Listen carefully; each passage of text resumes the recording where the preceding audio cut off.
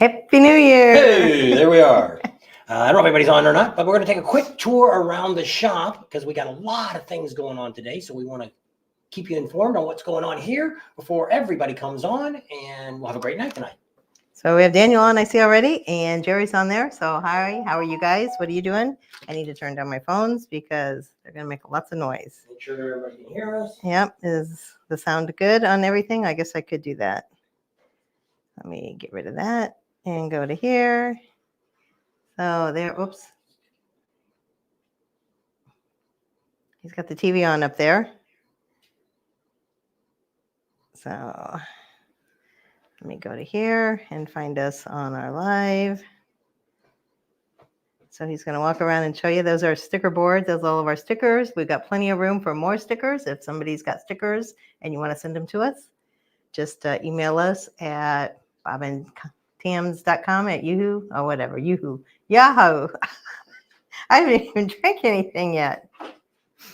So he'll show you what the shop looks like out there. He's been cleaning and working really hard. So those are our ATVs we got for the boys. We're going to fix them all up and clean them all up and get them ready to go.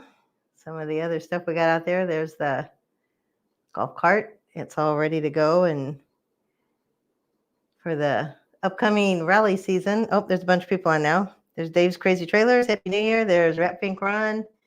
There's the bathroom. There it goes. There's his new toolbox. He needs more and more toolboxes, believe it or not. There's George. Hey, George, how you doing? There's Rowan. How are you? Happy New Year to you guys. Jamie O's on. There's Mike. Mike was going to come up, but Patsy's feeling a little under the weather. There's the side. There's the boat. There's all kinds of stuff getting ready. Who else is on? A Facebook user at Lloyd's Garage at the Chip. Hey there. How you doing? What? Yep. Jamie O says, looks great. Some Jim's on. Another Facebook user saying Happy New Year. Emory HVAC's on. How you doing, Ron? I was going to ask you. I keep forgetting. I was going to text you and ask how Keith was doing. But I hope he's doing better. Because we've been to our daughter's house. Oh, there's Joanna. I forgot Joanna. How you doing, Joanna? Except the Joanna that knows. Soon we should have David Eastwood. Amsoil Adam is going to be on.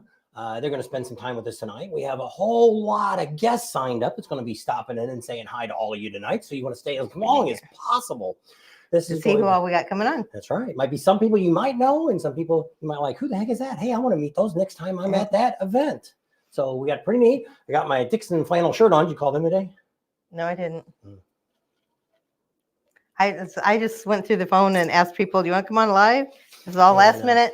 Like we always do. Nothing like the last minute. Flying well, by we the don't want seat to of be our real pants. boring and, just talk about the same old thing. We're going to be talking about the bike that we got issues going on with, and that'll be coming up a little bit later. So we'll stay tuned for that. So Adam was out in his shop today working. He's trying to get that building all up and going so we can move in there and get situated. I haven't started my drinking yet, and got my bottle. And mine's pretty good. It's my own concoction. So got a hat. I actually bought this hat for to do a wedding that we Mike's wedding. Mike's on doing Sturgis, but they ended up having the mayor do it, so I didn't get to wear it. Also had a camouflage jacket. Luckily, I didn't have to do it because it would have been hotter than heck. But it's already too hot for that. It's even too hot in here for the Dixon shirt. I figured you'd have the air on. Might have to. I got the fan running over here. Yeah.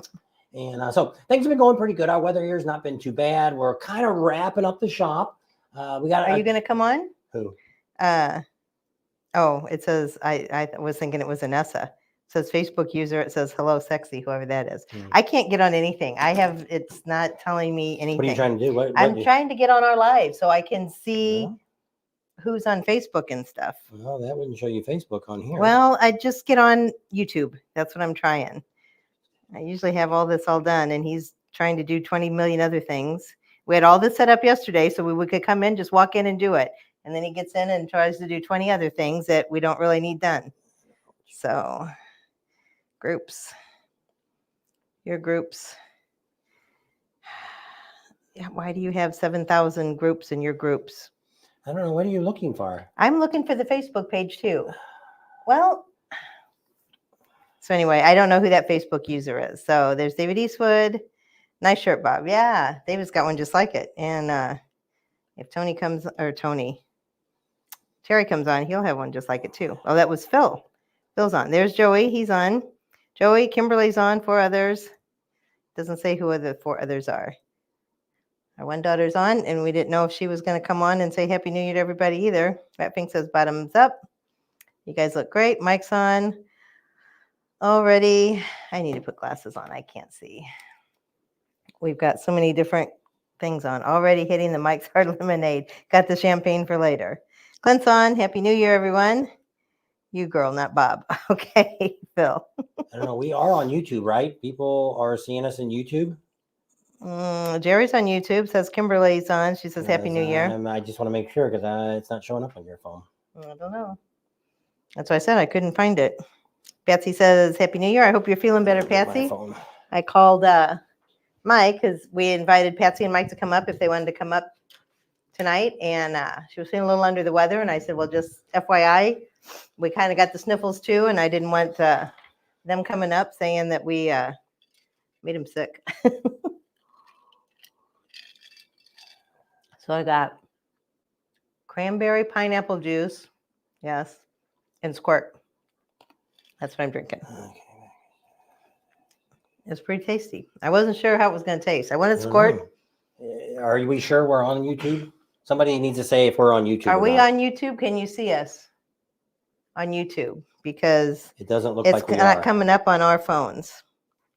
Because nobody's on. I would think Adam would be on by now. I would think Anessa would be on by now. Yeah, but we are signed in, so I don't know. I'm sure I put it on all the. Let me go back and look. So what's everybody saying? Neil says, click that thumbs up, or Rethinking does. Neil says, Happy New Year. He's on listening only. Rethinking says, Patine, cast iron's on. He says he's watching on YouTube. Linda Hensley's on. Hey, Linda, how are you and Jamie doing?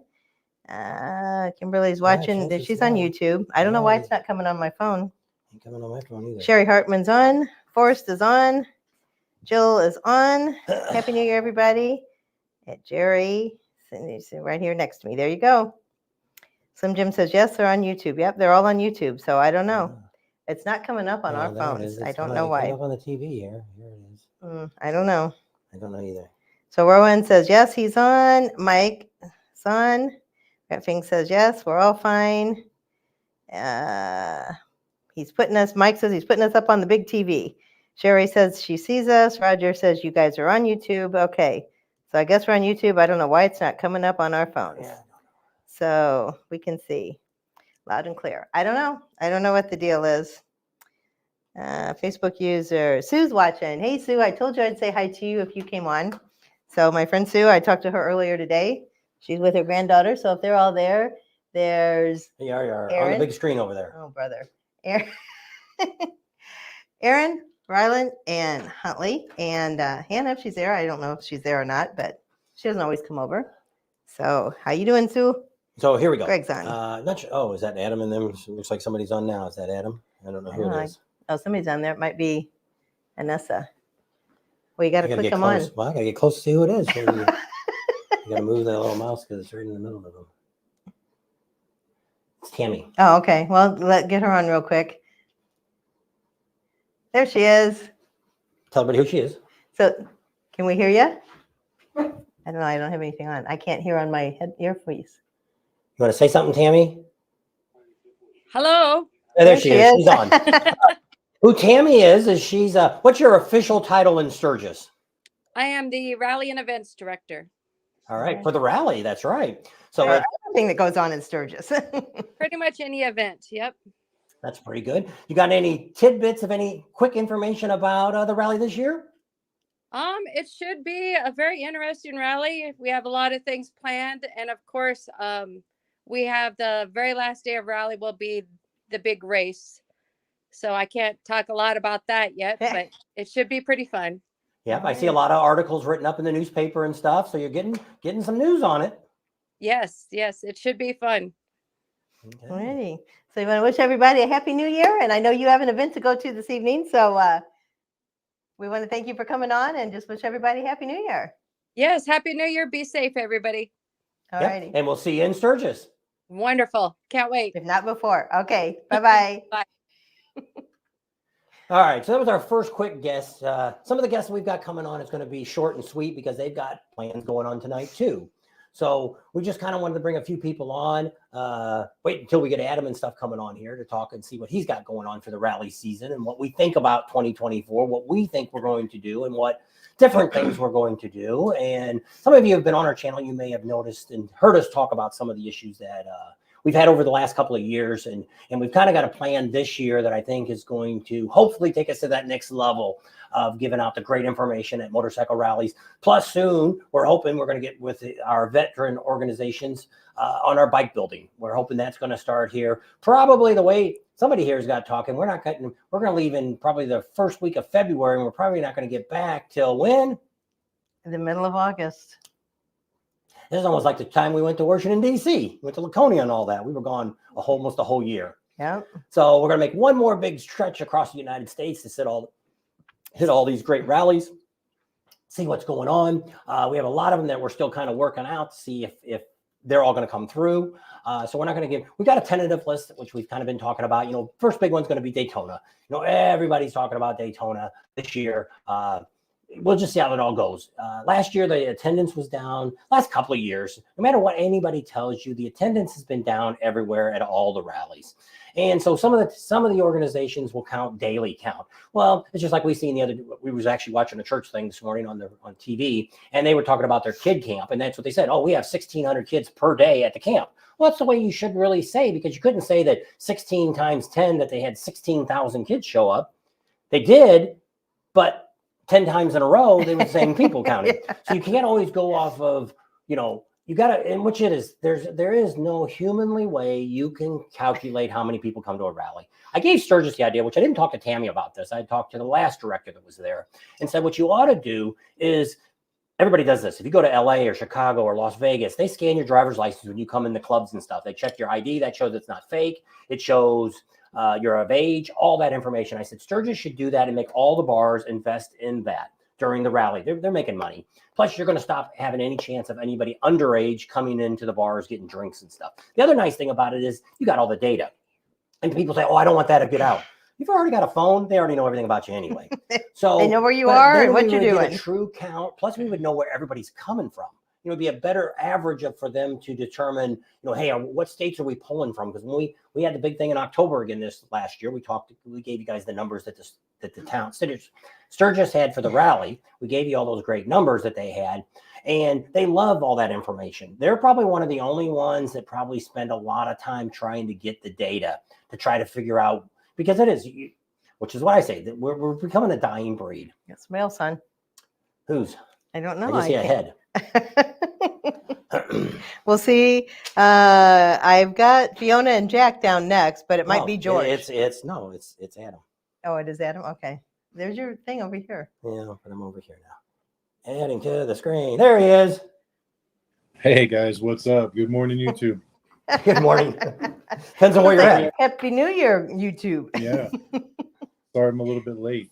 That's all right. That's all right. Katie not going to be with you tonight? She may join us in a moment. We're running behind schedule today, and she's actually still in the process of cooking dinner. We were hoping to have dinner done before we joined you, and that didn't happen. So that's all right. Well, if you guys need to leave, you want to take a break, that's fine. You can go eat and then come back and join us later. So not a whole lot. We were just kind of going around the shop, showing people what we've done to update it all. And we started talking a little bit about rallies, and we're going to be having off and on. We're having guests come on. And people that we've known from our rallies, which you'll know a lot of these people too, just to wish people a happy new year. So I think we got our next one on. Let's see, our realtor guy's on. Hi, Facebook user. Oh, that's your from Doghouse. Okay, so this is Fiona and Jack, and they're from the Doghouse in Eureka Springs. They're going to come on and wish everybody. And what is the Doghouse? The Doghouse is a bed and breakfast, Airbnb, and it's a great place to go. There we go. Added her on. Hi guys, Happy New Year. Happy New Year. So how's everything going in Eureka Springs? It's great. It's a little chilly right now, but I love that. Yeah. Have you gotten any snow yet? No, unfortunately. I'm ready for it. Being from Scotland, Yeah. I'd love that. kinda So like the Jack's snow. not with me. He's already crashed out for the night. Oh boy. Had too much partying last weekend, huh? So no, things are going great here, and yeah, I'm with the Dog House in Eureka Springs, Arkansas, and we're an Airbnb here. And Bob and Tam were wonderful guests. A cat house with Jeff Gregory actually referred them to us. And I think you Yep. guys stayed about 6 or 7 nights. Yeah, Yeah, it was we very were there. great. Yeah, It was it was- quiet. You were you're just far enough away from town and close enough to town that you didn't have all the traffic. You didn't The have all the hustle noise bustle. at night. Plus, you had. Well, I Right. just seen the pictures the other day. You had some deers out there. We did. We had 3, and it was unusual because we had 3 that had the racks Yeah. and 1 female. Normally you think 1 with a rack and the rest are Yeah. all the girls running around, but no, 3 boys and 1 girl. So, Yeah. There you go. and they were big. They were big guys. Yeah, they were. That's pretty neat. So it's a place we highly recommend. I don't know where we're going to stay this year. It's up to Jeff. He always says, you want to try something new? And we're always interested in trying different things and seeing different places. But we highly recommend this. If you ever want to go, which we had no idea until we spent so much time this year, how big, but yet how small the area is. Eureka Springs. Yeah. Yeah. There's what, you count 50 hotels? 50 something hotels in that we're 2,000 people. But I mean, it's just a cool area. It's great riding. It's great. It's just, if you just want to, it's almost like, well, it is. It's in the Ozarks. So you're stepping back into the hills, but it's not as a hustle bustle like Branson would be. But there's so many cool things and neat things to see. And I don't know, I'd like to get there a week early and spend 2 weeks there, but I don't know. We always have a rally right before it that affects it. We'll have to see how that goes. And coming from Houston, because I lived in Houston for 40 years, I was a little bit scared about moving up here to Arkansas. Yeah. But in Eureka, the restaurants, I mean, we've got 5-star restaurants Yeah. here and great shopping. So it's a hidden gem for sure. Okay. It is. All right. Well, we want to thank you for stopping by and Yep. we want to thank you for stopping in tonight and Thank wishing all of you. our people a happy new year. Thank you. Happy Yeah, New man. Year. And we look forward to hosting anybody back in Eureka again. That All sounds right. good. Have a Thanks, great Fiona. night. Happy New Take Year. care. Happy New Year. Hey guys, and I do Alright. have to say too, if any of you people have never been to Eureka Springs, I mean, Bob and Tam can vouch for this. It is just the coolest little town nestled in the mountains over there in Arkansas. It's a really cool place to visit. It really is. I highly recommend it.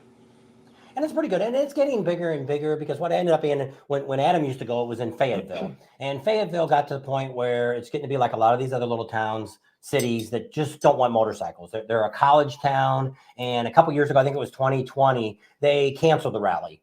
And they said that, we're not going to do anything. But yet the weekend before the rally, they had 150,000 people there for the football game. And then the weekend after the rally, they had 200,000 people. But see, they didn't come on motorcycles, so it was okay. So at that time, I said they need to dump Fayetteville. And so Rogers kind of picked it up. And this year, it was their first year. Actually, it's the second year for Rogers. They were a little bit better this year than they were last year. But Eureka Springs has really jumped up. Adam Sandoval, if any of you know who he is, he bought a campground, but he also works now with Flathead Campground and also the Cat House. They work together, and they're fixing up a big venue there. They want to eventually try to be another Buffalo Chip. So we'll have to see how things go. But I mean, there's a lot of potential there. And to me, it's almost a very small version of Sturgis because you get the great riding, not as good as Sturgis, but it's good.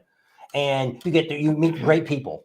It's the difference. You go to Daytona. The bad thing about going to Daytona, we go to Florida, go to Myrtle Beach, you get a different attitude of people. They're not as friendly. The more people come like in a group. Like if you're going to go down there with 5 of your buddies, you're going to hang around together and that's it. Well, if you go to Sturgis and you go by yourself, you're going to find people to go ride with.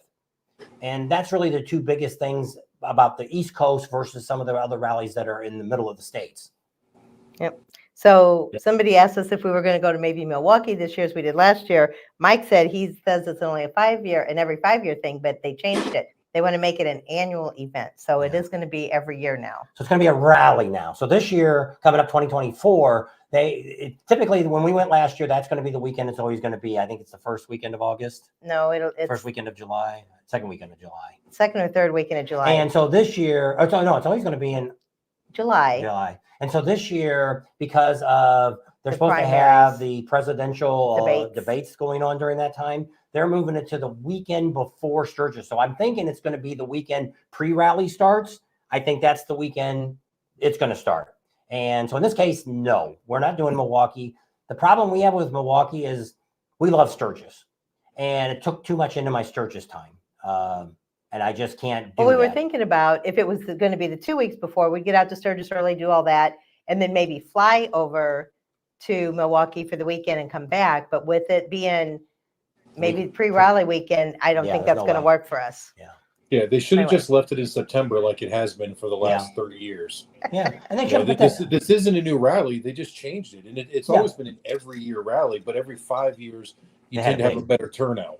Yeah, they had a big thing. So they wanted to make it, the president or the CEO, whatever, he announced it last year that he wants to make this a rally, not a hog membership. It was more of a hog thing, Hog event. but you ended up finding, which I was really surprised, how many other motorcycles were there. It wasn't a dominant, probably we see more Harleys in Sturgis than what I seen in Milwaukee, which was kind of really shocking for me. Yeah. There's V-Riders on. How you doing? We've got some more people come on. George should be coming on soon. What'd you get done in the garage today? Who, me? Yeah, Yeah. what'd you get done in the shop? Yeah, me and the grandson went over in last 2 days. We just did a lot of cleanup. I'm going to edit that video tonight and it will come out tomorrow morning, but it's amazing difference just cleaning up all the trash off the floors. Just, there's still some stuff in there I don't know what I'm going to do with just yet, but I cleaned around all of that stuff, and it's just amazing. I mean, I can barely breathe, all the dust and everything. It's just, it was an absolute mess, but it's coming along. I mean, what we did yesterday and today really just visually makes it look so much better. It really does. And which I know it's an endless, which it is. We're still not done here. I got to finish up the bathroom a little You bit. keep saying we're almost And, done. We're almost- I gotta hang the ceiling lights up yet. And but other than that, we're about done. But we had nothing really more in here I need to do. You all keep saying we got to put some more sound. How's the sound? Is it echoey? Because we put some foam. Yeah, put foam up there. I didn't show the new rug either. We got a new rug in here. And, Sounds good at my end. By the way, the decorations look fantastic. Yeah, she did that. Made it special. I thought, hey, let's do something. And I announced this the other day and said we were going to do this live during New Year's Eve. And then the monkey said he does one every year. Well, I never knew he did one every year. So I was like, well. So we're going to be infringing on his part just a little bit. So we're an hour ahead of him. So okay. So it's like, I don't know. But lately I've been going on there and there's not a whole lot of our subscribers on there. There's a few of them on there, but not all of them are on there. So they may be, some people may go bounce back and forth. That's when we decided. If you saw I don't know, Dave's Crazy Trailers was on, but I don't think Harley One Forever was on. If you saw the sticker board, you'll have to go back and watch the beginning. Your stickers were up there. Yeah, I don't know. Do you have stickers? Do you have stickers, Adam? I don't Yeah, think I've we got have the any. Amsoil Adam stickers, and I've actually got a bunch of other stickers that we've made that we just haven't marketed yet. I'm testing them. I've stuck them on my vehicles and friends' vehicles, and we're seeing how they last weather and stuff like that. So who makes your stickers? Do you make them yourself or? Mama S is making them, yeah. TT. Because it's like we're thinking about trying to redesign our sticker, and my original one had the RV on it. Second one now had the motorcycle, and we put the flag behind it, and so this year we're kind of thinking of trying to do something different, but I don't know what to do. Yeah. And so we kind of put it out there for our subscribers to kind of give us an idea. We've gotten, I don't know, about a dozen or so already of ideas. Yeah. Who's Cole I decided Yarborough? that instead of paying somebody else to do it, if you guys remember last year, my mom had retired. That's why she went to Sturgis and everything with us. So in order to help supplement her income, I was like, well, I'll go ahead and invest in a Cricut device. And if you are willing to learn how to use it and you want to start making this stuff, then well, we'll just find a way that, I can pay you for your time to make them as well as the production costs. And that way you can make some money too, because I don't have time to sit down and make stickers. Oh, I know it's tough to we have trouble keeping up with our website. So somebody hasn't updated that for this year yet. I do. I woke up with a cold this morning. So we had a cold and it kind of went away and then it came back. I don't know. But yeah, I'm a little stuffy. So somebody asked. So they're saying hi to each other. And so there's a big so are you going to end up in your shop? Are you going to end up moving all your equipment and stuff over there, your lifts and all that? That's the plan, yeah, because I just don't have room here where I'm at. Oh, I know it's not. You got a small. I thought your garage was a lot bigger. And then when I seen it the other day when you pulled in, I was like, "Holy crap! That's how it looks like about a single wide garage." Yeah, like I can't even fit the dually in there. The fenders are too wide; it won't fit through the door because it's only like a 7.5 or 8 foot door, something like that. And I can fit like the excursion in there or the front end of the dually, but I got to fold the mirrors in, stuff like that. And then you can barely walk around it once you're in there. So it's just it's not practical. It's only about 800 square feet, if that. It may be even less. I forget. But this new place is like 3,000 square feet, so it's a lot more room. I wish it had higher ceilings, but other than that, it's going to be a game changer. Is that close to your house? Yeah, I mean, I can almost throw a rock. Oh, okay. That's good. Something where you can kind of be close enough if something goes on, you can get over there. Yep. Yeah. I don't think it's even a full mile to get there. It might be, but ours is about a mile away. The shop away from the house. I was thinking it was right on your property for some reason. No, we don't have that. We have a little lot at home. We probably don't even have 7,000 square feet Probably lot not. at home. Oh, okay. Probably 5,000 square foot lot. So this is an acre here that I bought. Yeah. And but it just he's still trying to talk me into moving in here. Yeah, it's getting really cozy now. Well, we got the central air unit now in the shop. We got that Emery HVAC hooked that all up for us. It's a heat pump too, and well, here you really don't need, just take the chill off or something, but all the air conditioners all have heat pumps in them. So it's pretty. We got a couch in here now. We sat in here. Actually, it's a futon we had at the other place in the bar. Brought one of those over. Just trying to get just had a really bad echo. It's a lot better now. We got the big giant rug. We got like a 10-foot by 7.5 foot rug. Put that in, and then we put the couch in, and then we put soundboards above us. Those foam things. Actually, they're not that bad. You can get 24 of them for like $30, and they come vacuum sealed. So they're about this big, and then they all expand. So we got probably about half done. So we got to we ordered 3 more boxes to finish it, and then we should be able to go anywhere around in here. And but we're trying to set up like some of the other bigger YouTubers to where we're going to take our green wall and put a brick front on it. It's just a backdrop, and then put a table in front of it, and you put some lights on it and stuff. And so I don't know if you ever watch anybody that does lives, you'll see that in the background. Her 2 wheels just tried to make her one downstairs before she went on her trip. She's in Florida now. Is she? Yeah. I don't know. Where is she originally from? I don't know. Tennessee or Arkansas or something. I don't know. Maybe it's Michigan. I don't know where she's from. I don't know. I get everybody mixed up. Pennsylvania or something. Oh, is she? I don't know. Actually, then I always get her mixed up with Meg, and which I shouldn't. But then when we seen her down at Bikes, Blues, and Barbecue is when I actually finally got to talk to her, and she bought some of the cameras I've got, and I was asking her, she goes, "Well, I watched them because you recommended them," and I'm like, "Oh, well, I didn't know you watch our channel." Yeah. So there's a question for you, Adam. Yeah, Megan Martin. The new ownership of Black Hills Harley Davidson doesn't affect us in that parking lot. That parking lot is not owned by Harley Davidson. They have no say so what happens there. Everybody thinks it's part of Harley, and it is not. Yeah. It's actually a trucking company doesn't own that.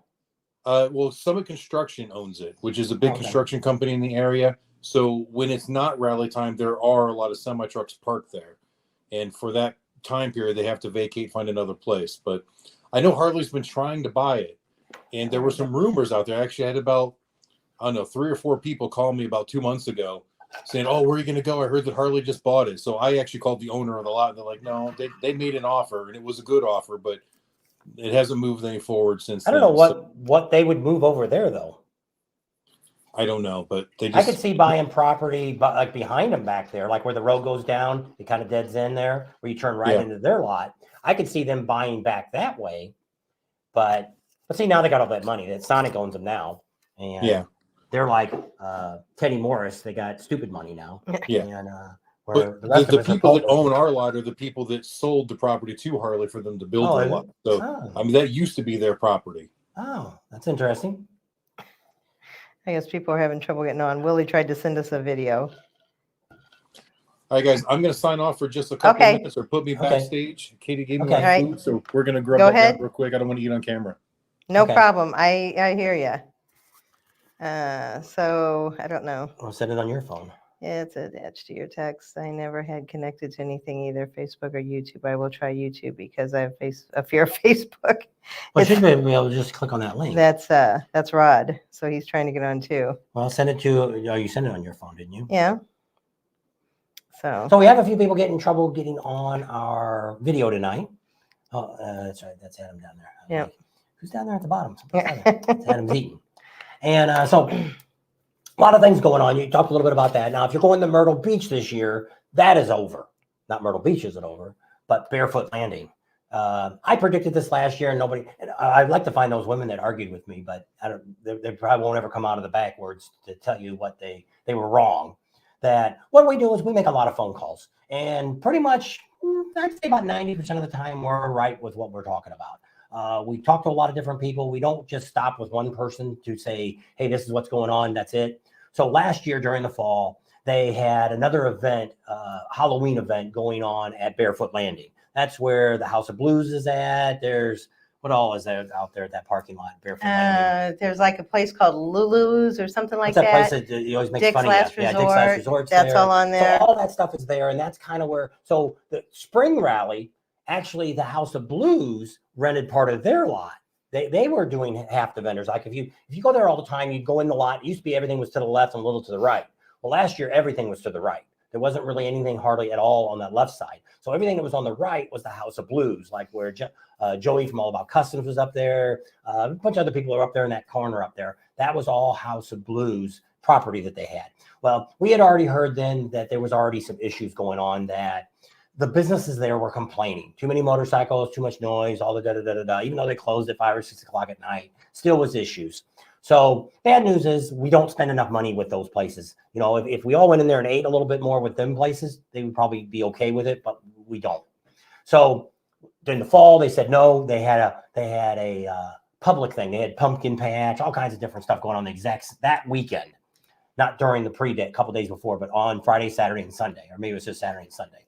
So I'd already heard then that was it. No more cutting it off. That's it. So people argue with us. So this year we called up our vendors and said, "Hey, are you guys booked again this year?" And they're like, "Nope, they're done. Never, ever, ever again." They are looking for a new location, but if you know anything about Myrtle Beach, it's kind of like Daytona. They don't want us there.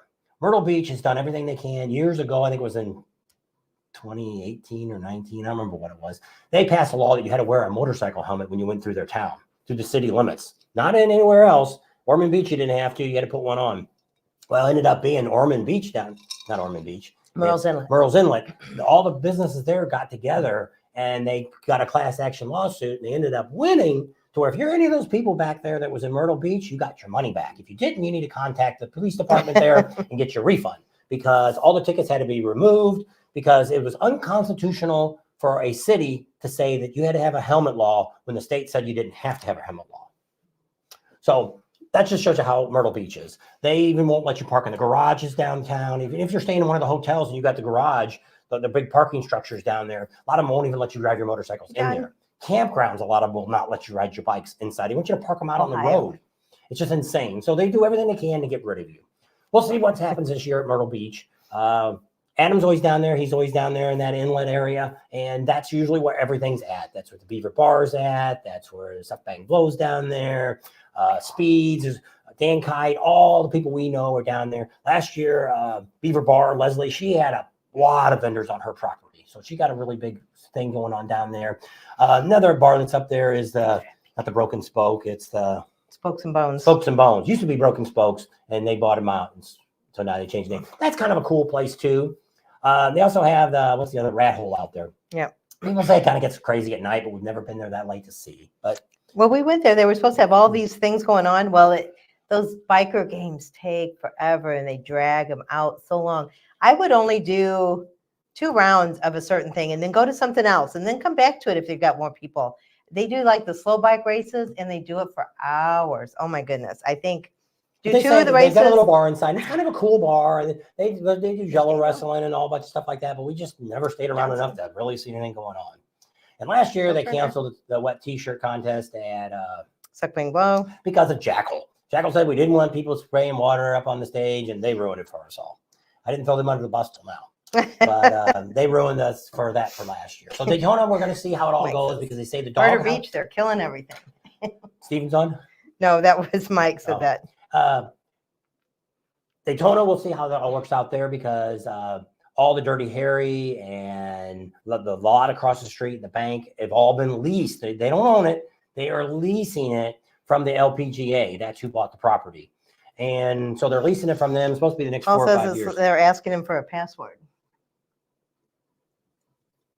Let me look. I shouldn't be asking for no password. Let's see what it does when you come on. Oh, well, yeah, because you have to either go with your YouTube or your Facebook. I've never had anybody that said you had to do that before. That you had to have an account to get in.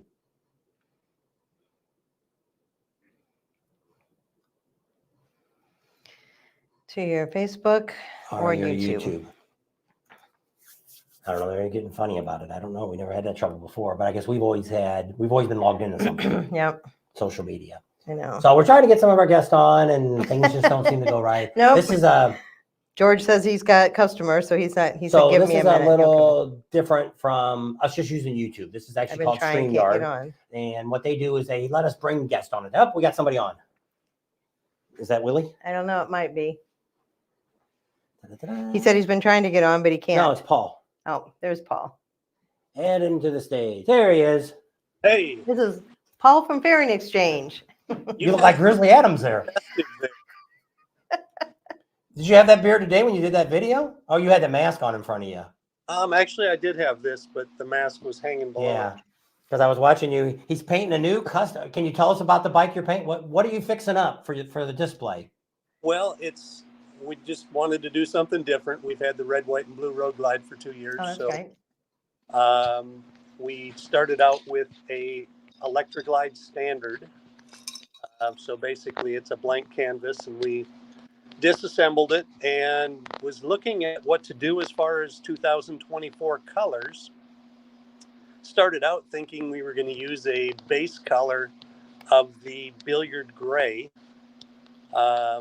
But then I found that was going to be the base color for Harley and the cheap color. So kind of made me go, geez, do I want to do that? When you're doing something that's going to be kind of cool, you don't want to use the cheap end of everything. So we ended up choosing to go with the Atlas Silver as our foundation color. We're going to have some other stuff done to it, as far as some graphics, but it's going to be a little bit of a performance bagger look. Nothing crazy like a lot of these guys are doing, but just something obviously that'll be in our display showing the Dakota digital gauges and the clockwork stuff that we sell and wild boar audio and the other products that we sell. So it'll be a little bit of what we do and how we do it. So but are you still out now and about doing your winter drive for all the different installs? Actually one of our guys just got back today from his trip. He went up basically through the center of the country, hitting a number of stops. I posted some of those installs. And then I've got another guy that's going up and down the East Coast, starting this coming Saturday.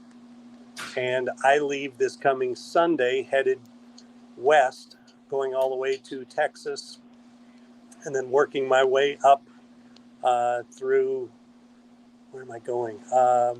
A number of stops in Texas. Then I go to Kansas, then into Missouri, up to Nebraska, then into South Dakota to visit Clockworks and Dakota Digital. Then I've got some installs in Minnesota. Then I'll visit my mom for a few days, and then head down to the drag dealer show on the 20th and 21st in Kentucky. And I've got a couple installs on the way there in Chicago, I think it is. So do you still have time if anybody can see you're on the route towards their area? Are they still available? Not really. No. You're pretty booked up this year? Yeah, we cut off installs about a week before Christmas. Okay. So we could then schedule everything out. I've got a bunch of people that have been calling going, hey, I just see you're doing this. Can I get in? Come to Daytona. we have squeezed a couple of people in. I've got one guy that just was in right near Fort Worth, and I'll be going through there Monday or Tuesday of next week. So I'm going to stop, make the extra stop. But we schedule this pretty tight because we're literally going from house to house. Yeah. We start early in the morning and, head to a house and do an install and then drive to the next one. So a whole lot of driving, a fair amount of working, but it's just 12 to 14 hour days for 2 weeks straight. Yeah. Okay. So, but anyway. All right. Sounds good. It keeps you busy. And they can always find you on your Facebook page. You always got a lot of updates and stuff going on, so they can find out what's going on or maybe if they Yep. want to watch you work somewhere. And if not, you'll be at all the rallies this year.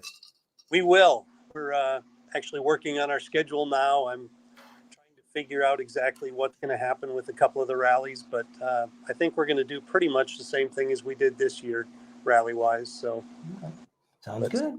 Change. So it's going to be interesting. All righty. All right. So we thank you for coming on, and have a happy New Year and your family. We'll see you in Daytona.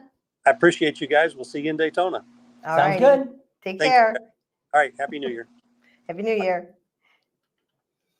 Let's see. We got somebody new on. I can't see. Whoops. Oh. He went there. That's John.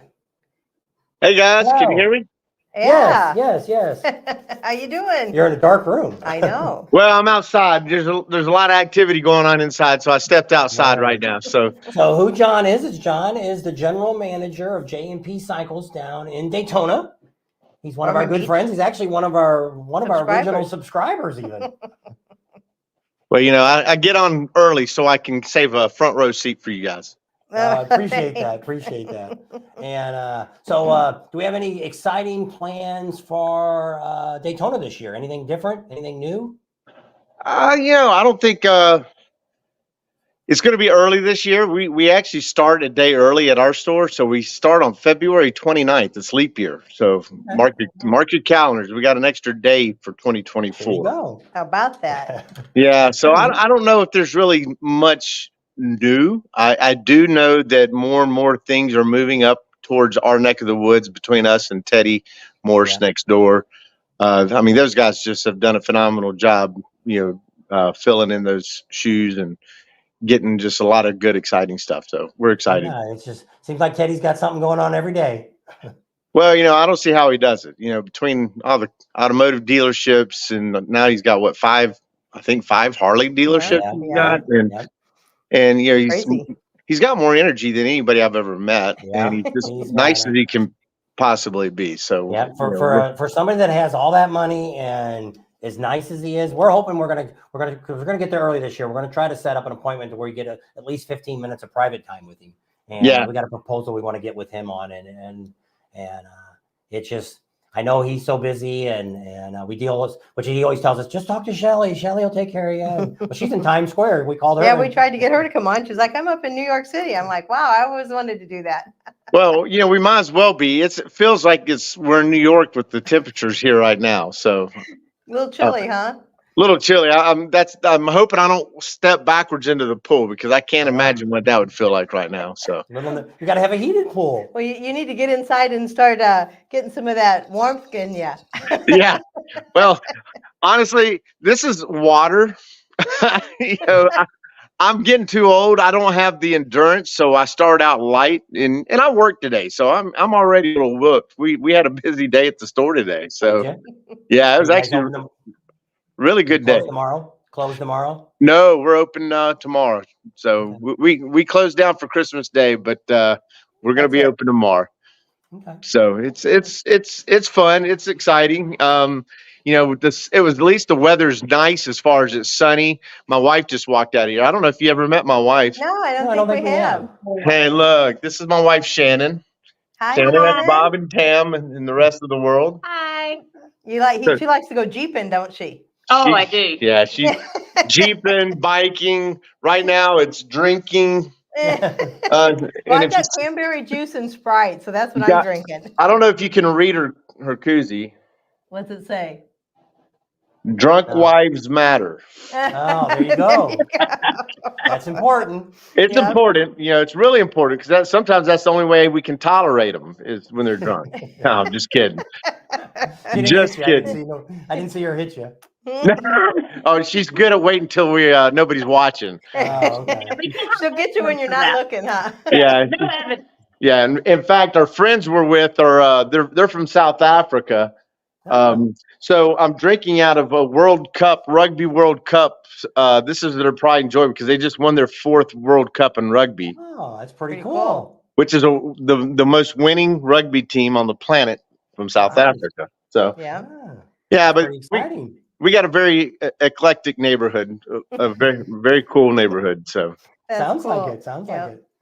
All right. Well, we want to thank you for coming on, and we'll see you in just a month or two down there in Daytona. Oh, we look forward to it. And I hope you guys have a happy new year. And thank you for what you do for our community, the motorcycle community. And it's always exciting to see you, because when I see you, I know something good's coming. Well, we always thank you for your support too. Yep. Without people like you, we wouldn't be who we are. Yep. We Well, wouldn't have the connections we have. Thank you very Well, much for all you're your help. welcome. Well, you guys, we'll talk to you later, okay? Okay. Sounds good. Take care. Happy New Year. All right, you too. Bye-bye. Bye. All right, Adam, are you done eating? Give us a thumbs Yeah. up. Okay. Give me back. There he is. I kept seeing your hands moving, so I thought you were still eating. Yeah.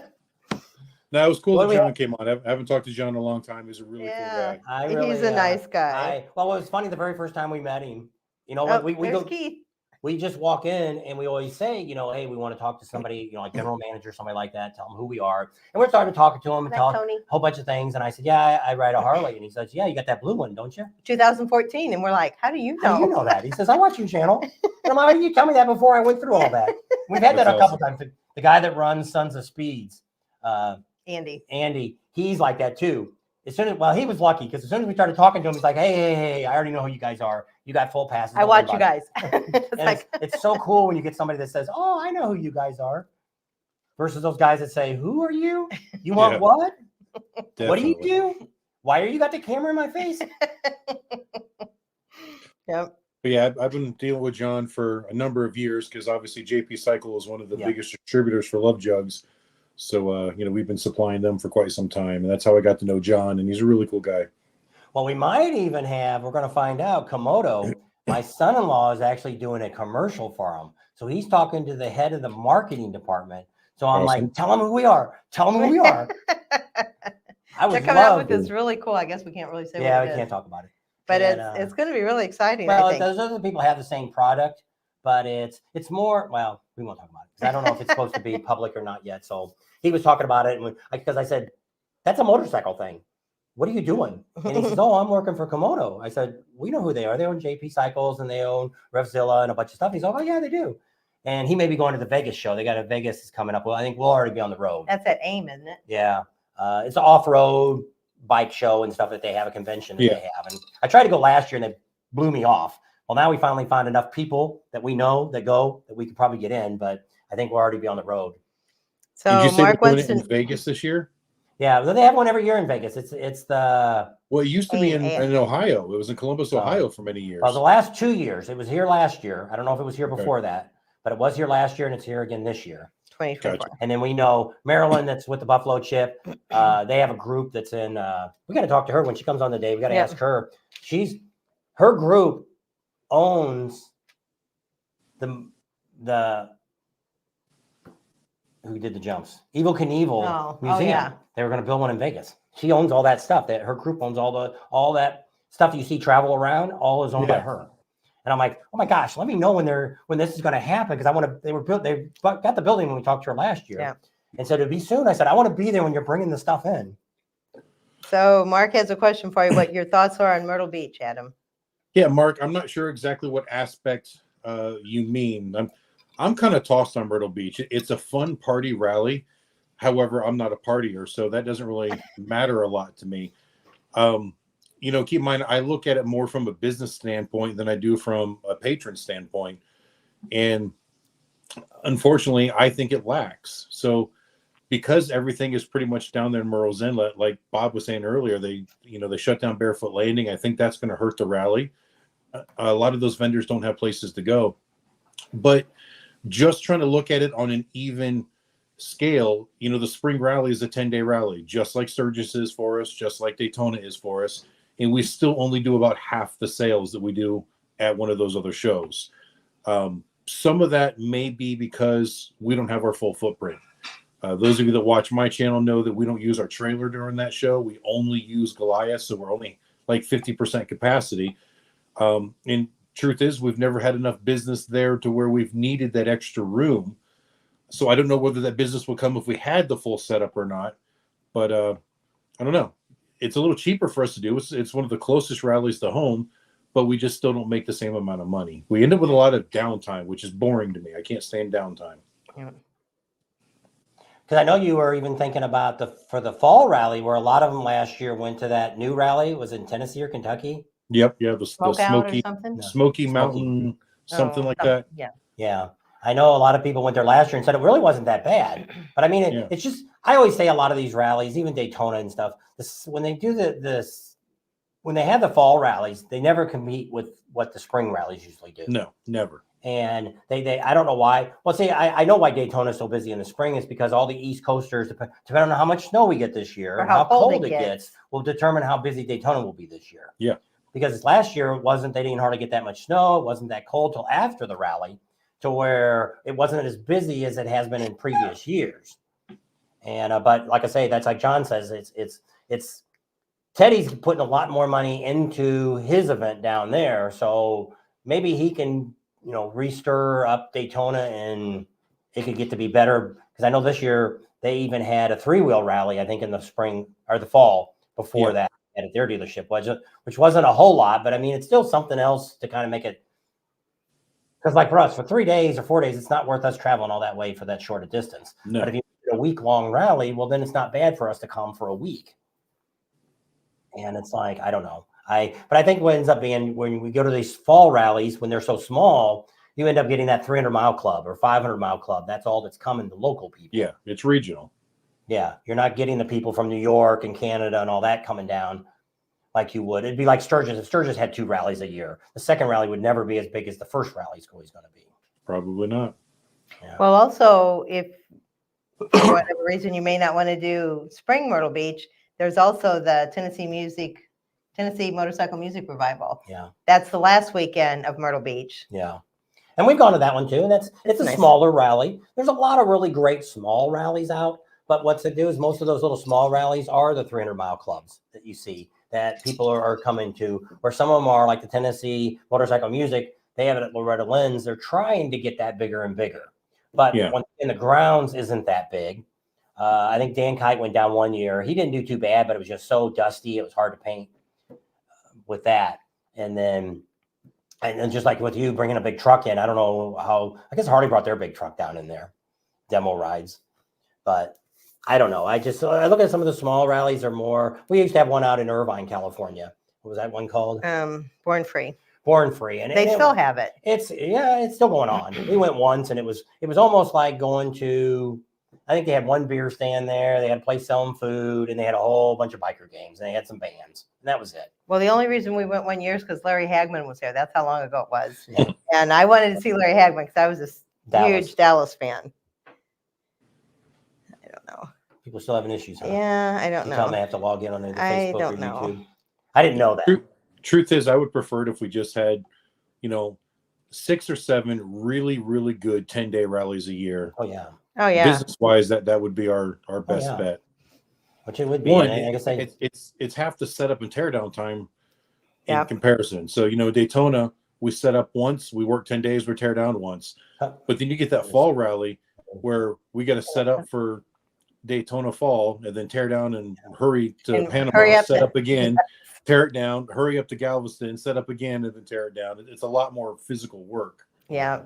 All right, we got another guest coming on, and when we get done with that, I want to talk about Galveston. Okay. All right, so next person, I'll let you introduce her. So this is Anessa from One Sexy Biker Chick. She's down in Aruba. Hi guys. Is it midnight there yet? No, it's 9 o'clock only. So I thought I was coming on after 10. I was going to hopefully come on at our restaurant so you could see all the fireworks. But I'm going to go live on my personal page, or maybe on the one. I'll probably go live on the One Sexy Biker Chick because if someone is not my friend, they won't be able to see it. But if you want to see the fireworks from Aruba, it's about an hour show. The entire island lights up, and that's going to be. At midnight here would be 11 o'clock Eastern time, and then it would be 10 o'clock Central time, and I think 9 o'clock your time. Okay. Yeah. So I wanted to wish everyone a very happy New Year, lots of joy and prosperity and happiness and health. Most of all, health. This has been a very tough year for a lot of people with health and losing loved ones. So let's hope that next year we don't lose anyone, and we continue to find new friends and just gather together and enjoy our time. I'm not sure what you guys were talking about Galveston. We're no longer doing Galveston. It's just it just doesn't work out for us. I'd rather honestly spend time here in Aruba. I'm gonna flip the camera around. I'm gonna show you my little slice of paradise. I don't know if I can do that. Can I flip the camera around? You should be able to. Let's see if I can figure it out.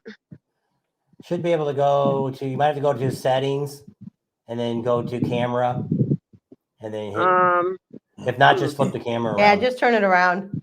Worst comes to worst. Yeah, except I won't see what you're. Oh, you know what? Here it is. Camera. There. Nope. Nope. Oh, you know me. I'm really stubborn. Settings. Yeah, Camera. settings and then camera. And then oh, I'm gonna do Front facing or something. rear facing camera. facing back. There you go. Yep. So this is our little slice of paradise here in Aruba. Very nice. And so we just have some friends that have come over so they could say hi. Say hi, everyone. You're live. Yep. That's Karen and Randall. Yep. Happy New Year, everyone. And we've got just a little spread here that we made for our little snacks. Because, you know, we can't drink if we don't eat. Without food. So, Yeah, that's right. yeah, without food. So anyway, I'm going to now flip it back to myself. Just wanted to, can you see me now? Yep. See you go. Okay, great. So I just wanted to wish everyone again very, very happy new year.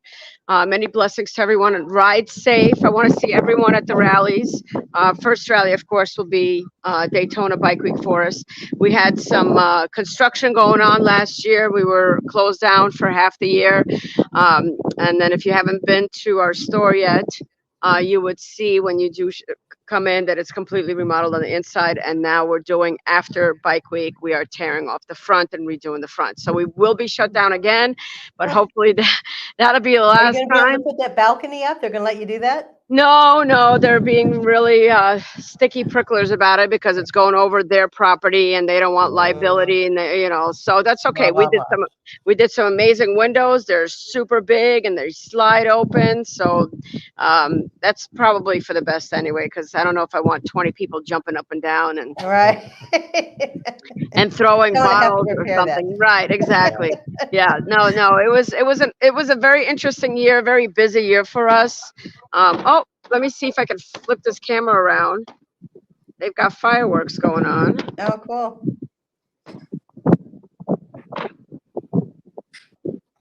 No. How did I do that before? More settings, camera.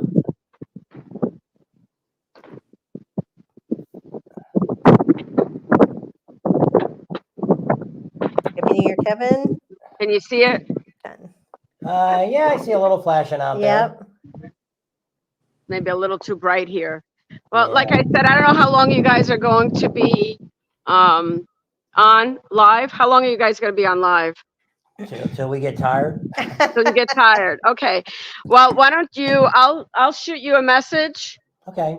Once we're at the restaurant and once the fireworks start going.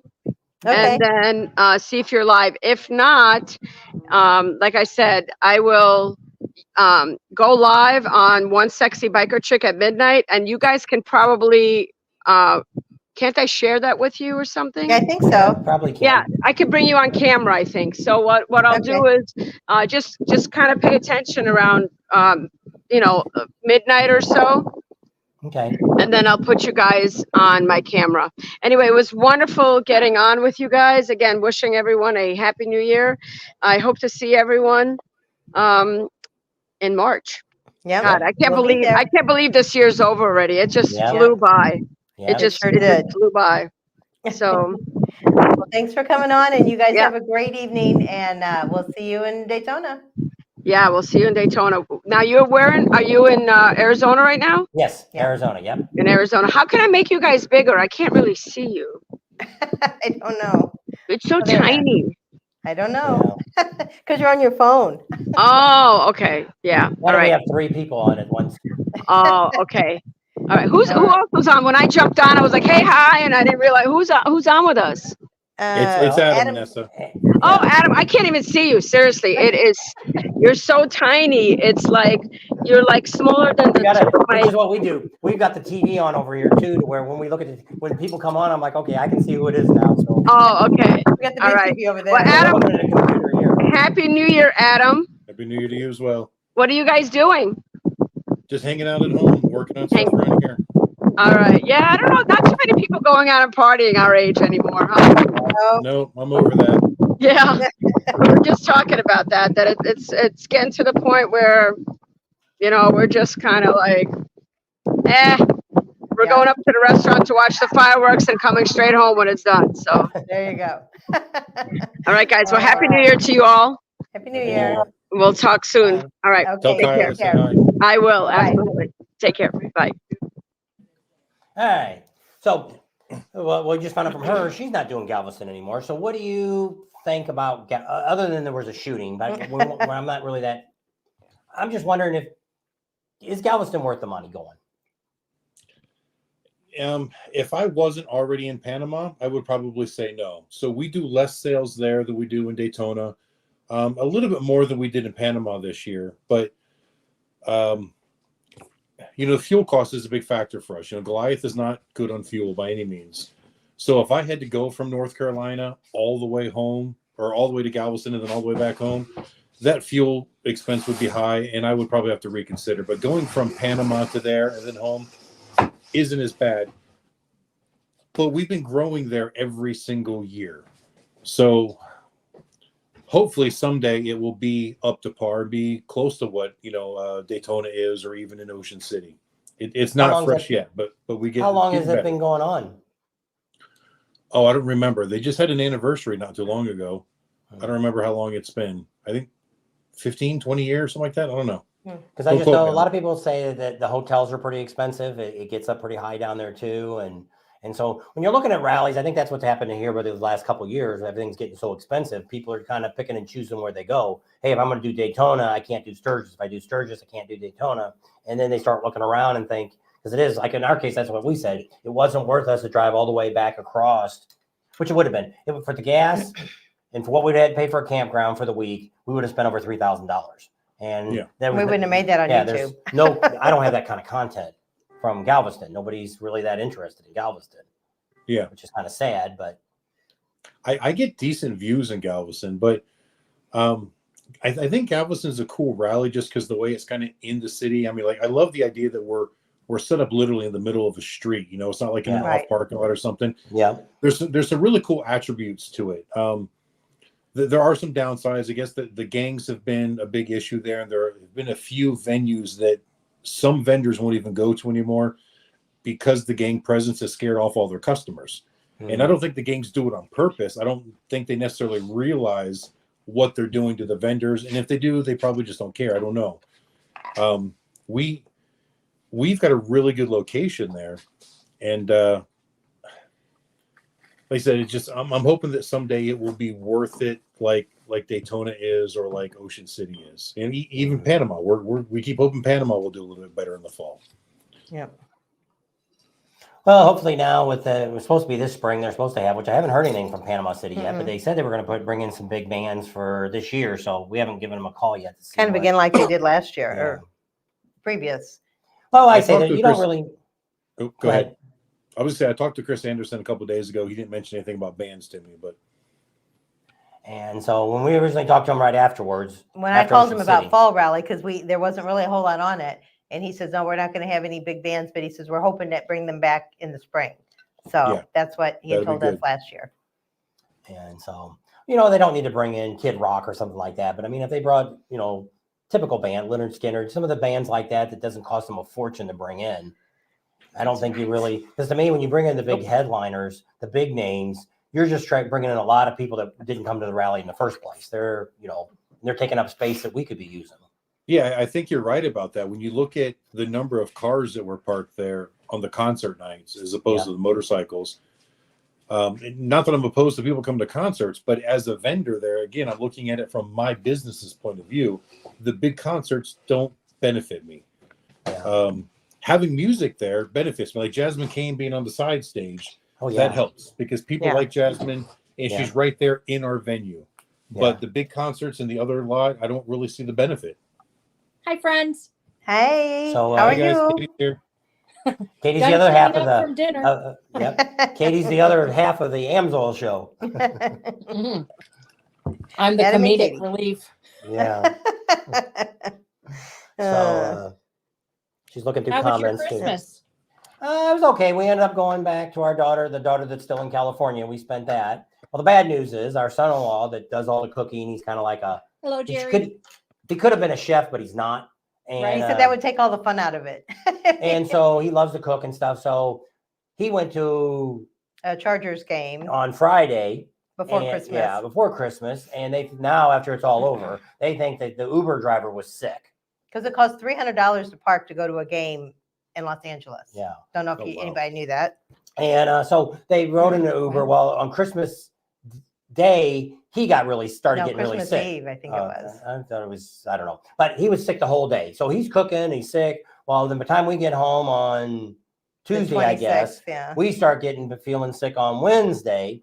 So he had 104, 105 degree temperature. I went through all that. Your fever wasn't as high as mine. And never You really know, got. the guys always get sicker than the girls do. Oh, yeah. And so other than getting sick, but I mean, the 1 foot in the temperature there, It was more of just a head cold kind of thing. Yeah. well, it's blowing it your kinda- nose. And Well, it kind of went, we had it for like a day and a half and we felt better and we were fine, no symptoms. And then this morning we both woke up and it kind of hit us all again. So I Not don't know quite if it's sure something what it is. different or same thing, just came back. So I don't know. I know there's flus going around. There's another. So how was your Christmas? Our Christmas was good. Marilyn. One of our daughter's friends came down with COVID, which we were around her, but we didn't get sick because Well, that's I'm good. eating vitamin C like crazy. And feeding it to Adam too. And both the grandkids got sick, and our granddaughter, our daughter was sick for a little while, Oh. right before Christmas. And then What was once that? Christmas hit, they were good. Mhm. And it was sinus, flu, strep, whatever, that kind of thing. Yeah. And Fun, so, no fun, yucky stuff. yeah, yeah, Well, here's to a healthy new year. Yep. yes. How about no more sicknesses for anybody this year? There you Thank go. Well, we Sounds did good to really me. good. When we first started doing this, I think it went 2 or 3 years of us traveling and never got sick at all. Not even the And, sniffles. we went through all the pandemic and went to all the rallies, and we felt really good. And so I this last year, I guess it was the 4th of July a year ago. Wasn't last 4th of No, July. it wasn't the one last, before, yeah.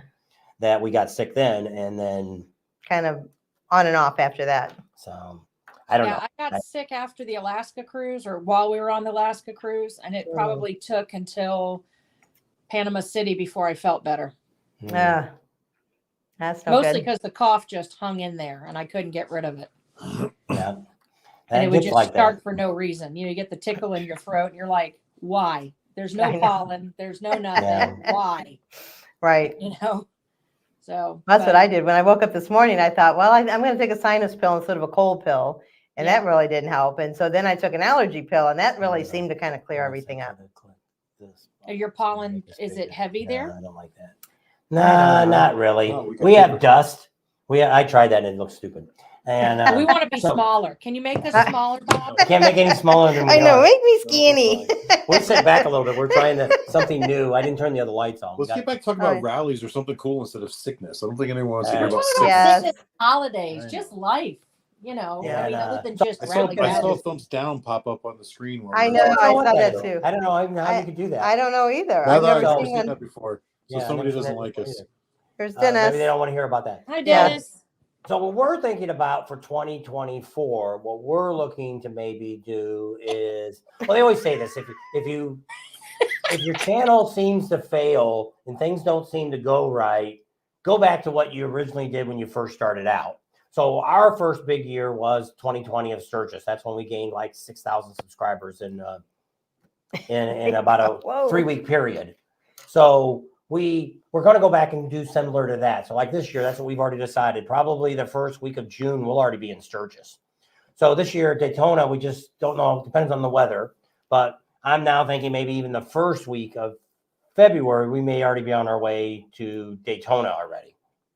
Gotcha. And so it takes us about a week to get there. But the idea is the same thing, is if the people that we get to watch us before the rally starts is the people that are coming to the rally. The people that watch us at the rally typically is the people that are sitting home seeing what's going on.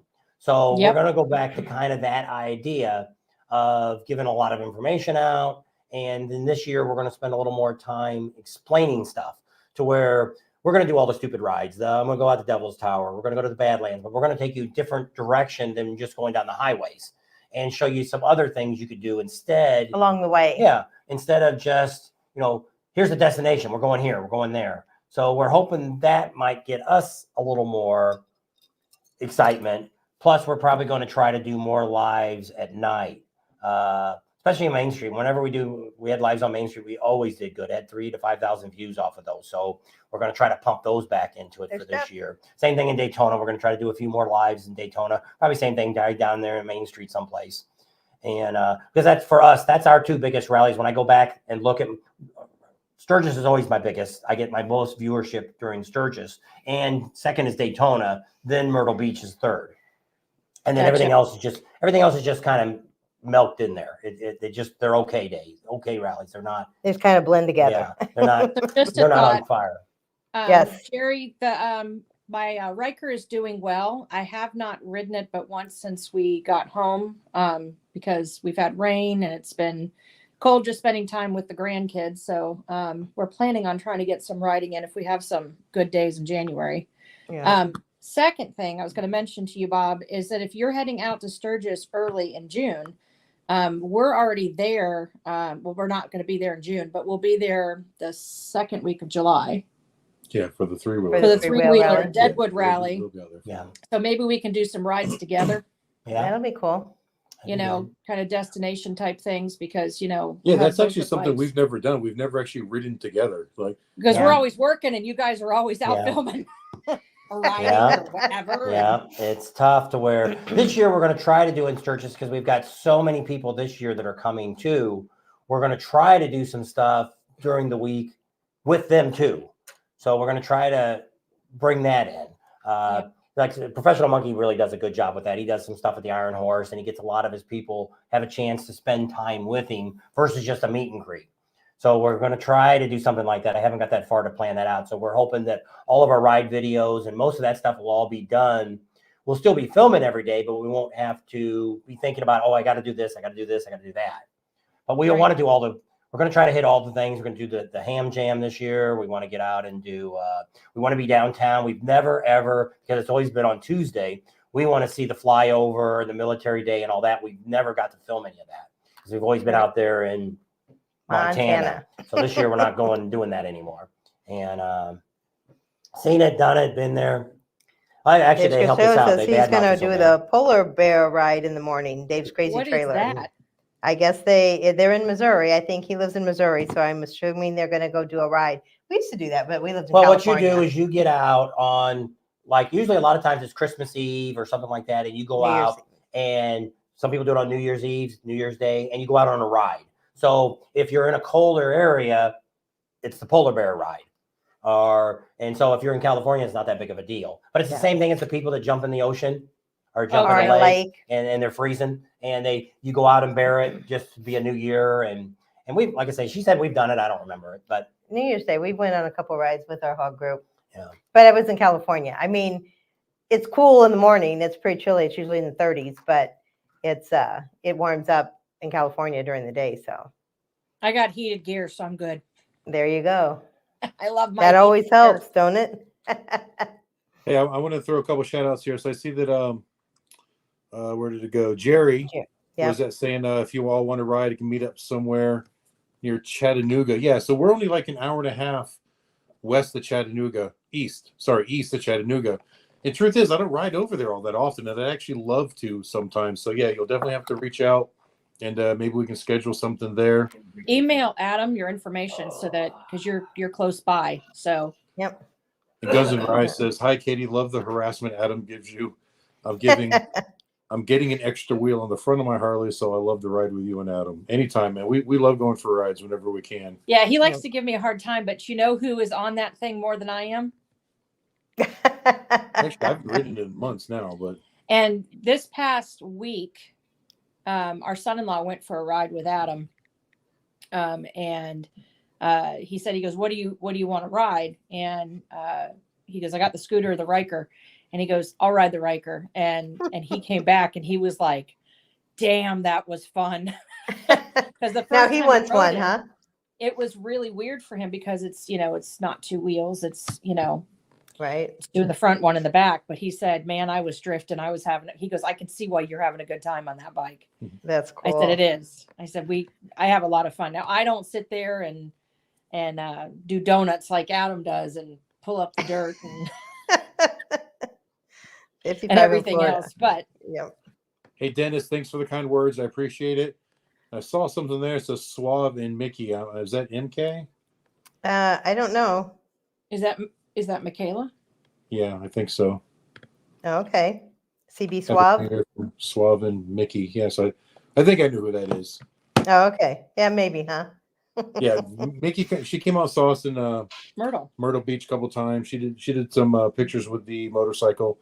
Beautiful. Okay. Girl. Absolutely beautiful girl. There's Fender Kitten. She says they're going to go out dancing tonight. That sounds like fun. Good. Dance for me too, please. Yes. Look, it's almost as cold in Florida as it is in here. Is it that cold in Florida? Yeah, John was on, and he was like, John from J&P Cycles, and he's like, yeah, it's pretty cold here. And he's, I think he lives not too far from Destination Daytona there. Yeah.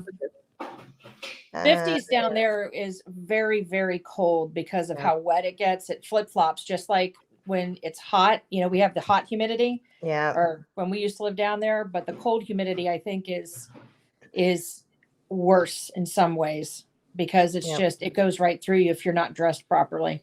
Yeah. Well, that's how it is out here when it gets in the 50s and everybody says you're nuts because I'm freezing, but that wind goes right through you. It does. It whips at you. Yes. We haven't had that too bad here. Well, that's good. We've had a couple days where it's been, cold enough you don't want to go outside. We had some snow this week, but like nothing that really to write home to mom about. It was just kind of flurrying, and it would alternate between flurries and ice. It's going back and forth.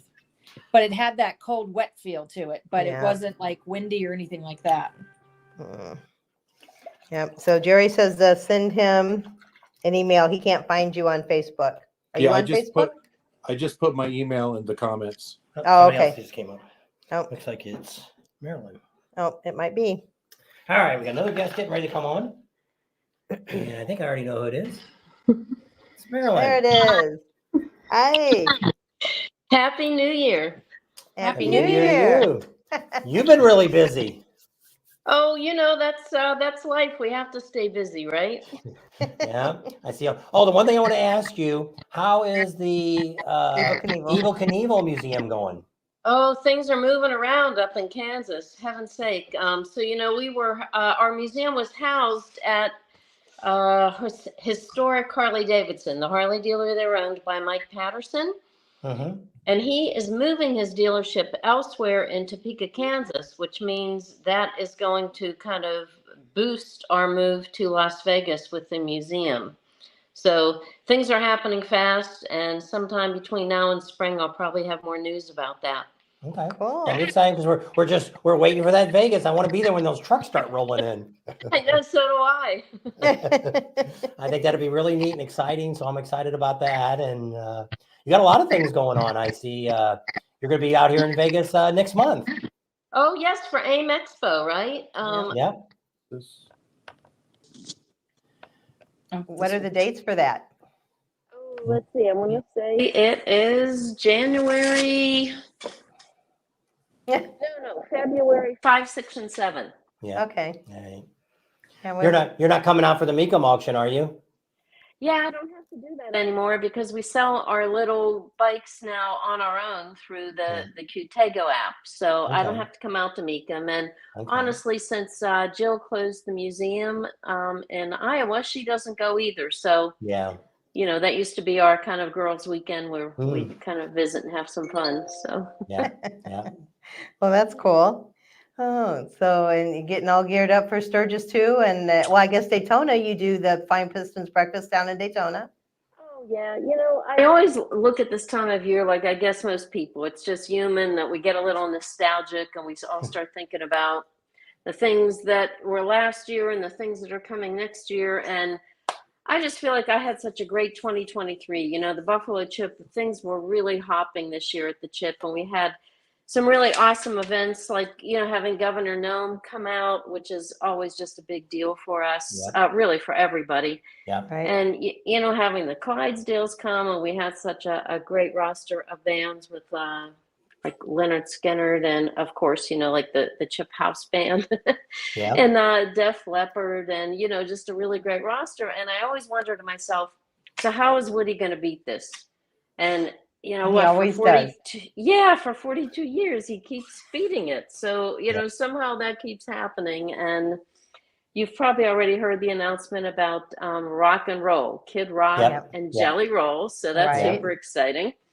And we've got some country acts, Travis Tritt, I think, and Aaron, help me. Yeah, thank you. Yeah. And some other ones to come, of course. But I always get super excited about the bike shows that we have at the Chip, specifically the Evo show, which is my favorite because I'm just old school. I just still love the Evo platform. And happy to say that, our friends from S&S Cycle and Baker Transmission and Paco are all back on board with that show. And you might have noticed that Paul Weidman from Bare Knuckle Performance in Missouri joined us last year as our show hero. He is coming back, and he brought with him Darren McKeag. They did a ride out to the Chip that culminated with them pulling into the show, and they're going to do a similar thing this year. Just super excited to have them back. They're so much fun. They bring their whole posse. They back the trailer up and they unload the sofa and the parts and they're just, making camp for the day. It's just wonderful. Yeah, that's really cool. It's pretty exciting. It'll be here before we know it. Oh, Bob, isn't that the truth? I mean, I worry a little bit about that. You guys probably know that, Woody does a countdown, every staff meeting, he'll say it's this many days left. And I mean, that starts getting nervous. It does make you nervous. Yeah. But also keeps us on our toes, so that's a good thing. Well, you might have to call him and tell him how to get on, because we've invited him too, and he's written me a few times, and he's not quite sure how to do it, I don't think. Okay, I can help him. What time is he supposed to be with you? Let me see. I've got a whole list here. I've got him down I had him down at 7. So, he's got time to come on yet. So, okay, you might need to, if you email him the link, there's a much better chance he'll click through from that. He's always on his computer, not so much on his phone. I'll do that then. Yeah, that would help. And thank you for mentioning the Flying Piston. I'm always excited to talk about that. You guys know that last year we had this really great engagement with a bunch of student programs. Because we are such proponents of bringing young people into our industry, which is kind of the whole point of the Flying Piston, supporting all kids bike. We put kids on bicycles when they're kindergartners and hope that we grow them into motorcyclists. At the same time, we were super lucky to engage with some student programs, high school and college programs, or I guess post-secondary programs, like Dakota Tech, or should I say Mitchell Tech, I think, and Pine Bush High School in Pine Bush, New York, which is mentored by Lloyd Greer, Laura Clock, and Helping with Horsepower. We had the Jesse Combs Foundation, and we had WyoTech over in Wyoming. All of them had their kids customize little Strider bikes. And that's cool. It was awesome. I mean, you guys are always at the breakfast, and you're wonderful supporters for us, so I appreciate that so much. But just to have all those young people that were interested and enthused and just excited about joining us, that was super fun. So, talk about things that are hard to follow. I don't know what we're going to do this year. It's always hard to try to top what you did last year. Yeah, for sure.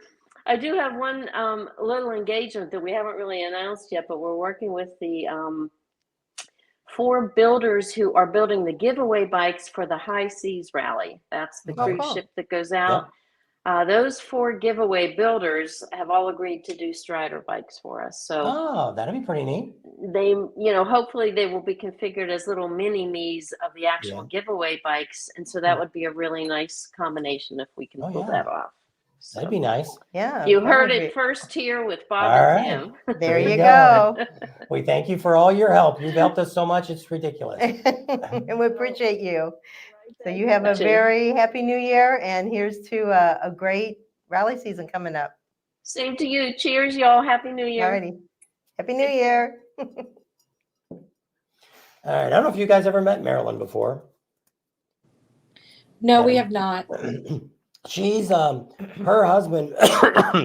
They had a magazine. Her husband used to run. It's not Easy Rider, Chopper or something. I can't.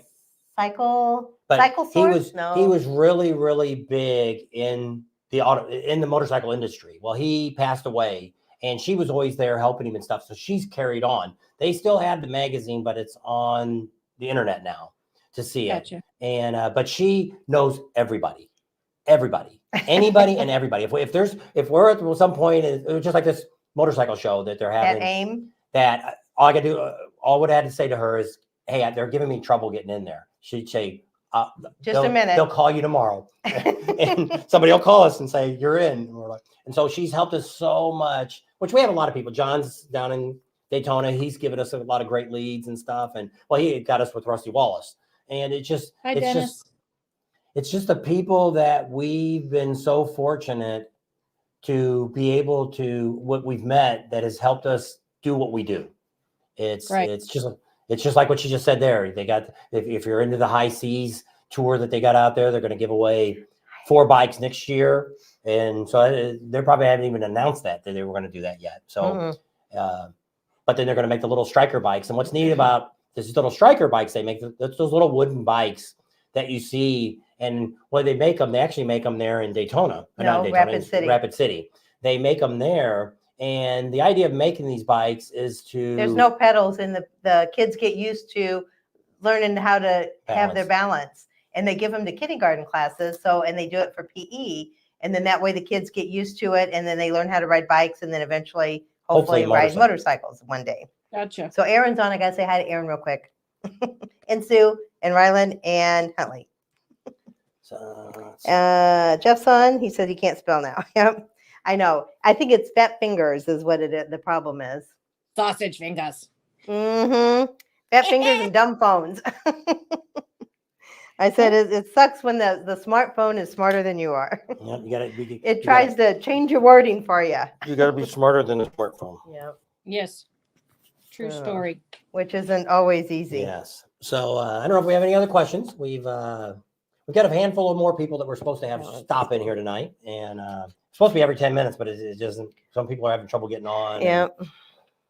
This used to be a really easy thing. I know the first time you guys had a lot of trouble getting on.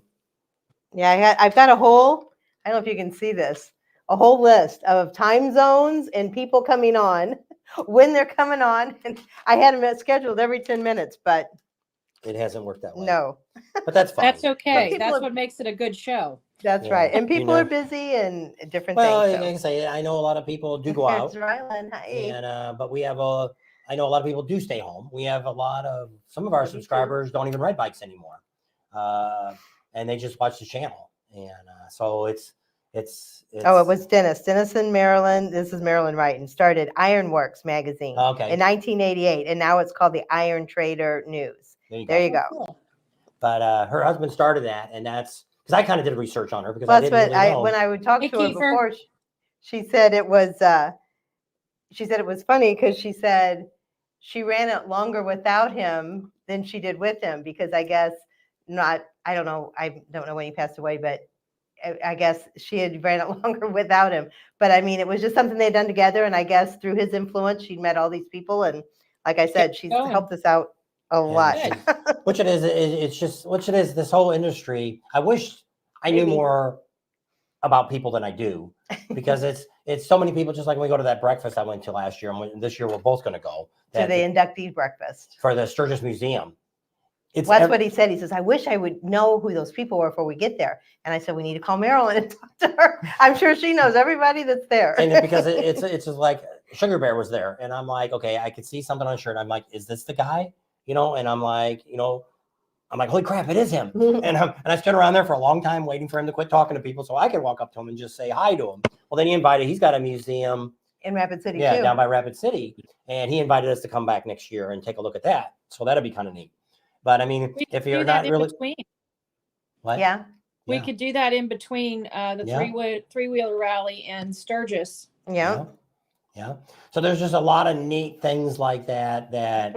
Because he used to always be out of LA, I think is where he originally was at. But he ended up, I don't know if he went bankrupt or what happened to him.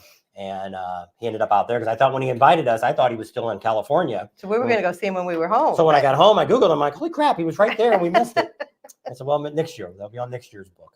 And but yeah, there's so much stuff out here. And Marilyn says she'll always be our tour guide. Yeah. As long as she's not working at the Chip. I know last year we tried to get her on when we were doing our lives every night from the Chip.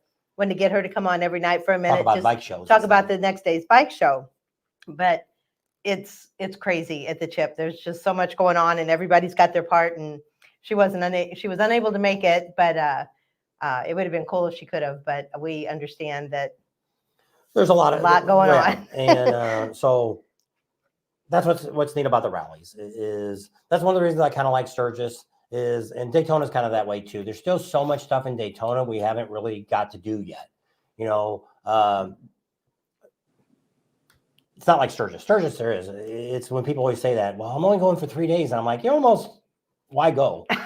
Because it's like they were like, we're going to be there for 3 days. What do I need to do? And it's just like, oh my gosh, I don't know where to start. I tell people you need at least 10 days, at least. We used to do a full week. To see as much as you want to see because it's spread out over 5 states. Yeah. And 3 days, it's like you're not even getting a chance to do squat. Yeah. And like I say, and then if you want to do the rides and stuff, most of those, because if you come during the rally, if you come all over one of the weekends, it's always going to be the most busiest trying to ride over. Because we wanted to do that one year and we haven't done it yet, is to go out there like on the Saturday and just park it, like right there at the tunnel or something, and just film people coming through and talk to them and stuff like that. We've never done that yet either. No, that was always been a thing. Oh, that's why my ear hurts. You got the earbud bug in your ear. Yes, it's like my ear is getting sore, and it's like, oh, I got the earbud in. Instead of, we used to always have these, and we'd always be sitting here with these in our ear, hanging down. And so the monkey said something the other day because when we did it, we went on his live the other day when we were in Kansas, and so all I had was the phone, and we had it. I guess we did have the computer, and we plugged in, and I forgot about the echo. So I got an earbud. So I got one in mine and one in his, and we're listening to their live. So well, some people will go actually in there and you can click you on and off. You can turn your mic off, turn it on, turn it off. And some people will do that when they're not saying nothing. That way you don't have to worry about having any chance. Well, Katie is too. They were talking on his live that how many spouses were in the medical field. And they asked me, they said, well, did you happen to be in the medical field? And I said, well, yeah, I was a radiation therapist. Then you were in the medical field too. We have somebody else on. I don't know who it is. Can you see him? No. In a minute. We'll see who else is on. We have another guest. I still can't tell. Hey, Shane. Hey, guys. There he is. There he is. Now I can see. I know. It's we're looking at the computer clear across the room. Are you getting snow in North Carolina over yonder, sir? No snow. It's actually been pretty nice here. We had a little bit of snow a couple days ago, but not much. Did you see he's recently a newlywed? Oh, congratulations. Was it thank you guys. Christmas Day? Show me your ball and chain. No. No. No, it's like, well, here's this. There's that. Oh, it's a pretty ball and chain. I like it. So is she going to come to the rallies now with you? I'm not sure about that yet. She stays home here and works in the shop and, holds down the fort while we're gone. For her. So my big question is the big semi coming out for the rallies this year? It'll be in Daytona, yes. Okay, yep. I want to see that. Yeah, it's getting wrapped. I think the 9th or 10th or something there in January, and we've been test fitting some stuff in it and trying to get it ready, and it's been a You lot just of got work. done with the other one and fixing it all up. So we're and going to all the start sending 3 displays. trucks out now, or are we just going to stick with 2? No, just the one, hopefully, and if we have to, there'll be a small support trailer with it if we have to. So, Okay. but Very good. the whole thing was to save some money and less moving vehicles across the country for this whole setup. Yeah. But You'll be able to put all the bikes in there too? yeah. That'll be cool. Pretty neat. Yeah. So anything new and exciting other than that? In the Man, I rip-rack don't know. world? It's been a quick off season, short winter for us, whatever you want to say. It's just happened so quick this year. No, it is. It's just, I find that out as the older we get, the faster time goes. The faster it goes. My mom always told me that, and I never believed her. Yeah, no, I was talking to Adam and Galveston there, and we saw everybody there, and it seems like it was just yesterday. Yeah, I know. It was just like last weekend. Almost 2 months already since Galveston ended. And now it's going to be 2024, a whole new year. Yep, and about 2 months from now, we'll all be in Florida. Yep. Mm-hmm. So time goes by. And we got one little show we're doing in January here, just in Greensboro, North Carolina. We're going to be set up there for just a 1-day deal. It's indoors. We went last year; it was pretty cool. So we're going to do that, and then we got the drag show in January as well. We're going to go there and see everybody. And I was thinking about going to the drag show. I hadn't actually decided on it yet, but not for work, just to go kind of hang out and see it all. Yep. It's cool to see it because you get to see some, the new stuff, and you get to chat with everybody when we're not all busy. Yeah. Well, the only thing is, Katie and I used to work the V-Twin Expo years ago in Cincinnati. We used to go up there to get more Love Jug dealers, and we really enjoyed working the show. But for this one, I just want to kind of go as an attendee and check it all out. Yeah, it's definitely worth going. I know myself and Scott, Tanya's going to go, and then Joe and his wife. There'll be a few of us up there this year, so it'll be fun. Cool. And what weekend is the show in Greensboro? We will be, I think it's the 11th. I think it's the 11th. It's Saturday. In January? No, I'm sorry. It's the 13th. We'll be there 13th. It's the Full Throttle magazine show. Okay.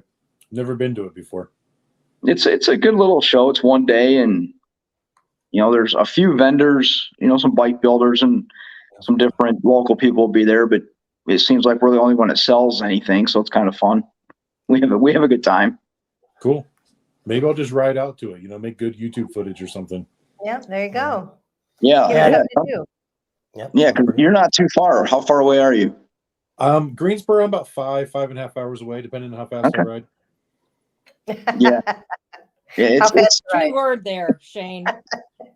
Yeah. Well, Depending on how fast he rides. Yeah. This time of year, make sure you dress warm if you're riding your bike. Yeah, He's got heated gear. He's good. There you go. Love the heated gear. There you go. So we want to wish you a happy new year. Happy New Year. Hope everything goes great this year, and we'll be seeing you already just a couple months from now. We're already going to be seeing everybody again. Yep. In Daytona, we'll see you there. No, you guys too. We appreciate everything you do for us and keeping the rally goers informed, and you guys work hard, and we do appreciate it more than you ever know. For sure. Well, thank you for that. Yeah. You take care, and we'll see you in Daytona. Yeah, you guys be safe. Happy New Year, everybody, and we'll talk to you shortly. Okay. Congratulations. Thank you. See ya. Take care. Bye-bye. Bye. All right, so we already got another guest. Got a couple people lining up already. Yeah. And next one is we already heard a little bit from the Buffalo Chip, but now we get to hear from Rod, the main man, the man that's in charge of the whole darn thing. The man with the plan. There you go. Well, that would be good if I had a plan, wouldn't it? So, geez, you guys look pretty cheerful, ready for a new year, huh? That's right. We're excited about 2024. I think it's going to be bigger and exciting more than, just like Marilyn was on. She says she doesn't know how you top it every year, but you just seem to keep going at it. Yep. Well, that's just it. We just keep going at it. Gonna, who who knows? We'll have our 100th anniversary someday, but this year it's only going to be, I think, the 43rd. So, you know, we're getting closer. So when's the next band announcement going to come? You know, want me I thought to you make had something for New want me Year's. to make something up or just tell you the honest truth? I don't know. Well, You're the guy that signs all the contracts. We finally found that out. That you're the only one that really knows the bands. Well, that's you know, if there was a date, I would let you know. So it's marketing department people are just real eager to know the answer to the same question, and but there isn't one yet because we don't talk about it until the ink is dry. Yeah, that's what you told us. When we asked you that before, how that all works. And so, yeah, you know, you've heard me complain about that before. God, if I could just make these guys make a decision and put it down to, you know, in black and white for me, right? Instead of just saying, yeah, we're in, we'll get around to it. Yeah, I know. That would be nice if they could just make it that easy for you, wouldn't it? Yeah, but, you know, life just is not like that. So here we go. But meantime, we got plenty of other things to do while we're waiting for them to actually follow through, you know? Yeah, that's true. So we just, God, we got so much stuff going on. It's pretty cool. But I say that, then you're going to ask me what it is, and I'm going to have to try to remember it all, right? And I meet with the grounds crew and they say, what do we do next? Well, let's go down and look at the long list we have. And so that's kind of it. But we're thinking too, these next 2 years for sure, just going to kick butt. That's what we were thinking. Well, you know, yeah. And really this year, our, you know, I don't know, somebody's just trying to scare everybody into thinking something different or something. But we got people that want to come, and we got a lot of people that want to come and are planning to come. And so we thought we'd better get the right entertainment for everybody. So, I mean, that's where we come up with, you know, Kid Rock and Jelly Roll. And we're just going to stay on that thread, make that work. Right. So stock up on beer and girls. Now we put together all the rest of the stuff. It just takes time to get it done. That's right. Yeah, it's right. Just one day at a time.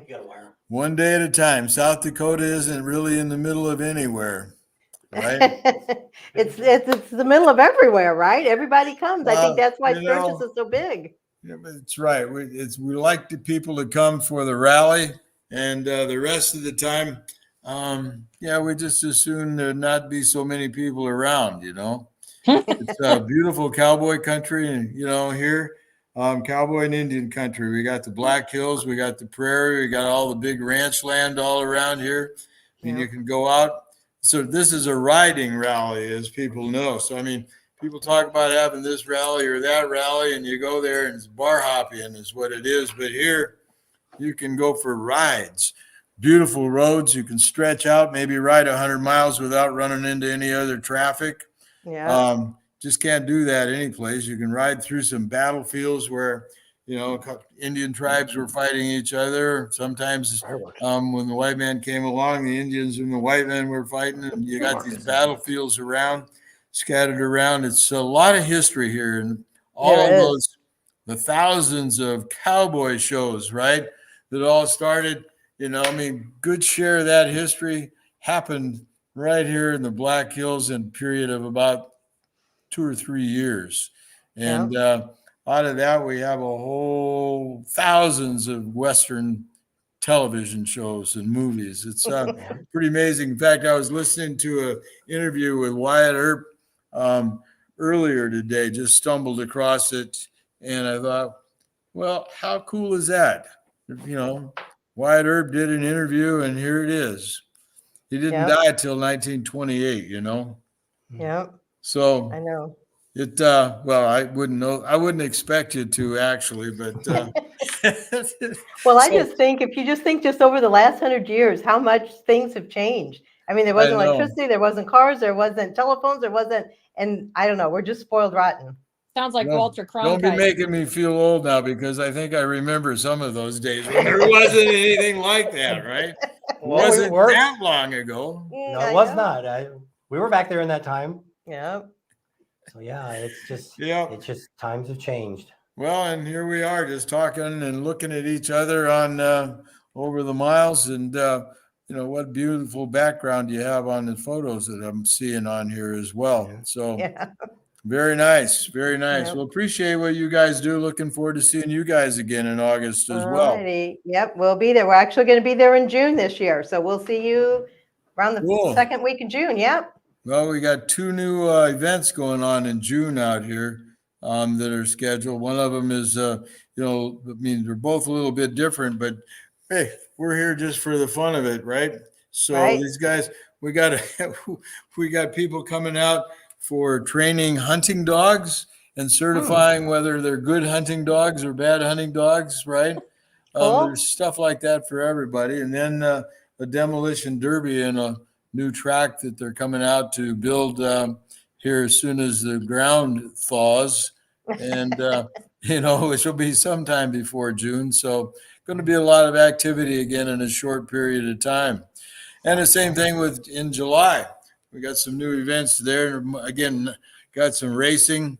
And then we got an Adventure Fest happening that we had Get On Adventure Fest that happens, I think, about the 17th, 18th of July.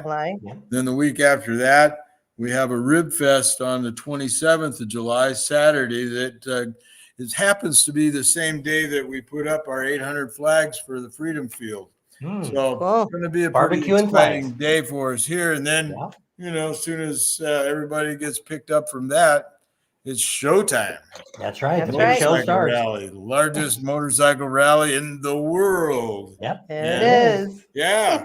I think this year we're going to set another record for attendance is what I'm thinking, which, is, but we got an area that we have designated for people who want to camp quietly and get kind of away from it all. And then you got a place where people can camp and be right in the middle of whatever they want to be in the middle of, right? That's And right. so, actually we have, probably 3 new areas this year. So we have some campers coming out with large groups that want one complete area for themselves to be goofing off. Everybody else will be able to come in and join them if they want to, but they have an area just for their own entertainment, to entertain themselves, which that's pretty cool. Yeah, it is. It is. So we like to see that, because the people that come are looking for a good time, and sometimes they're just looking for a place where they can actually have a good time. And that is what we're here for, really. It's just the freedom to not have so many rules and to be able to goof off, right? All they have to do is show up. You'll supply the good time, huh? Well, really, they bring their own good time with them. We're supplying a place for them to do it. And there you go. Good part of the area. But yeah, that's part of the reason we have the bands and all the bike shows and the stunts and the racing and stuff, is because, hey, we're helping out with having that good time. But sometimes people still want something that is a little bit more personal to them. And hey, they can do that here. That's yeah, right. there you go. Yeah, I kind of enjoy those stripper poles riding around the campground. Did I say that? being pulled on a trailer behind somebody's motorcycle, Yeah.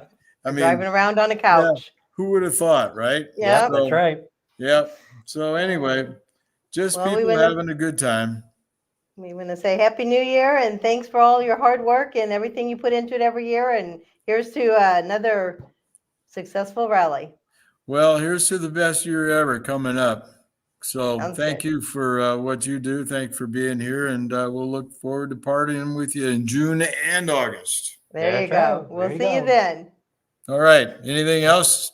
That'll I just do it. rambled on. You didn't ask me for anything. Well, So you That's answered right. everything. I asked you about All the right. band. You wouldn't tell me nothing about a band. well, I'm not keeping talk any to you later. secrets. We'll talk to you later. Catch you later. Thanks, guys. All All righty. Take Bye now. care. Bye-bye. Happy New Year. Oh, Oop, cut him off kind of quick. That's okay. Rod's a great guy. We got a couple other people waiting here to come in, and so we'll get the next one in. Is Marcus. Oh, He's there down he is. there. He's down there in the. He's in the Keys. Marcus here, Camp Easy Ride. How you guys doing? Pretty Good. good, pretty good. We got people all over the world coming in here. I like it. I didn't realize I was following Woody. That's a hell of a Shoes to fill, huh? yeah. You can lead in and say, well, you're going to be there. We are. We absolutely are. Matter of fact, Woody and I are working on some very big plans that can't quite be announced yet. We're waiting for some ink to dry and some details to get worked out, but there is definitely going to be some big changes with how we do our pop-up lodging and your options and your budgets. And we've just worked it out to where there's nobody that's going to be left behind. You know, anybody that needs a good, comfortable place to stay, have a good time, simply ride, party, drop, repeat, leave, we're going to be able to suit them. There's going to be an option for everyone. So it's a lot of good stuff that's coming out. So that's what we've been working on. That sounds good. And you'll be down there at Crazy Horse down there in Daytona. Yep. Well, currently we're in Key West, so of course we do our Key West takeover. Right now, actually, I'm here. Matter of fact, there's a whole bunch of our patrons. I don't know if you can see them behind us, but we're out here having dinner. We're all, of course, dressed up for New Year's and all that good stuff. So a lot of them came down early. They're partying with us. And then we're doing the January. And then, of course, we go into Crazy Horse for Bike Week. And then after that, we got we're over at Windy Acres for Leesburg and Kentucky and Sturgis and all the other great venues that we have going on. So, yep, we got a very busy year coming up. That sounds great. Well, you guys, thanks for coming on. I want to wish you a very happy New Year. Have fun down there, and we'll have to see about joining you. You said in March. Were you going to do the Keys again? No, it's May. We're doing the second one. That's actually going to be the Spring Fling. We had such a big response with our January one that a lot of people said they would love to join us, but they don't want to have to come through the weather of the northern states for January. So I'd say probably 90% of our people are all Floridians for this event. But we decided to launch another one in May, which took off really quick because I think now we only have 5 spots left. So May is going to be perfect. It is the last good weathered month in the Keys, because after that it starts to get just ungodly hot. So right there it's going to be around 82, 84 degrees, which is great for camping, great for snorkeling, great for water sports, all the stuff that we have planned for you guys. So that one's a good one to jump into, especially if you've never been to the Keys or you want to add that to your bucket list for a ride. It's definitely a good time to come down for. All right. Sounds great. Yeah. Well, thanks for coming on. You guys have a great New Year's, and we'll see you in Daytona. Absolutely. Thanks for having me, guys. Good to see you. Happy New Year's, everybody. See you soon. Bye-bye. All right. Bye-bye now. All right. So we have one of our subscribers. Everybody always wants to know who he is. Is that him or is that him over there? I think his other one must have died. It's Neil from Alaska. Everybody always wants to know who Neil is. So we're going to bring him on for a few seconds, let everybody see who he is. And that poor guy way up there in Alaska. Hi, everybody.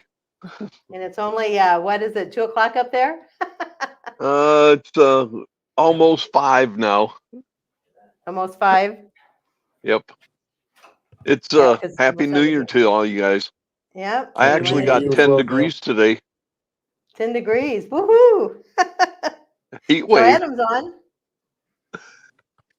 Hi, Adam. Nice to see you and your wife. How you doing, Neil? Great up here. Katie was here a minute ago. She disappeared on me.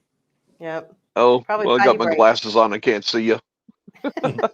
Oh, yeah. There you are. I know. If Now, you're what on your part of phone, it's Alaska not are very you in? big. Well, I can't read with my glasses on, so I take them off so I can read all the other stuff. And then it's like, well, I can't. Anyhow, yeah, I can't wait till August gets around here where I can see all you guys down in Sturgis again. I know. Now, what part of But, Alaska are you in? I forget. I'm sorry I didn't catch that. Where in Alaska are you? Right now I'm in Eagle River, but I own property up in Trapper Creek. It's about 120 miles north of Anchorage on the Parks Highway there. Gotcha. Yeah, Haven't been that far up yet. Go ahead, Tammy. Go ahead, Adam. Oh, I was done. Oh, we met a gentleman right here in our Ace Hardware, and he said he watches us, and he's came down here from Alaska. And I said, whoa, I said, we have one of our subscribers up there in Trappers Creek. And he says, I know where that is. So I'm like, do you know Neil? But he said he didn't know you. A lot of people know me. It's all the volunteer work that I do. Yeah, you do a lot up there. So John says, Happy New Year. Happy New Year to you. John was at our congregation at the chip there. I don't know if you met him. He's Lifer Nave 33. That's his handle. But I'm not sure if I know him or not. If I saw him, I might, but maybe. There's TCB. He says Happy New Year from Virginia. So well, we'll let you get back because I know you've got a lot of stuff going on up there, Neil. Yeah, it being 5 o'clock, I gotta go. I got a bunch of stuff for they got this potluck thing going at the VFW tonight. So I got to get my stuff and get it over there for them so they can all eat. All right. Sounds good. Sounds good. Oh, well, thanks for stopping by, and we'll be talking all right, to you later. Well, you guys have a happy New Year, and we'll talk to you later. Sounds Happy New Year, good. Neil. All right. Bye-bye. Bye-bye. All right. My next guest coming on Jeff. is Jeff from the Cat House. What's up, Jeff? How y'all doing, man? The How you cool doing, cat. Pretty good. He's from Eureka Springs, too. We had Fiona on earlier. Oh, my goodness. Got stood up by Fiona, my favorite girl up there. Yeah. So what kind of crazy stuff we got going on at the Cat House tonight? Well, it's New Year's Eve. I think you know what kind of to expect here. I mean, we've got a bar full downstairs. We've got a great band, Sons of Turner. It's one of our bigger parties during the year. So there's a lot of people in town this year. The weather's pretty decent up here. It's real beautiful. We get a lot of people this time of year that don't come when it's real touristy. You know what I mean? So they come up here and enjoy all the little shops and all that kind of stuff. So it's pretty busy this weekend. Yeah. And so besides Bikes, Blues, and Barbecue, you also you call a Spring Fling. When is that? Right. So my Spring Fling rally, me and Angela started it probably I think it will be our 8th one. We started when we bought the bar. We just felt like Eureka should have its own rally. And we started a spring one just because we have Bikes and Blues and Barbecue. We didn't want to compete with them. We wanted to be something that kind of added to the flavor and not, take away from anybody. So it's April 17th to the 21st this year. It's grown bigger and bigger every year. I don't think it's quite doubling in size every year, but it's pretty close. You know what I mean? It's one of the better rallies, and the thing about this rally, it's grown generically. So it's like friends of friends bring it, and a lot to do with you guys. We get a lot of the YouTubers and Facebook people on there, and so a lot of your people come and your fans come. We do a collaborators house. We do a couple of them now to where we put y'all together and we have y'all stay here. And let you have the keys to the city as much as we can, so that way you guys can meet your fans and bring them here. And you guys are way better at putting people in the seats than we are.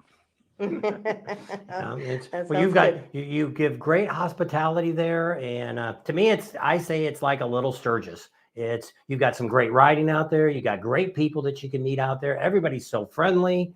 It's just a really good experience for a rally that's smaller, but yet you guys are really gaining in popularity. Well, yeah, I think certain other rallies that have been here and been going here for a while. I just think that due to some political stuff and a bunch of other things that people just kind of got frustrated a little bit, I'll say. But now, with Kyle down at Pig Trail and the Indian dealership and Bikes and Barbecue, Eureka's kind of rolling out the mat. This time, the city of Eureka, this last year, I think it's going back because they were rapidly growing rallies, and then there was just some publicity things that happened, and I think it slowed it down a little bit. but I think that's over. It's wildly embraced. The city afterwards this year got a report from the police department. There was no major incidents. Accidents were down. It was much better managed this year at Bikes, Blues and Barbecue. So they're all in. They're all happy about Spring Fling, and you know it's good for the town. It's a good dollar maker for everybody and a tax dollar raiser. And it's growing, and it's growing because of people like you guys. I mean, let's face it, man. I mean, there's these rallies are people are based on people. You know what I mean? And I think we've got a good core of people that we're building it around. Yeah, I think you are too. I think it's the potential there is just so good, and you're kind of like Sturgis, where you're more centrally located in the United States, to makes it more feasible for people to travel to it. Well, yeah, and the reason I did Spring Fling Rally in April and came up with that is because if you think about it, Bob, everybody runs to Daytona. We always call that the first rally of the year. Maybe it's not, but you know, people run to rally, and then the next big rally is all the way back in Arizona. You know what I mean? So then all the vendors run back to Arizona. We're trying to be that middle point to where you have some place to come to, or the vendors come to, everybody can come to, and then disperse from there, because then the rallies kind of get spread out after that. Yeah. Yep. I'm going to go to the bathroom. So. All righty. So he's having a microphone issue, so. Yeah. All right. So we want to thank you for coming on tonight and telling everybody a little bit about Bikes, Blues, and Barbecue and the Spring Fling. And we'll be talking more to you in the next few months and see what we can get set up. Yeah. Hey, and me and Angela just want to wish everybody a great new year. Be with those that take care of you, and come check us out in Eureka, man. There you go. Thanks a lot, Jeff. We'll talk to you later. All right. Happy New Year. Bye-bye. Oops. So quick. I know. All right. I'll be back. I'll be back. And so there was a big rush of people there at the last minute here. That's okay. Our batteries are slowly dying and everything.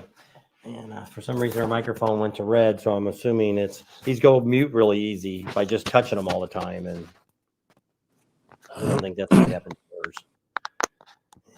It's just red. So I think her battery's dying. So much for that. So now my brain's gone away. Okay. So how soon do you head out for Daytona? We haven't actually set a date on it yet, but usually we get there the Monday before the rally starts. So we'll leave here on that Sunday night. We have to go the weekend before. We do? Mm-hmm. So the thing. That's in the phone. I don't know. You sure? Yes, that's only in the phone. So did you hear that too? Like John said, that everything now is going to start because February's got 29 days. It's going to start on the 29th. Yeah, they allow people to set up a little earlier there. The Speedway won't let us in until Monday. Oh. And we're not supposed to open until Friday, but we can start setting up on Monday. And I usually try to be open by Wednesday. So yeah, I didn't. But yeah, it's there's just I don't know why all those places are like that, where they're it's like Myrtle Beach, where they got all this weird times they start things instead of starting everything at the same time. I don't know what difference they're going to get more money out of you if you opened it sooner. Yeah, you'd think so, but yeah, I think a lot of it's got to do with permitting, and the racetrack is, trying to keep things friendly with the city, so they've got to abide by certain rules, and so their permits say that you can't start selling until a certain day, and we got not really like in trouble, but frowned upon because we were open a couple of days early, and the previous promoter there was like, no, you can't do sales today. You can't do sales today. I'm like, okay, I'm not. But I was doing sales, you know what I mean? Yeah. You're like, good. Tell all the people who are coming in that normally come in to see us that we can't take care of them. Yeah, I just spent an assload of money to get here. I'm going to make every penny I can. That's why we're here. And it's very expensive to vend there anyway. So it's like, we got to make back our money. Yeah, that's true. That's why I was wondering if this year they're going to go back with, seemed like last year they didn't have, seemed like the one year they had all that stuff there. They had the monster trucks there. They had Harley was there. Indian was there. Everybody was there. And then it seemed like last year there wasn't as many. They didn't bring in as much stuff as they had the year before. Yeah, it has been getting a little bit smaller. Destination Daytona has been growing and the Speedway has been kind of shrinking. But it's still pretty decent in the spring. The fall time, Although this fall was really good. It was very busy. Well, yeah, for us it was good, but there was still wasn't a lot of vendors there, so it doesn't look good to the passerby, you know. Yeah. But there was a lot of bike traffic. I was telling Adam, I said, there are a lot of Can-Ams running through here. Yeah. I saw more Can-Ams, and I don't know, it's just because, it's like we had the Mini, and then we'd see Minis everywhere, and now we have the Can-Am. We see Can-Ams everywhere, but there was a lot of people there that were on Can-Ams, and they also had with the competitions, the sound competitions. Yeah, and, the audio competition. Yeah. So that was going on there. It was almost like there was like 4 people just right around us that were just doing installs for, audio and stuff. And I was like, this is overkill. It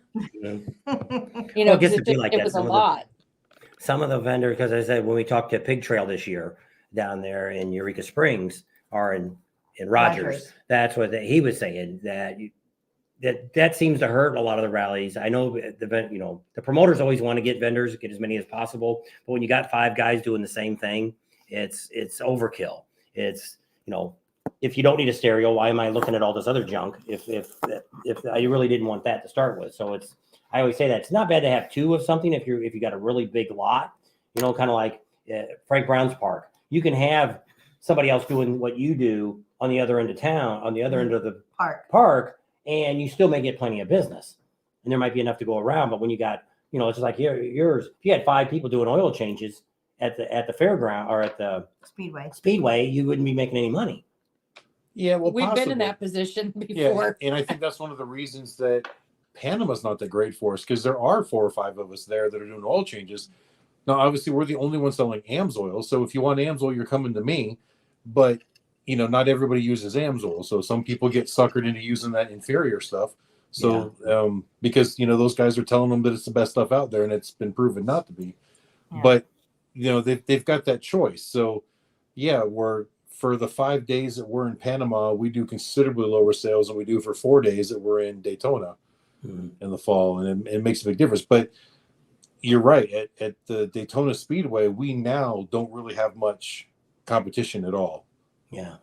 Because, Chris from Cycle Solutions used to be there. J&P Cycle used to be there doing oil changes. Mm-hmm. And they still do sometimes. They didn't come in the fall. I don't know whether they'll be there in the spring or not. But obviously. And then they weren't there in Panama City spring this year. No, but they were in the fall. A year ago spring, there was 7 of us doing oil changes at Frank Brown Park. Crazy. Yeah. Well, it's tough because some of them are, they have regular work that they do. And then the oil change, it's like Speeds. Speeds doesn't really push oil changes, but if your bike's in there that you're doing. So they want to do more performance work. And yes, so they've always they been don't really, they normally don't, they probably would if somebody says that and they've got time, but typically they wouldn't do an oil change versus they're too busy doing other kind of work, where some of the ones kind of depends on what they're doing. I guess that Randy, he does a lot of, I think he does tires and oil changes, and that what he does. Well, he does a lot of other services as well, a lot of other things that I don't get into. So I probably do more oil changes than he does, but he does a lot more other work than I do. So it's kind of a trade-off, Yeah. So did you see that other question up there for you guys? Yeah. TCB, we did. We had a good Christmas. I hope you guys had a good Christmas and it was safe and you had family time. And as far as guns and rides go, I think the one that I would not mind doing again is probably Alaska. Probably because I was sick for 2 of the days that we were on the boat, and I didn't get to go to Victoria. Correct. And I feel like we didn't get to do certain excursions that would have been nice to do. Like Adam really wanted to do the sled racing with or the dog sledding, not the sled racing, the dog sledding. Yeah. And for us to do that, I think it's $750 a person. Yeah. And then they charge extra for fat kids if you weigh over 250 pounds. So, but they don't specify what it would be, which that would be him. So it's like he really wanted to go do that. So that would be one that we'd love to go and do again. Alaska was just very majestic. So, I mean, all cruises are nice for the most part, but like we just got off of the Caribbean cruise and we very much enjoyed it. Oh, that was a good time. But it wasn't an Alaskan cruise. You see no, it was not. As fantastic as it was, it wasn't the same glory, I guess. There, it was great. It just wasn't as great. But they said which one Majestic would we feeling, do? probably. Yeah. We really have liked being on the Princess ships the last couple of times. This year, both cruises we took were on Princess. And years ago, we did Carnival a couple of times. And we definitely like the Princess better. What I would like to do the next time we do Alaska is they have another, it's more of a vacation plane. It's not just a cruise where it's Land and sea two or weeks something. long. You've got the 7-day cruise, and then you've got 7 days on land in their private resort lodge thing. And then there's a whole bunch of excursions you do while you're there for the week. And then you fly home. yeah, the cruise is only one way though. So you either have to fly in and cruise back, or you cruise in and fly back. Your choice. But One or the other, huh? yeah, they're pricey, so I'm gonna have to save up a whole bunch more credit card points before I can do that one. But it looks like it would be a lot of fun. Yeah. All right, looks like we got another guest getting ready to come on. Hey there. How's it going? Hey guys. Yeah, we're doing all right, man. That's good. New Year, guys. Where's your other half? New Year, yeah. Yeah. She's right here. Oh, is she?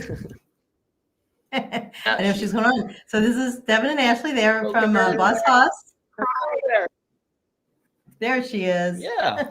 So Where you guys been? Now, where do you guys live? I know it's not Tennessee. Is it up in Minnesota? We live up in Pennsylvania, Valley, Oh, Pennsylvania. Pennsylvania. Okay. I couldn't remember. I was Yep, trying but to. the plant for Boston down in Dyersburg, Tennessee. Oh, yeah. I knew that. So that's pretty Is there cool. a delay or are we on time? Yeah, you should be on time, but you're breaking up just a little bit when you're talking. Okay. We're in Can you hear Florida us right okay? now. That's better now. Ah, Florida. Yes, we can hear you fine. Yep. And right All now right. we're down in Florida. We're down here visiting family. So are you guys doing Daytona this year? Oh, you will be there. Sounds good. You're down at the We'll be Speedway there. too, We've been right? working all winter. Yeah, we got some nice new rigs coming up, so we'll have them all done, and we got some good artists doing some new paint work. So I'm looking forward to having a few new rigs sitting out there this year. Be real fun. You're going to be at the Speedway with us again, like you usually are. Oh yeah. Yep, I'll be there to see you guys, man. So yeah, make sure you stop on by, man.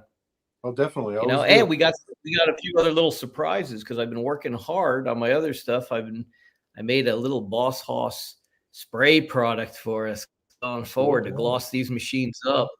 So you guys will get a Cool. kick out of this. Yeah, I've been working on this formula all throughout the summer and whatnot, and I got it all ready to go, and I'm looking forward to.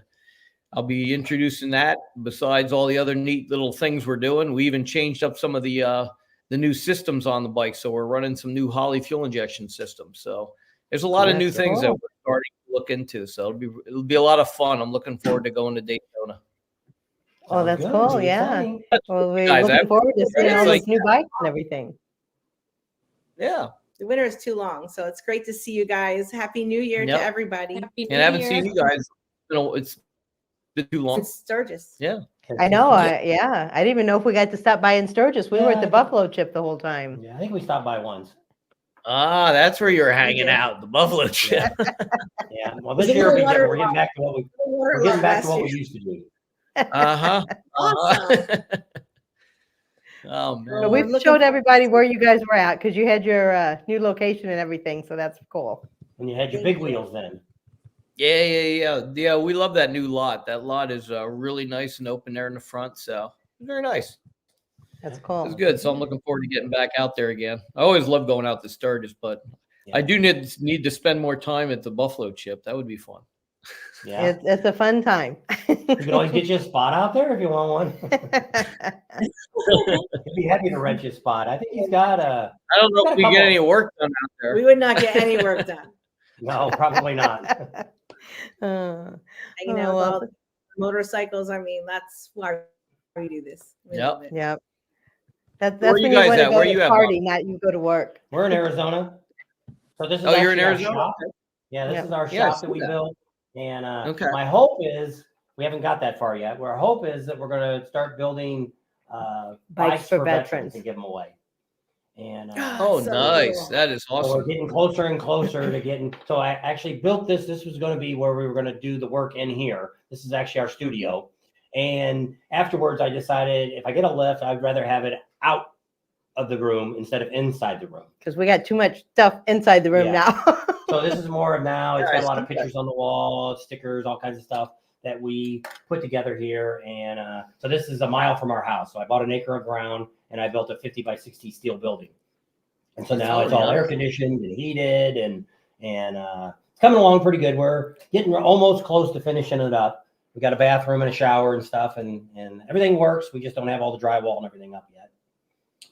Gotcha. So Okay. that's exciting. But yeah, we can't wait to see you in Daytona. Yep.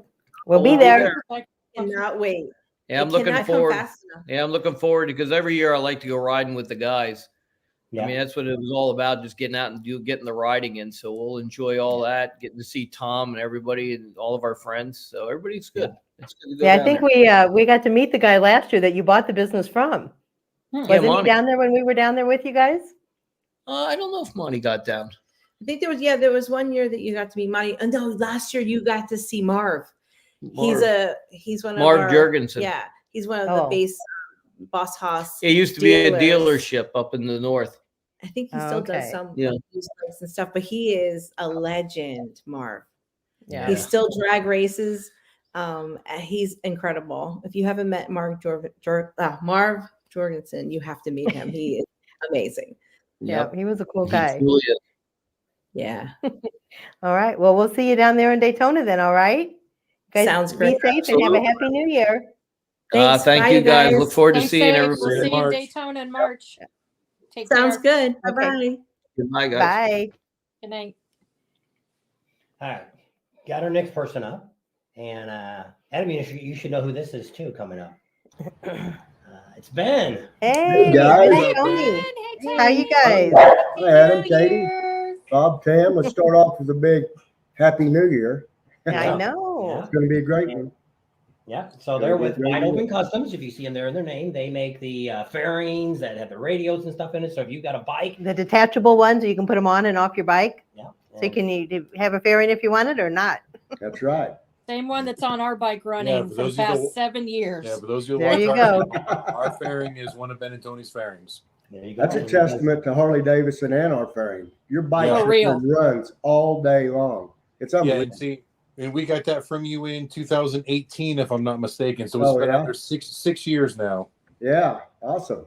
Awesome. It still looks good on there. Yeah. Yeah.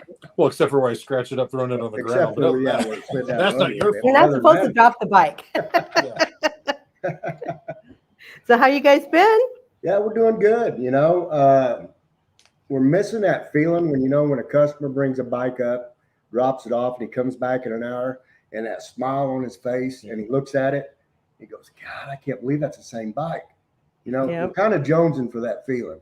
Yeah. Yep. So Daytona can't get here fast enough for us. Oh yeah. It's, That seems to be I'm the ready. consensus tonight. Ready for some summer. Yeah. It's been pretty mild here in Kansas. I think the low was in the 40s today. I mean, it That feels was your pretty good. high. Oh, was that the high? Yeah. Oh, I think the low might have been the 20s. Yeah. So where are you at in Kansas? We're in southeast Kansas. We're about 10 miles from Oklahoma and about 30 miles from Joplin, Missouri. So right in the southeast corner. Because our daughter just moved there. She's in Wichita.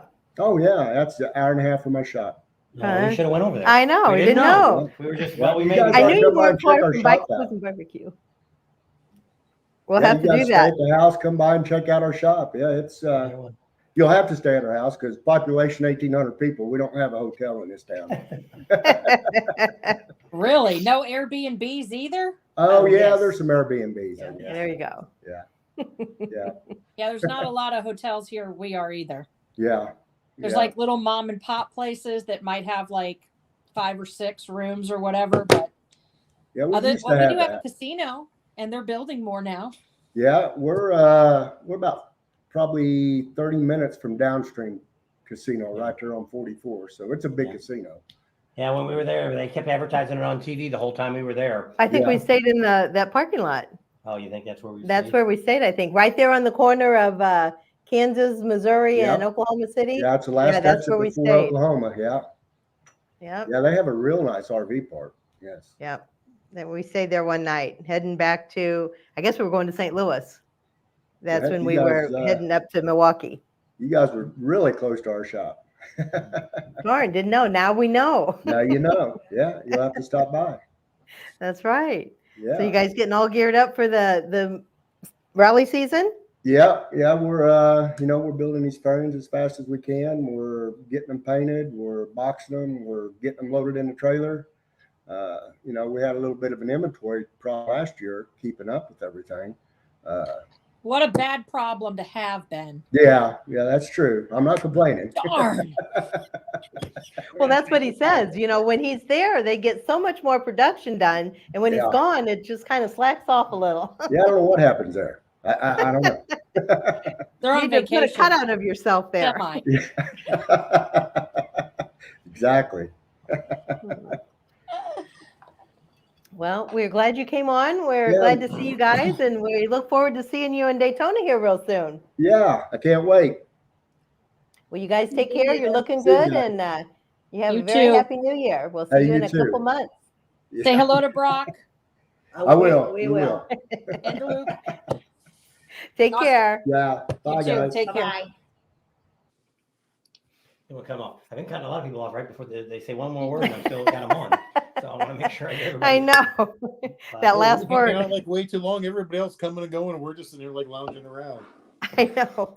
Ow, wow, wow, wow, wow, wow, wow. I got to We're catch my leg, looting. yes. We're gonna sit here and hang out and loiter and That's right. Just have a good time. that's right. Drinking Wow. my squirt and cranberry pineapple juice. This is pretty What- good. It's what are my you own drinking? concoction. There's no What- alcohol. what is No, it? it's squirt. I love squirt. And I got cranberry No comment. pineapple juice. Interesting. It's really good. At first I thought with squirt and the cranberry juice, it's going to be really sour, but Uh-huh. it's not bad. I like cranberry in my ginger ale. Mm.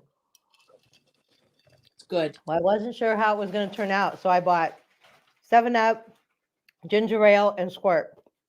But I always like squirt, but I was afraid it was going to be too sour, but it's not bad at all. Pretty good. Good. That's why I told him. I said I didn't really want any alcohol. I already got a cold going on. I want to wake up feeling even worse than I do with Yeah. having a cold. So I want You're to like, keep it's it. the headache from the hangover or the sinus infection? I know. It's like, I don't know. Something just fell. I don't know what fell. Oh, It's can't- probably your earpiece that he was trying to charge. that's still in my ear. She said it was probably the earpiece. This table is metal. So I bought these magnetic stickers to Uh-huh. put all, because we have a fan and a TV and the air conditioner. And instead of looking for them, I thought I'll put a magnetic sticker on the back and stick it to the legs. Well, we live in Arizona and things don't like to stick here. So that's what just fell. I think it's the controller to the air conditioner, the split unit. Oh, gotcha. So that's what fell. So all these different little remote controls. Yep. So I don't know if I had a chance to tell you when we talked on the phone, but the expo went well with TruePath. That's good. You sent me a picture of the booth. It looked really nice. Thanks. That actually, Adam designed all that. Wow. Yes. Pretty nice. So, and then Yes. you got another one coming up in January, end of January? That's the plan. Is it's actually only 2 hours away, I think, or 2.5. It's in Columbia, maybe 3 hours, but yeah, it's Okay. in Columbia. So that's the plan, is to go for that. It all depends on what's going on with the weather, because we do get more ice storms in between June and the beginning of March. We do get some snow, but that's the only kind of stuff that would kind of keep me from being able to getting out. That's why, like, when I did the cruise, I said, nope, we're doing the insurance, because the last time that we went on a cruise during the winter time, we got 9 inches of snow. Yeah, that's. It was a freak I think storm, that's- but still. I know. You never know. You don't. You really don't. So I know you that. try- I think that's why they always have Sturgis in August, because you never know when you're going to get snow. You can have it all the way up till June, and you can have it the first week of September. So apparently it has snowed in Sturgis during the rally. yeah, I've heard it from people who've been going a lot longer than I've been alive. But they've told me, they're like, oh yeah, one year they had to close down the roads and they had to come out and they had to move all the snow off the roads. And I'm well, like, I know there's been snow in flurries, and August? yeah, it's crazy. I It guess is. because the elevation's so high. I don't know, and they're up further north. I don't know why it is, but Yeah, whatever that's happens. a possibility. Yep. So I guess it's been cold there. I mean, to the point where, it's like you can't get, just like you are right now, you just can't get warm enough. yeah. I remember You the know? first year we went was 2010, and we rented a cabin from Kathmandu. And I kept telling Bob, does it have an air conditioner? Does it have an air conditioner? I want to make sure. And I kept making him call one more time, make sure it's got an air conditioner. Well, little did I know, I should have been asking if it had a heater. Had a heater? When we got there, it was 34 degrees. We had to go where the church is now. They're on LaSalle. There used to be like a kind of a mini Walmart, and we had to go up there and buy blankets because there was no heater. There was an air conditioner, but there was no heater. You'll have to give me. That's what happened at Red Lodge when we went. They didn't have heat or air conditioning. That you would just open up the windows. Or no, they had heat. They had heat, but they didn't have an air conditioner, and it was warm when we got there. So we just opened up the windows and put the fan on, but that temperature dropped quick. It dropped, and I was like, Oh, I know. Close everything. It is. So you guys got up. What did you have? What was it that say? He wanted to know how many hours was on the bike since it's been running now for 7 years. And Adam said it was over 7,500. Yeah, Kevin had asked. So I was Oh, just answering his question. Yeah, that would do mine. You guys, and when you do the math on that, is pretty amazing because every 1,500 hours is equivalent to about 90,000 miles. I know that sounds crazy, but if you do the math on that, if you were traveling at 60 mile an hour down an interstate for 90,000 miles, it would take you 1,500 hours to do so. No blizzards, Kiefer. All right, so a lot of you, I got to take this out of my ear because it's driving me crazy. Let you know that I've been talking about my bike getting worked on. So it's been in the shop. Actually, it went on the rack today. So here we go. Bike needs to be cleaned up. So letting you know that we did officially get our lift now. So we installed this, got it all hooked up, all ready to go. Actually lifted the bike up there today. So the only thing my bike really needs at the moment is a really good cleaning, which is what I'm going to do to it. I got to readjust my lift a little bit. Ended up in the front here. It's a lot farther. Hands backwards. The front is a lot farther. I guess it's that way. The front is a lot farther up than it should be because it's supposed to be back here with the plate. The back tire is. So I got to do some modifying on it. They gave you a lot of different places, but I had no idea where I was going to do with it. So you'll all get to see. Next week will be the install. Actually, the semi came in, dropped it off, the crates. You can see it. We'll talk about it. We'll tell you what brand we ended up going with and all that. So this is where we're going to end up doing all the work on the bikes. We're going to do it more outside of our editing suite, our studio. I decided it just would be too much with oil, grease, things like that would be going on. I didn't dragging tools and stuff inside there. I just thought it would end up being a lot more of a hassle than this. So it ends up being that I can still, at this moment, with the lift down, I can actually pull the truck out right over the top of it. It's wide. My truck sits wide enough and sits high enough that it can run right over the top of it. So we're still able to bring it in. So that's a good thing. So we're that much closer now to start doing our veteran builds. So that's what we got tonight. So we let y'all see that because we have somebody new getting ready to come in. What oil are you putting in there, Bob? What oil do you put in there? She wants to know, Kate. Katie. Well, no pressure. No pressure.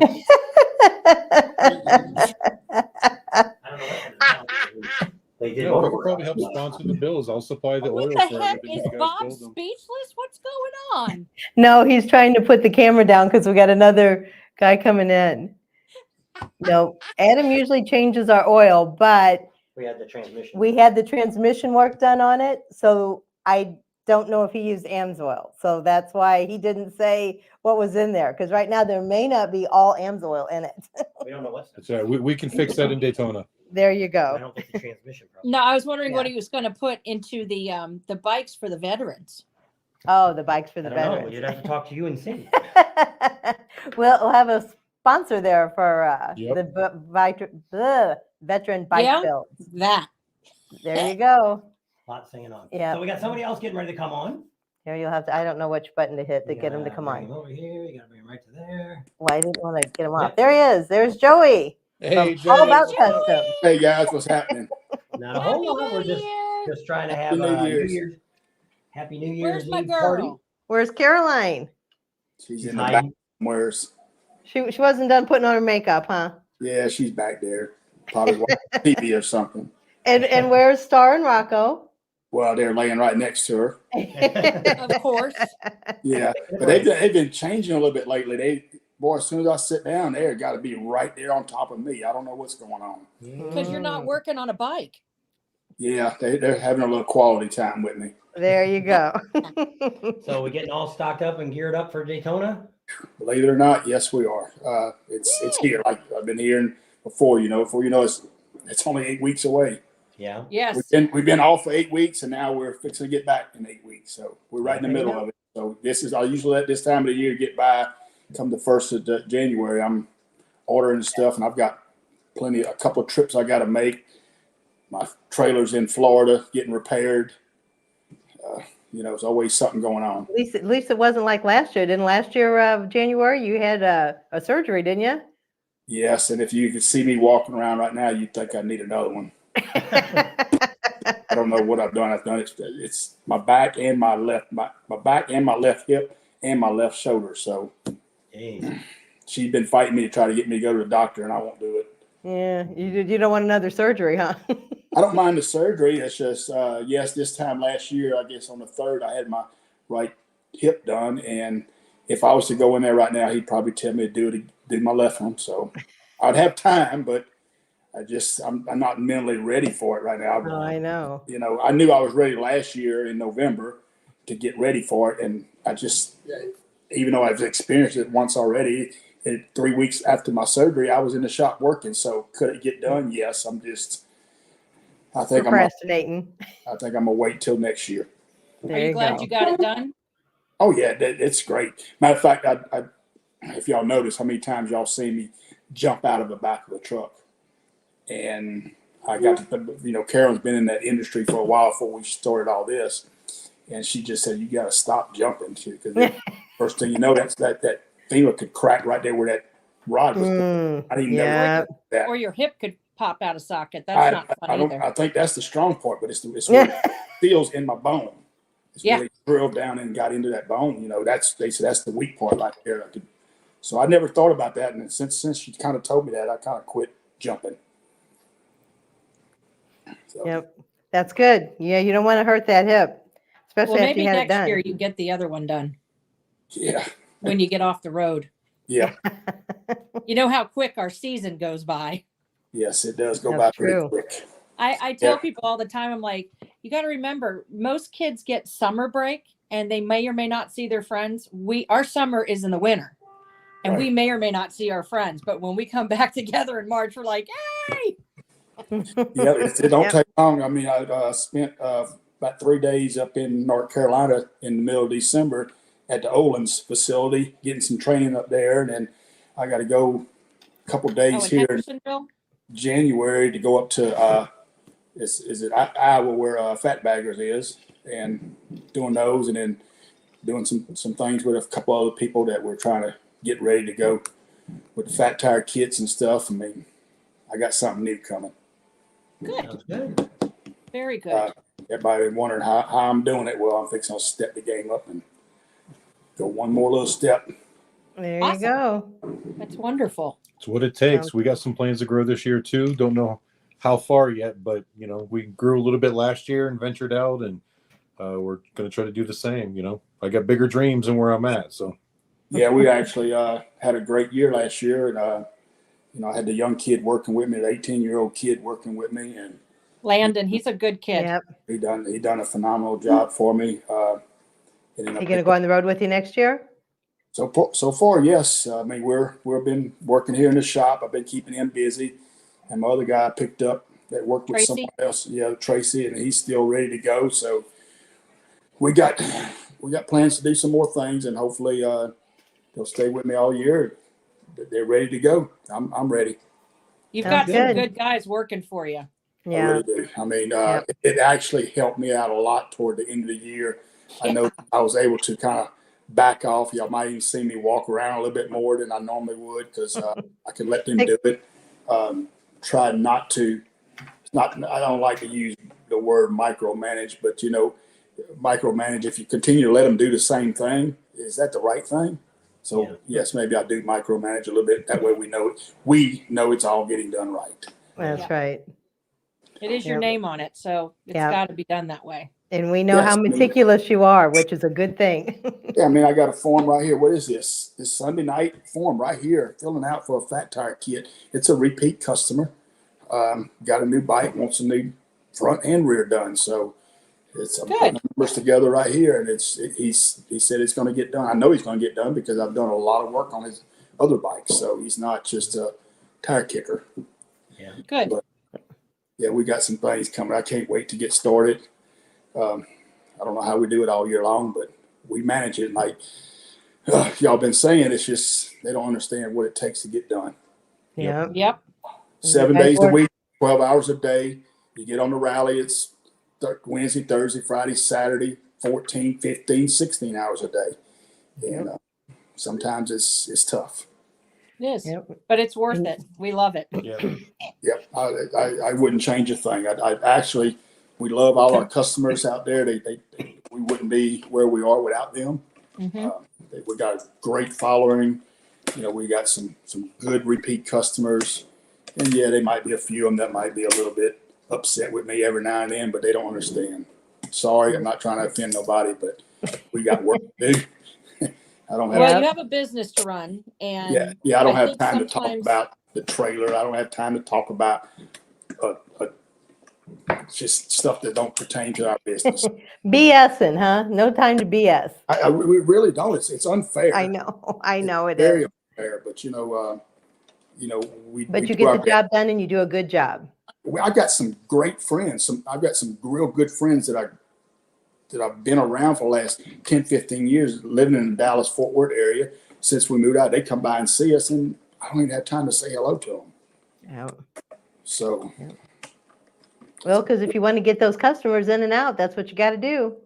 That's what we got to do. I try to tell the customers, 99% of them understand when we're busy as we are, that when you walked up and I took the time away to talk to you right there, I was taking the time away from the bike that I was working on. So when your bike gets in the bay, don't be offended when I stop and talk to somebody else, even though you've been waiting. And we run a pretty tight schedule. We're pretty good. Every now and then things happen, something goes wrong, and you cannot help it. Everybody on the circuit experiences it. Yeah. And for the most part, Murphy's Law. When something goes wrong, we got a good group of people that we can always lean on and ask about. I can go ask somebody else something. Somebody else can come ask us something. And we usually can help out and get that person out of the bind for that moment. Because, you never know when you open up a handlebar, you don't know what you're getting into. 99% of the time when you open up that front fairing, you can kind of see what somebody else has already been into. Right, Adam? Yeah, Joey, that's one of those things that, I try to tell a lot of people that don't understand. One of my favorite things about what we do for a living is that second family. And, your business is not my business and my business is not your business, but we work together. And I can't tell you how many times I come over and borrow tools from you, and you've come over and borrowed tools from me, and we help each other out whenever we need it. And it just, that camaraderie goes for a lot of us. And it's something that the people coming to the rallies don't always understand, but you get it, we get it. But it's a whole nother family life behind the scenes, all these people that we've become friends with over the years. We've seen people with looks on their faces like, isn't that your competitor? And I'm like, yeah. And they're like, but you're giving them tools. And I'm like, Listen, we're all friends out here. We are with each other more than we are our families, and we have to support each other. Yes. You know, that's how this works. You know, and that was one of the cool things hopefully that when we it'll roll started over to other doing this. Mm-hmm. Yeah, so that was one of the cool things when we started doing this, seeing you guys all interact with each other, you know, and it's like, you know, it was almost not that we were afraid, but it was like, okay, we're going to talk to them and we don't want to offend anybody because we're talking. And then you guys are all like in each other's booth and helping each other. And it's like, it's a It one great big literally family. it's as fluid as water. It doesn't seem weird to us because we all just, this is how it's always been. This is how we were taught when we came on the circuit. You know, you help people out, they help you out. You never know. But we're with the same group of people all the time. Right. So you just make sure to take care of those people. Yeah, you already had Ben in there, which was right ahead of us. We're constantly helping them. Hell, last year when Ben was sick, what he done? Oh, he ended up with his appendix. I think. Somewheres where I went down there and tried to help out. Leesburg. It was in Leesburg. He had to go to the hospital to take it out right then. His younger nephew set the tents and stuff up. A little while later, they were having a problem with a plug or something. I went down there and I think I had some plugs. I went down there and helped. And we were really to the point where, it was a cable on a bike. We were really to the point to where I was fixing to take the cable off of one of their bikes and put it on the customer so we could help them out. Because if you don't have it, you don't have it. And they don't realize, just go to Harley right there. No, they don't have it neither. We have a lot of times we have more stuff than they do. Yeah. Oh, I know. It is. And I know, I think before, I know that Harley has come out a few times to you guys to get stuff to work on bikes that they're in there working on. Because you guys have more parts than they do. It's crazy. Yep, sure do. I don't mind helping them either because sometimes we need their help. And there's very few times we go to some of those dealerships where I say we, all of us are not, we're all welcome, but otherwise they wouldn't have us there. But, you know, example, Wisconsin Harley, it took me a couple of years before I can get the mechanics and the service managers to even talk to us. But then last year and the year before, they needed stuff. Guess where they came? Yeah. And all of a sudden at the end of the rally, a master tech finally comes out there and shakes my hand. Thank you, man. Thank you. No problem. But whatever you need, I can help you out if I have it. I'll be glad to help you. You know, it's the same ways, you know. Yeah. Well, you guys are great, and we wanted to thank you for coming on. Tell Caroline we said hi, and you just go shake your head. Put your hat You on. don't have a mic on or what? He's changing all the lights around and stuff, so mood lighting. You just can't sit still, can you, Bob? No, he cannot. Nope. Got lots of things to do. Places to be. I believe after this, I'm gonna be sitting still. I think I might be fixing to go to bed myself. There you go. Sounds good. Lay down and watch whatever's gonna happen on TV. Yeah, and let the dog sit on your fireworks. You know, fireworks. I don't understand fireworks. I don't. Oh, I love fireworks. Fireworks too much. I can hear them now. They're right down here. Yeah, I was in where was we at? Oh, in Little Sturgis, Kentucky, a couple years back, and they wanted to shoot fireworks. They were literally 15, 20 feet from my awning. And I said, no! Y'all, we've asked y'all to shut it down. Y'all won't shut it down. Guess what they ended up doing? Paying for a whole brand new awning of mine. There you go. You play, you pay, right? Yep. That's what they wanted to do.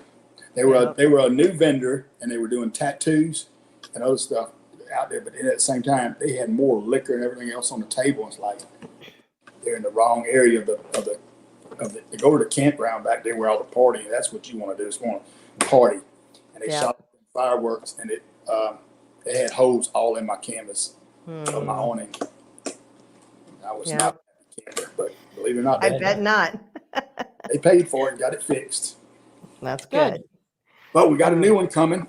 We got another new one coming, and we got a big Olin's coming too on my big 48. Oh, cool. So it'll be a little different.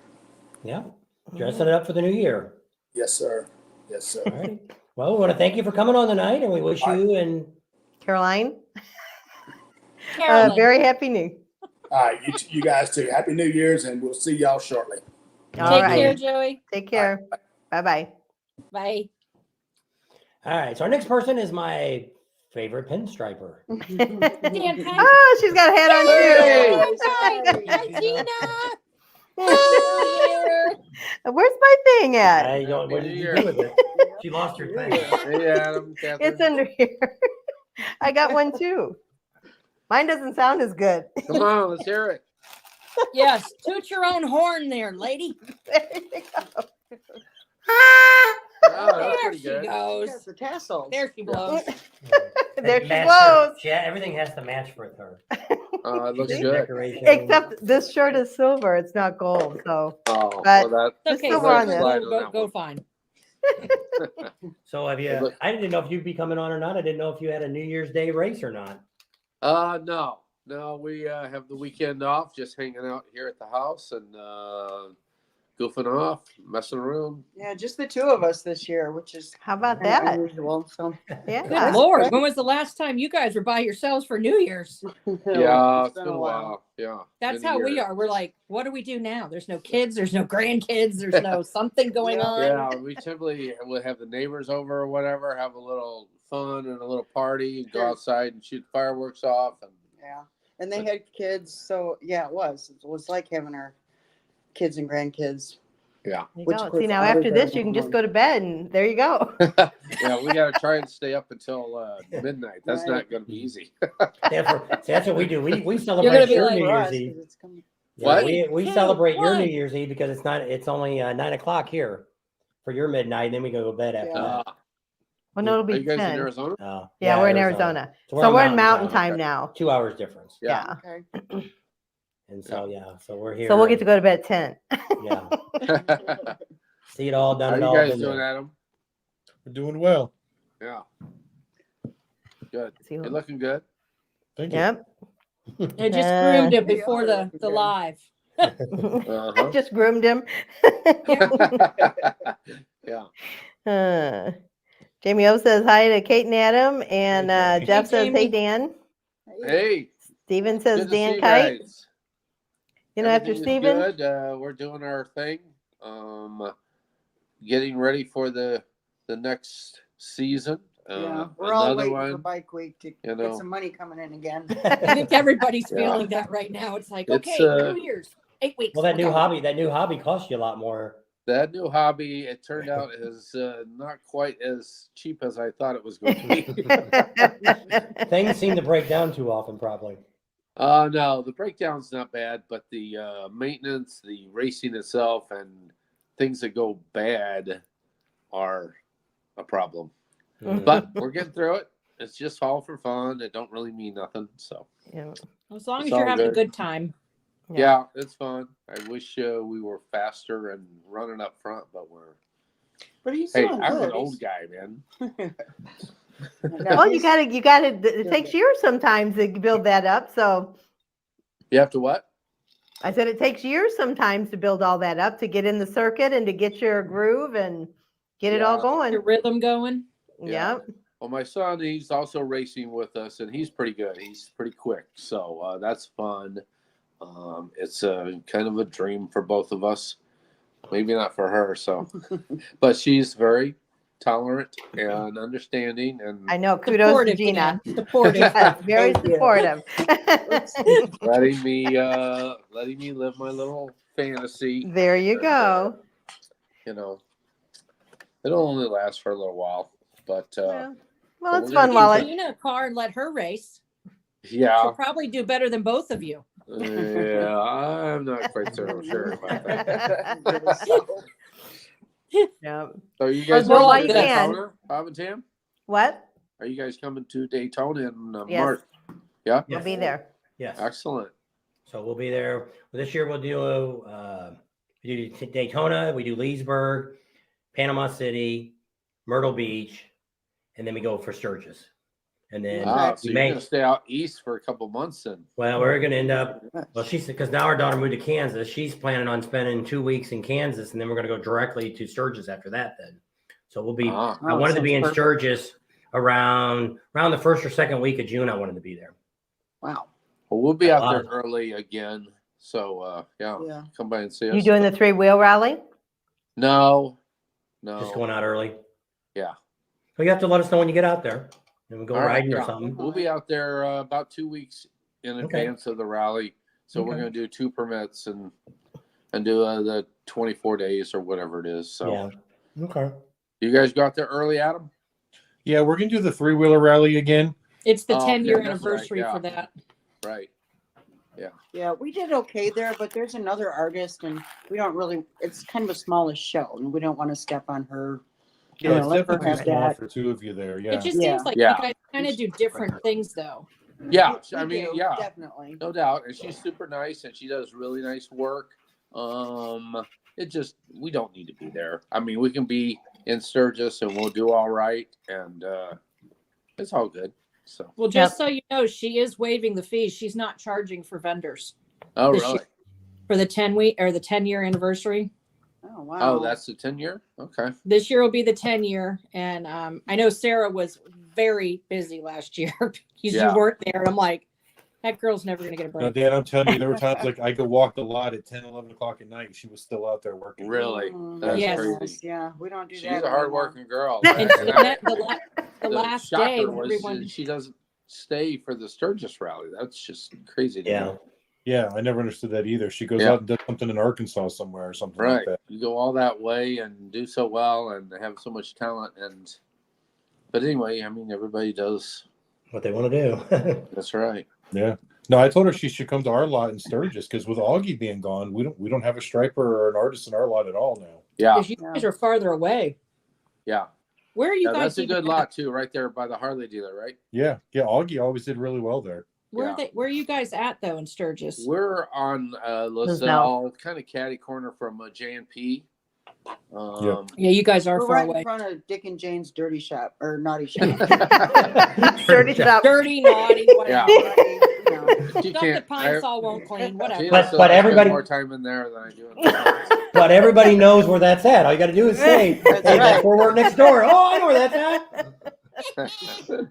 Yeah. That's funny. Anyway, yeah. But anyway, it's a good spot. Yeah, we're happy there. So That's good. And, yeah, they let us stay on the lot and got with hookups and everything. So that's kind of That's important to us. Yeah. That's good.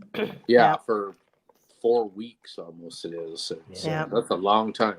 Yeah, and that's good, especially if you get to camp there. So yeah, that saves Yeah. a lot of money.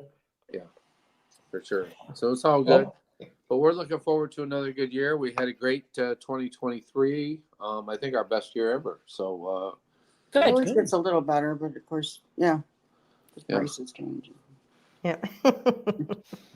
but we're close to cutting way back. Yeah. We're within a couple of years of cutting back to 10 or 12 shows. So We're thinking, we keep saying we want to go to the, like you were saying, Leesburg, Panama, Myrtle, Yeah. and then maybe coming home. We're 4 hours away from our house. We can come home, not do Yeah. anything until Sturgis, basically. Yeah, that's nice. Whereas Now, what do You we guys do? don't do Laconia, right? What's that? Well, that's you guys one- don't do Laconia, right? No, we do. We do, We yeah. do. We have done it for the past 10 or 12 years. That's a long haul. Said that last year was going to be our last one, and I'm not sure I'm going to stick to that. But But after Where the are you hunt, guys know, at after a out there? major? we're at the Harley dealer in Meredith. Okay. That's right. Yeah. And last year was the 100th, and lots of times the next one after an anniversary is kind of a dud anyway. Yeah. So, Well, it's But- Gotta wait. I've been really disappointed in Laconia throughout the years. The 100th was good. It's and I planned on the 100th being my last year, but we've actually significantly grown each year the last couple of years. I know part of it's because of 100th, and I'm not thinking we're going to do as well this year as we did this past year, but I still think I got to give it that opportunity to see if there's still growth there from the prior year. You know, where are you at, Adam? out at the Speedway. Oh, you're with Chase? Yeah, yeah. Okay. Yeah. We did that. I think a couple times with Chase out there, and that's a really nice venue for sure. Yeah. Business wise, we didn't do as well. We're really happy at the Harley dealer. It's expensive, but it's a really good lot. So Yeah, we didn't do well there at first either, but you know, it was kind of a new venue, and a lot of people didn't know about it, and now it's becoming more and more popular. Yeah, and I think they're actually finally getting some marketing in with the official Laconia people now that they know the thing's going out there. And my thought is that this year, or this coming year, I should say, because the lobster pound is no more, Oh, that really? all those vendors have got to be displaced someplace. There's 19 What, vendors. why is it no more? They're building 'Cause condos they're gonna, there. yeah. Oh, They really? gave I they didn't bought know it 2 that. years ago. They gave them 2 years, the 99th and the 100th, and then they said after that they were leveling it off and building condos So there. multi-million kidding. dollar condos, and then across the street, they're doing a parking lot or something over there for. So there's no the vendors condos. across the street either? I think that, yeah, the water park and the lobster pound are both gone, but the guy's trying to Holy bring back cow. the drive-in? drive-in, but I don't know. But that's Yeah. really unlevel ground. I can't work in there. I don't know if you ever driven back there, but that place is a nightmare. Yeah, there's very. So I think a lot of there's those not a vendors lot of are coming level out to the ground speedway. in Laconia Yeah. for sure. That's like saying there's level ground out in Sturgis, right? Yeah, it's worse, by far worse. Yeah. So I'm hoping that more of those vendors will come out to the speedway, make the speedway a bigger, better venue, which could benefit us all. Oh, absolutely. I'm see hoping that so. I as don't a know. huge plus for you guys. Yeah. Yeah, I was talking to Chase about it like 2 days ago, and he's hoping that that's what's going to turn out as well. So. Oh wow, I'll be darned. Yep. All right, well that's news. Yep. Mm-hmm. But Yeah, I wasn't even sure if it was going to happen or not. So it's like, Well, because sometimes, event coordinators may have a contract for a certain period of time, and they have to turn around and negotiate or whatever. I know, like for us, Amsoil is going to be there. Their contract runs until 2024, I think believe. so. I know Jim contacted me the other day asking where we're going to be so we can start promoting for us. So. Yep. Okay. Yeah. So. All right. Excellent. Well, we want to thank you guys for coming on, and wish you a very happy new year, and we'll see you down in Daytona. Thank couple you, Bob months. and Tam. Yeah, We thank love all you you. guys. Come All and righty. see Love us. you guys too. It was good to see you. Happy We'll New see you Year. soon. We'll see you in a Happy New few Year. weeks. All right. Bye-bye. Bye. All righty. So we're backing up now. We got a couple other ones. Here's one of our favorite person that if she would just open up again, we'd be really happy. We would. There's Margaret. Hey, Happy New Year. Happy New to you Year. too. Are you actually in the United States or what? We're actually in the United States. We're actually 12 miles south to Sturgis, Oh, okay. Yep, right you're up back in home, Van huh? Anker Canyon. And there you We're go. back home. Yeah. We had our boys home, and they are packing up to leave at 4 a.m. tomorrow morning. So it's a bit crazy this evening. I bet it is. Well, we always wanted to have you come on and say hello and see if you got anything going on maybe next year for Sturgis, or you're still going to keep it low keyed. Well, we appreciate being included very much. We miss doing the Pasta Corral. It was a labor of love, and every customer was special. We hope to bring it back to life, but it won't be this year. Okay. Our sons would like to take over, and when they feel the time is right, they'll do it. Oh, there you go. Now, That'd be they still great. in Utah? No, actually, they're both in Oklahoma. Oh, okay. I was Older son thinking Eric Utah. is in Oklahoma City, and Corey is in Tulsa. Okay. A little There bit you go. further south. No, And no wedding they- bells? Well, yes, there kind of are. It's not official yet. Oh, Our okay. younger son Corey asked his girlfriend's father if he could have her hand in marriage, and he very enthusiastically said yes. So now we're looking forward to seeing the actual ring on her finger. Maybe New Year's proposal, huh? Well, yeah, I doubt it. They're going to be driving 14 hours home tomorrow, so I don't think that'll happen. Yeah, but well, But that's cool. We've done a few improvements at the Pasta Corral where we used to board it up in the winter. We actually have put in roll-up garage doors to make it more easily accessible.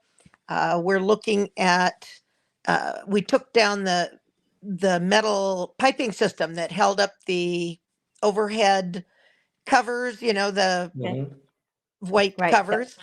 And Yeah. they're looking at something more permanent as a covering for the corral, but still keeping it outdoors. Oh, cool. That'd be Sounds very neat. nice. Okay, I can't wait. And yeah, But of course you'll be supervising them all, right?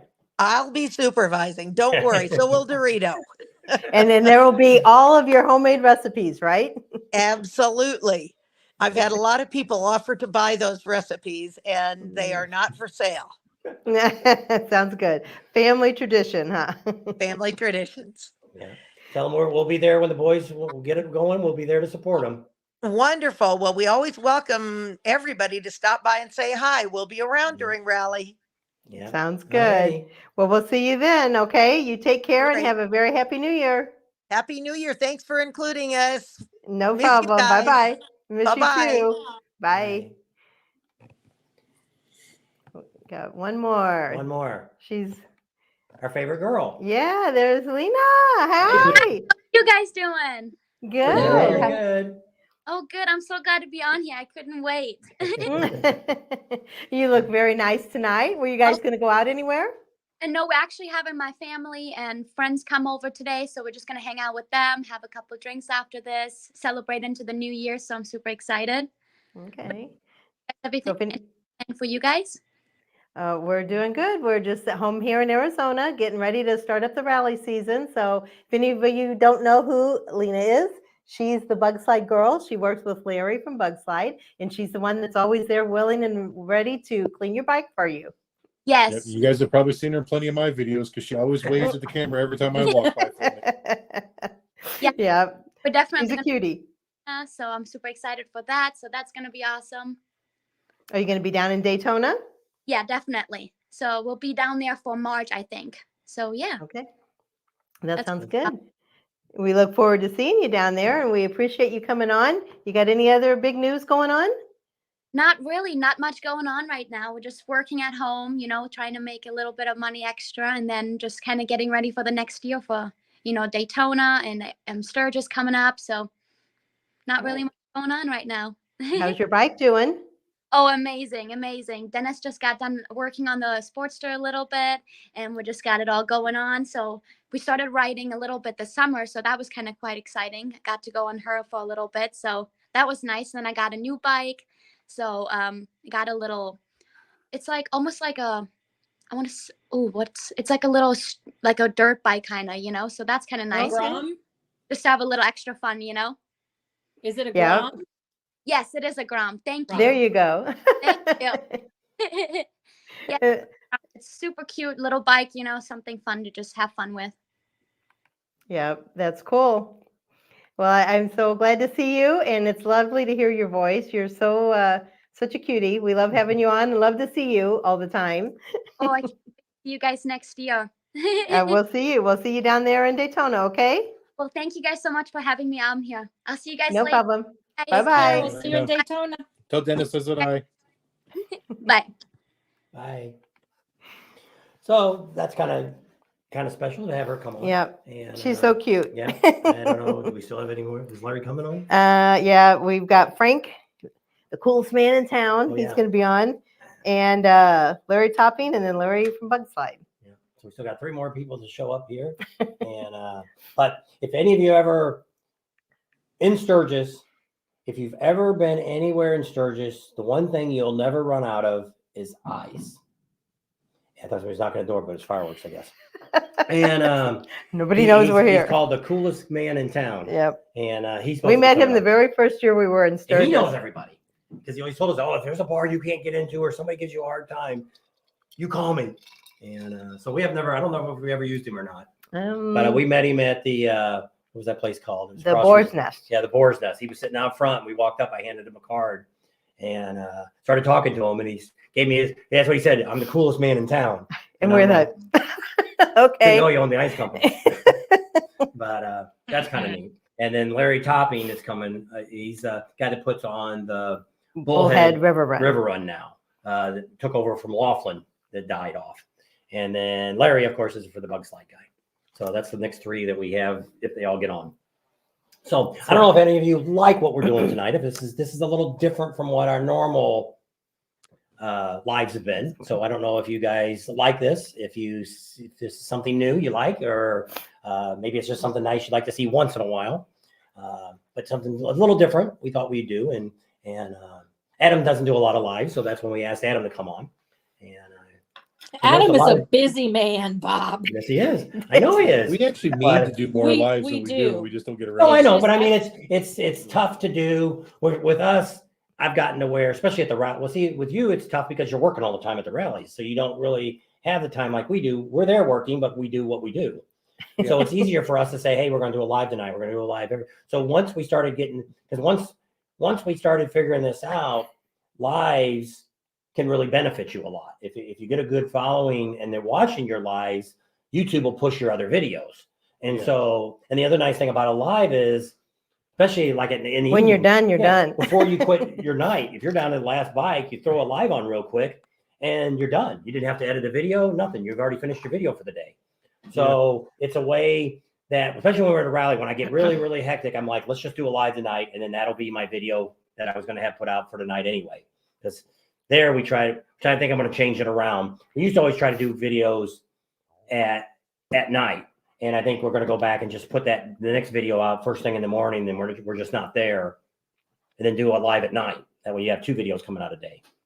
But it's the game we play with YouTube. And yes, you don't have to explain it to them. Well, I know, but it's everybody else that sits out here learning it. We did the one live walk around while we were in Ocean City, and a lot of people really liked that one. For some reason, it wasn't suitable for monetization, but and we didn't curse or nothing in it. I didn't focus on any girls. I don't know what it was, but YouTube's on me for that. But speaking of which, if you don't mind me taking a shameless plug, and we'll let everybody know that the Patreon channel that I've created is called Bikes and Babes, and it actually goes live tomorrow. Okay. January 1st. Right now, I've got a video scheduled to release every Monday for the next 6 weeks, and I still got a bunch more I'm editing that I'm going to kind of throw in there in between as well. With what's up there right now were like the uncut versions of videos that were unsuitable that I had to re-edit to make them suitable. So there is a little bit of repeat footage there, but you're going to see the whole footage before I had to water it down. And then I've got quite a bit of other stuff that I've saved that I knew YouTube wouldn't allow on there. So I'm going to start working all that stuff in there as well. But as of tomorrow, it goes live. It's actually been live for like a week, but I haven't announced it. This is the official announcement. There I haven't you even go. mentioned it on my channel yet. So there'll be, like, if they go to your page, one of your videos, like your last video, is there a link in there for them to find it? I haven't put links on any of the previous videos yet, but links going as of tomorrow, I'll start putting links in there.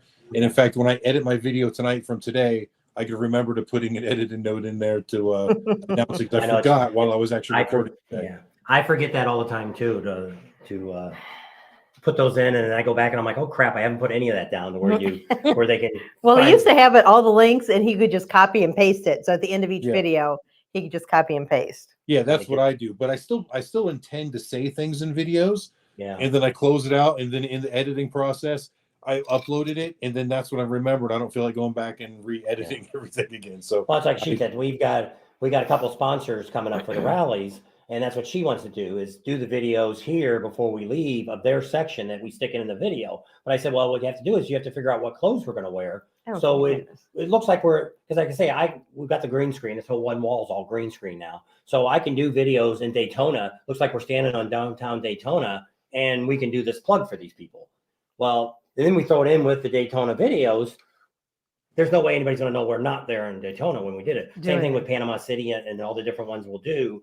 We'll already have it pre-scheduled here. But I said the idea would be to try to figure out the clothes we wear, to where then if you've seen us in the same clothes, you you know what we should wear? Just our Bob and Tam shirts, and then nobody's going to really say anything. Exactly. Keep it simple, silly. Yes.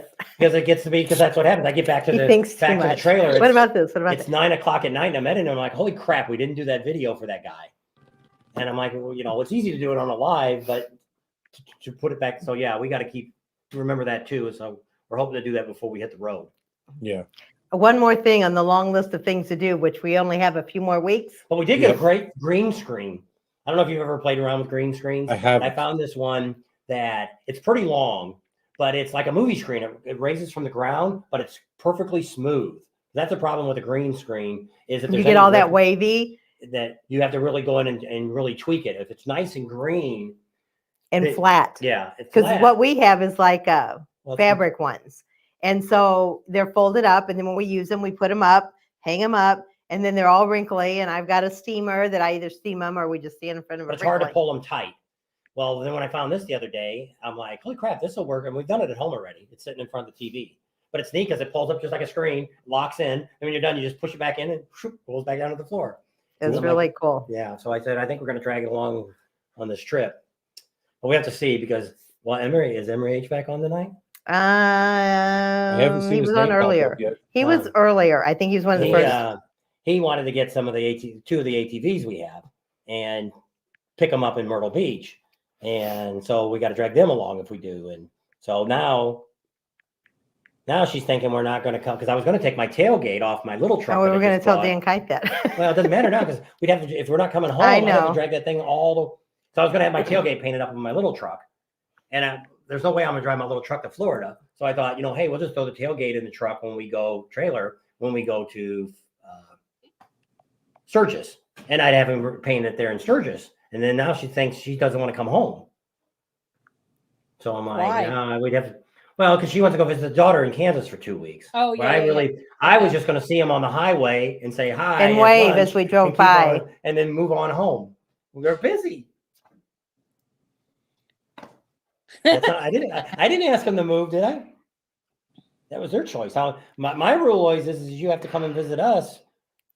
So we already went and seen them. They haven't come and see us yet. That's hard to do when you have children with all the different schedules that No, your grandsons have. They could have came out during Christmas here, but my son-in-law didn't want to come because he only gets 2 weeks of vacation now, and he wants to go deer hunting. He wants to go. They just went this weekend down to see one of his buddies that he used to work with in California. Went down there and no, that's in January. Who's the guy they met here then? They went with Ryan, his cousin, and those two kids. Well, same thing. They still went around and did a bunch of stuff. They could have came back for everyone what they paid for motels down there. Hey, Danny and Lori's on. Kids problems. So moving on. So anyway, that's why we probably aren't going to be back until She thinks she's going to stay there a week or two in Kansas, and then instead of coming home and driving 3 days up, we could just drive 3 days up from Kansas and be in Sturgis.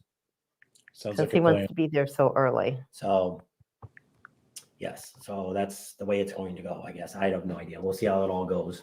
Depends on how it'll everything all else work goes. out, Bob. A lot of things. And so then that would be, we wouldn't take the golf cart with us if we take the ATVs with us. So I got to get them running. That's where the lifts. After I get my bike off, I'm going to put them on there, get them all fixed up. Should be not a whole lot of work to them. The gas tanks, I squeezed off the rubber lines on them. And so if the gas is still good, I ran them out of the carburetors. They should fire right up with new batteries. And if they run, then I just change the oil, clean them up, and then we're ready to go. So some more projects for me to get done. And then the boat, I got to get all the upholstery done on that because we want to sell that next spring when we're gone. Then we have more room in the garage. Yep. One more thing out. Yeah. So lots and lots and lots of things. How many people got on? I don't know. It doesn't say. It's at the top up there. 43. We're losing some. Yeah, we're losing. We were up to 64. We're not as exciting as we were earlier. Monkey Man's taking everybody away from. Probably. Well, maybe he might have came on the first hour before you. I don't know. Didn't see him. He might have. He was supposed to have Cycle Source magazine. I think who he had was supposed to be on his channel. I don't really know anybody from Cycle Source. You know anybody from Cycle Source magazine? Chip writes for them. He our used tech. to. It isn't anymore. I've met them, but I don't know them all that well. Or he used to, I guess. But yeah, he used to write for them quite a bit. Oh, did he? And so I was like, I don't really know anybody. I looked at Thunder Press and none of those people. I've never really all those. I don't really know any of those people. Full Throttle. Yeah, A magazine too, don't now. Yeah, they got a. Yeah. Somebody, Moto said he knows somebody down there in Florida that's got some sort of magazine. They He didn't said come on tonight either, did he? no, I didn't see him. He said he could. He said, "Well, I'll get you an interview and they'll put you in the magazine." And we're like, I don't no, didn't know the magazine. I didn't know who it was, but I'm sure Right. it would have been fine. But he's down there in by Miami. Welcome to Miami. No Gonna say, thanks. That's what Been people there always tell a us. few times. They're like, Not what it's all cracked up to be. The only thing I liked about Miami, because when I drive, I like to use my horn, and everybody, me. It was right in my element. They do that in New Jersey too. Do they? They use the horn and the New finger. Jersey? Both of them. At the same time? Yes. It's like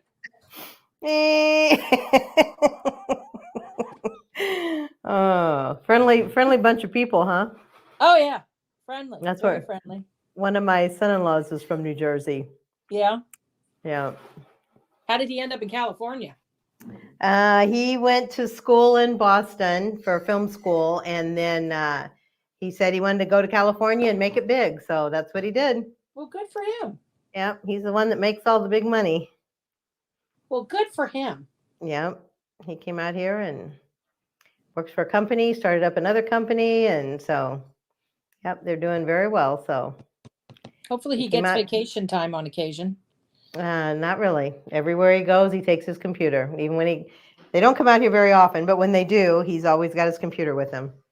Gotcha. They do get to go on vacation a lot, but it's usually because of his job. They go to Spain and Hawaii and Ireland and all those different places. Now you think you're going to make you a drink? Yep. Watch out. Bob's going to make his drink.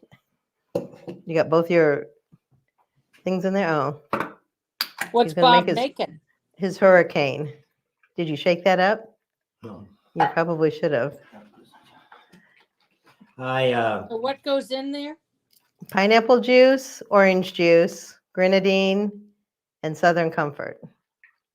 Goodness. Oh, Southern And, Comfort.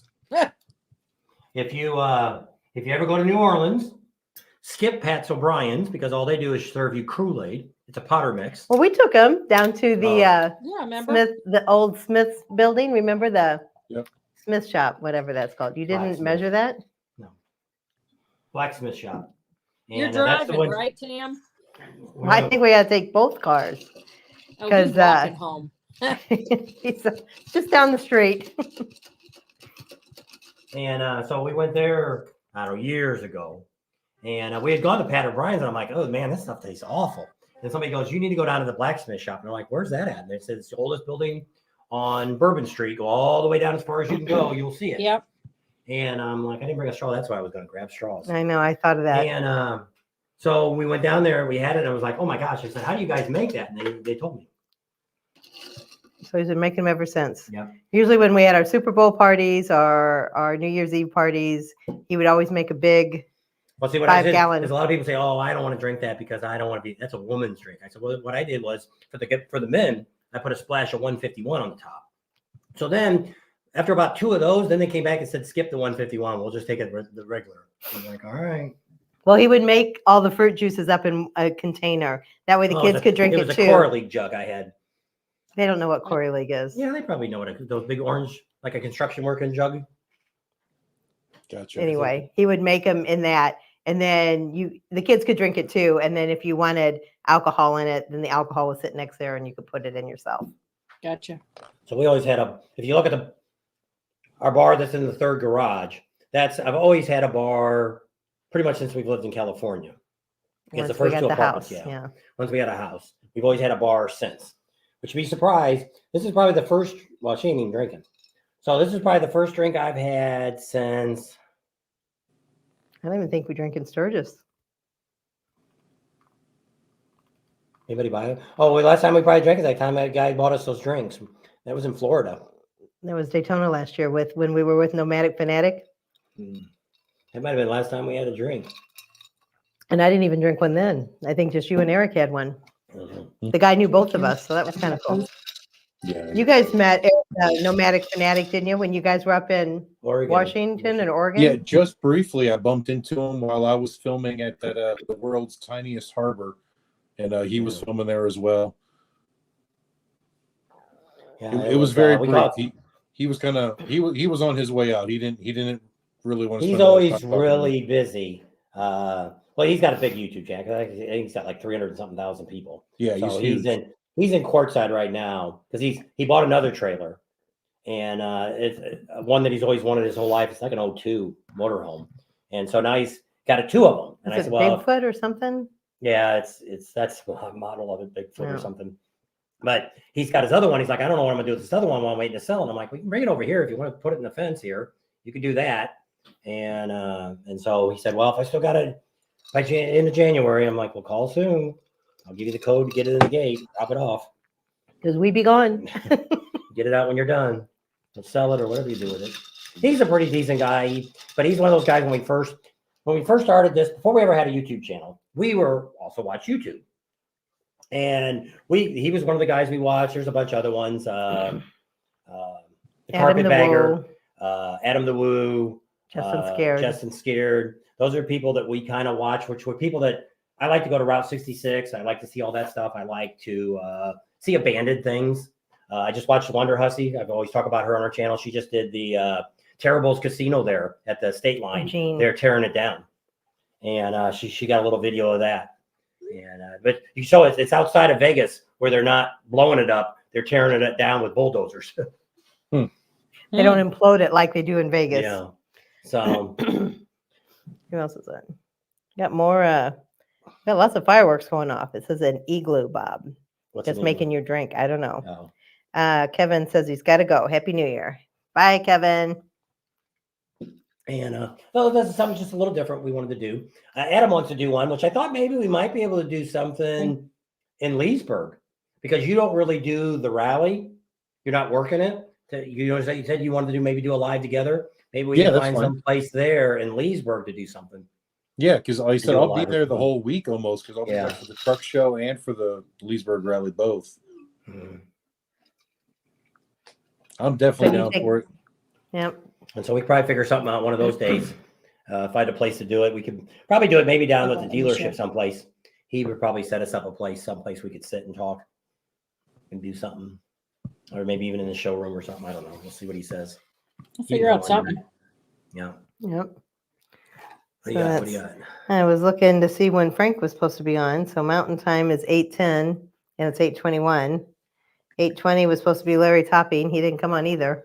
I may not have any more people. They're all partying. And then Larry from Bug Slide. He might be on. He's the last one, I guess. So pretty exciting. So what do you guys got planned for tomorrow?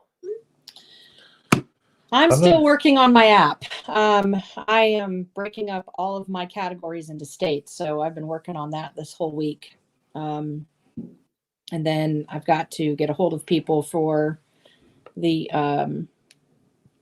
whatchamacallit, the one in Columbia, find out information about that and see if there's any more I can do before then. Because I need advertisers and sponsors, and I still need to get it out there so people know that the app is available, so they can utilize it, because there's still people who don't know about it. Yeah. There are a lot of both of our subscribers that do, because you guys and us have similar subscribers. So there are people that do know about it already. I did a $500 giveaway for Christmas. So it happened to be one of our subscribers. Oh, that's cool. We did what's called a jot form. So when you downloaded the app, you signed up to win the $500, and it was just numbered. And so I just picked a number, and I didn't know who it was. And it was funny because Adam goes, "I'm pretty sure this is one of our subscribers." That's awesome. So we got that out to them, and I know that Adam's working in the shop. I know he's got stuff he's got to do on the motorcycle. A lot. We have we've done a lot here in the house. We bought windows back in January. I think I told you this. We bought windows back in January. Well, when we got off the road, he got everything put in. And I think I was telling you that was the day that the foam exploded and he had it all over his beard. And I'm like, oh my God, save the beard. Because that stuff is, how spray foam I know. is. Yeah. And all I had was like hair oil. I need hair oil. And I just grabbed it and I'm like combing it through, trying to get it out of his face. Because I'm like, you can't shave the beard. Somebody will think you're a thumb or something. I don't know. Or whatever it is. That one subscriber goes, "He's not much to look at." I'm like, hey, yes, he is. So, he's mine to look at, huh? That's right, damn it. So he's done that. And unfortunately, before, we went to Daytona, the washer and dryer went out. So when we got home, we had to replace that. And then the refrigerator. No, it's just we went through the cruise. Yeah. Right, and then the refrigerator went out in the last week. Yeah, I had to buy a new refrigerator a couple days ago. Unplanned expenses. Yes. Yeah. Isn't that the way it always goes? You think, we're finally a little ahead this month, and then we're gonna do this to the house this winter. Then $4,000 of appliances that I didn't want to buy. Yes. Yep. And you're kind I of just know. sitting there going, I mean, it's a nice fridge. Don't get me wrong. I just didn't want to buy one right now. yeah, but when you wake And up all that and stuff's your not cheap freezer anymore. is thawed, you're like, ah, crap. Yep. So, I know. you have to take care of that. And, just mostly spending time with the grandkids. That's the biggest thing, is just being able to spend time with them because, we were gone a lot more this year than we have ever been. Yeah, with the cruises and everything. Yeah, going from, coast to coast and going all over the place. It was fun. It was a lot. And apparently just 5 minutes ago, while we were on the live, we got confirmation of our next cruise. Uh-oh, when is that going to be? I know. It'll be next December. I had to call Cindy, and Cindy and Wes from Rider Styles, but she is a cruise agent, so a travel agent. So I called her and I said, or I sent her a text. I said, some friends, have drug issues. They might be alcoholics. I think I have a cruise addiction. Now, have you ever been on a cruise before? Oh yeah. Oh yeah. I've never never been. On a cruise been. before. Oh my gosh. Do you want to go with us? We're going next December. I don't know. See, I always wanted to go and I always thought it would really be cool. And then I don't know if you remember, this was probably in the late 80s, early 90s. I had a friend that they were out on a ship and she was like 8 months pregnant and they lost power on the ship. They had no toilets. They had no food. They were out there for like 2 days. Mm-hmm. And she was 8 months pregnant and she came back and she's like, I will never go on another cruise again. That kind of did me in. See, and then that's extremely unlikely. Yeah, they would have airlifted her out if something had happened because they do have helipads on these cruise ships and they're huge. So just don't get pregnant between now and then and it won't be a problem. There you go. No more. Yes, John. Lots of spoiling of the grandbabies. Yes, I know. But now they're all so far away from me. Yeah, so I guess the ship that we booked this time is the Sun Princess. It's a brand new ship. In fact, no one has even sailed on it yet as of this point. It does its inaugural sailing in February in the but it's over in the Mediterranean. So the Mediterranean cruise season ends, so then it will come down to Florida and sail out of Fort Lauderdale starting for the winter. in November or early December. So we'll be on one of those first cruises out of there from it. So it's a brand new ship and it's built different than any other ship they've ever done before. So they were showing stuff on the TV when we were on the cruise, the Princess cruise we just got off of. You've ever heard of the guy Adam and Jamie who do Mythbusters? Well, he did a bunch of different little mini shows. It's really cool behind the scenes stuff. Yeah, that kind of thing. But like this has I don't know how to describe this. Adam probably could do it better than I can. But like they were talking about how they're shooting air into the water to make it more aerodynamic to help with fuel. But they're also, they have, thrusters that they can alternate and stuff like that. They can change the pitch of the blades on the thrusters. It's a really advanced ship, which I think is around. Just cool. And they can even take the propellers and they can turn them 360. Wow. So there's nothing, this is like the hugest ship that's ever been built in Italy. And it has so many new things on it that most ships don't have. Yeah, it's not the biggest ship in the world. It's the biggest ship ever built in Italy. Yeah. Royal Caribbean is introducing a ship that actually starts sailing next month also. Yeah. Called Icon of the Seas. And it's the biggest cruise ship ever built. Yeah. Ever. And it's an amazing looking ship. But it's a party ship. It's got all the water slides and crazy stuff on it that we're not going to go do. And stuff like that just attracts children and people that want to be loud and obnoxious. So I don't know that I want to do it. Either the ship looks cool. I don't know that I want to do that. I don't know if he would ever do a cruise either because you know how he can't sit still. And when we go somewhere, it's got to be to do. That's what they say. But if he knew he couldn't leave that ship, I think he would just freak out. Yeah, but the ship is huge. The ship is massive. Like you don't even realize you're moving. It's like saying that you can't leave a town. You know what I mean? Well, he's like that too. He wants to leave the state. Yep. All right, I got a couple of super chats we want to say real quick. We got TCB82 starting us off with the new year with the $10 super chat. We appreciate that. Thank you. And LifeMap33 is giving us $40. He wants to know about the new equipment. If you watched earlier, maybe I'll spin it around since he's paid money. We got a You new better lift for the quit, shop. Bob. We got a new lift for the shop. Thanks, John.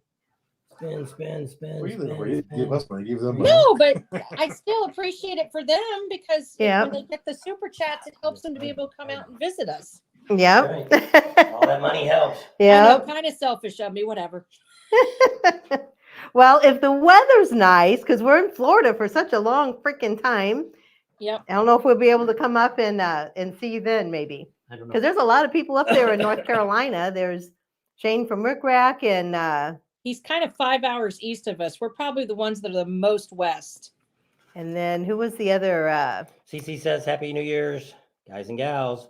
Oh, this is the same thing I was talking about when you said that biggest ship's going to come out, the biggest ever going to be built. Yeah. That's the same thing they said about the Titanic. I know. And Steven brought that back up again, the Titanic, because it was the biggest ship that ever could be sunk. We're supposed to be the most up to date, the most perfect, the most whatever ship. Yeah, but looking at the Titanic compared to the ships nowadays, Oh, well, yeah, but yeah, there's no difference. But I mean, you look at, there's not very many icebergs floating around the Caribbean anyways, so. Not really. But there's that Bermuda Triangle if you get stuck in the middle of that thing. Oh, people go there all the time on cruises and come in and out of it all the time. Cruise ships are amazingly safe. I mean, if you look statistically, I mean, I remember a couple of years ago that one Italian ship, whatever, ran aground and there was some issue, but like a cruise ship hasn't sank in I don't know how long. I'd have to look it up, but it's like. Well, there was one I saw in Italy, but it just kind of ran ashore and kind of tipped. Yeah. It didn't sink. All right, we got another guest coming on. But it's probably safer than you driving to the grocery store. Probably. Yep, probably. I always say more people die in a bathtub, right? Oh my! And this is the guy that is makes Hewlett run, I think.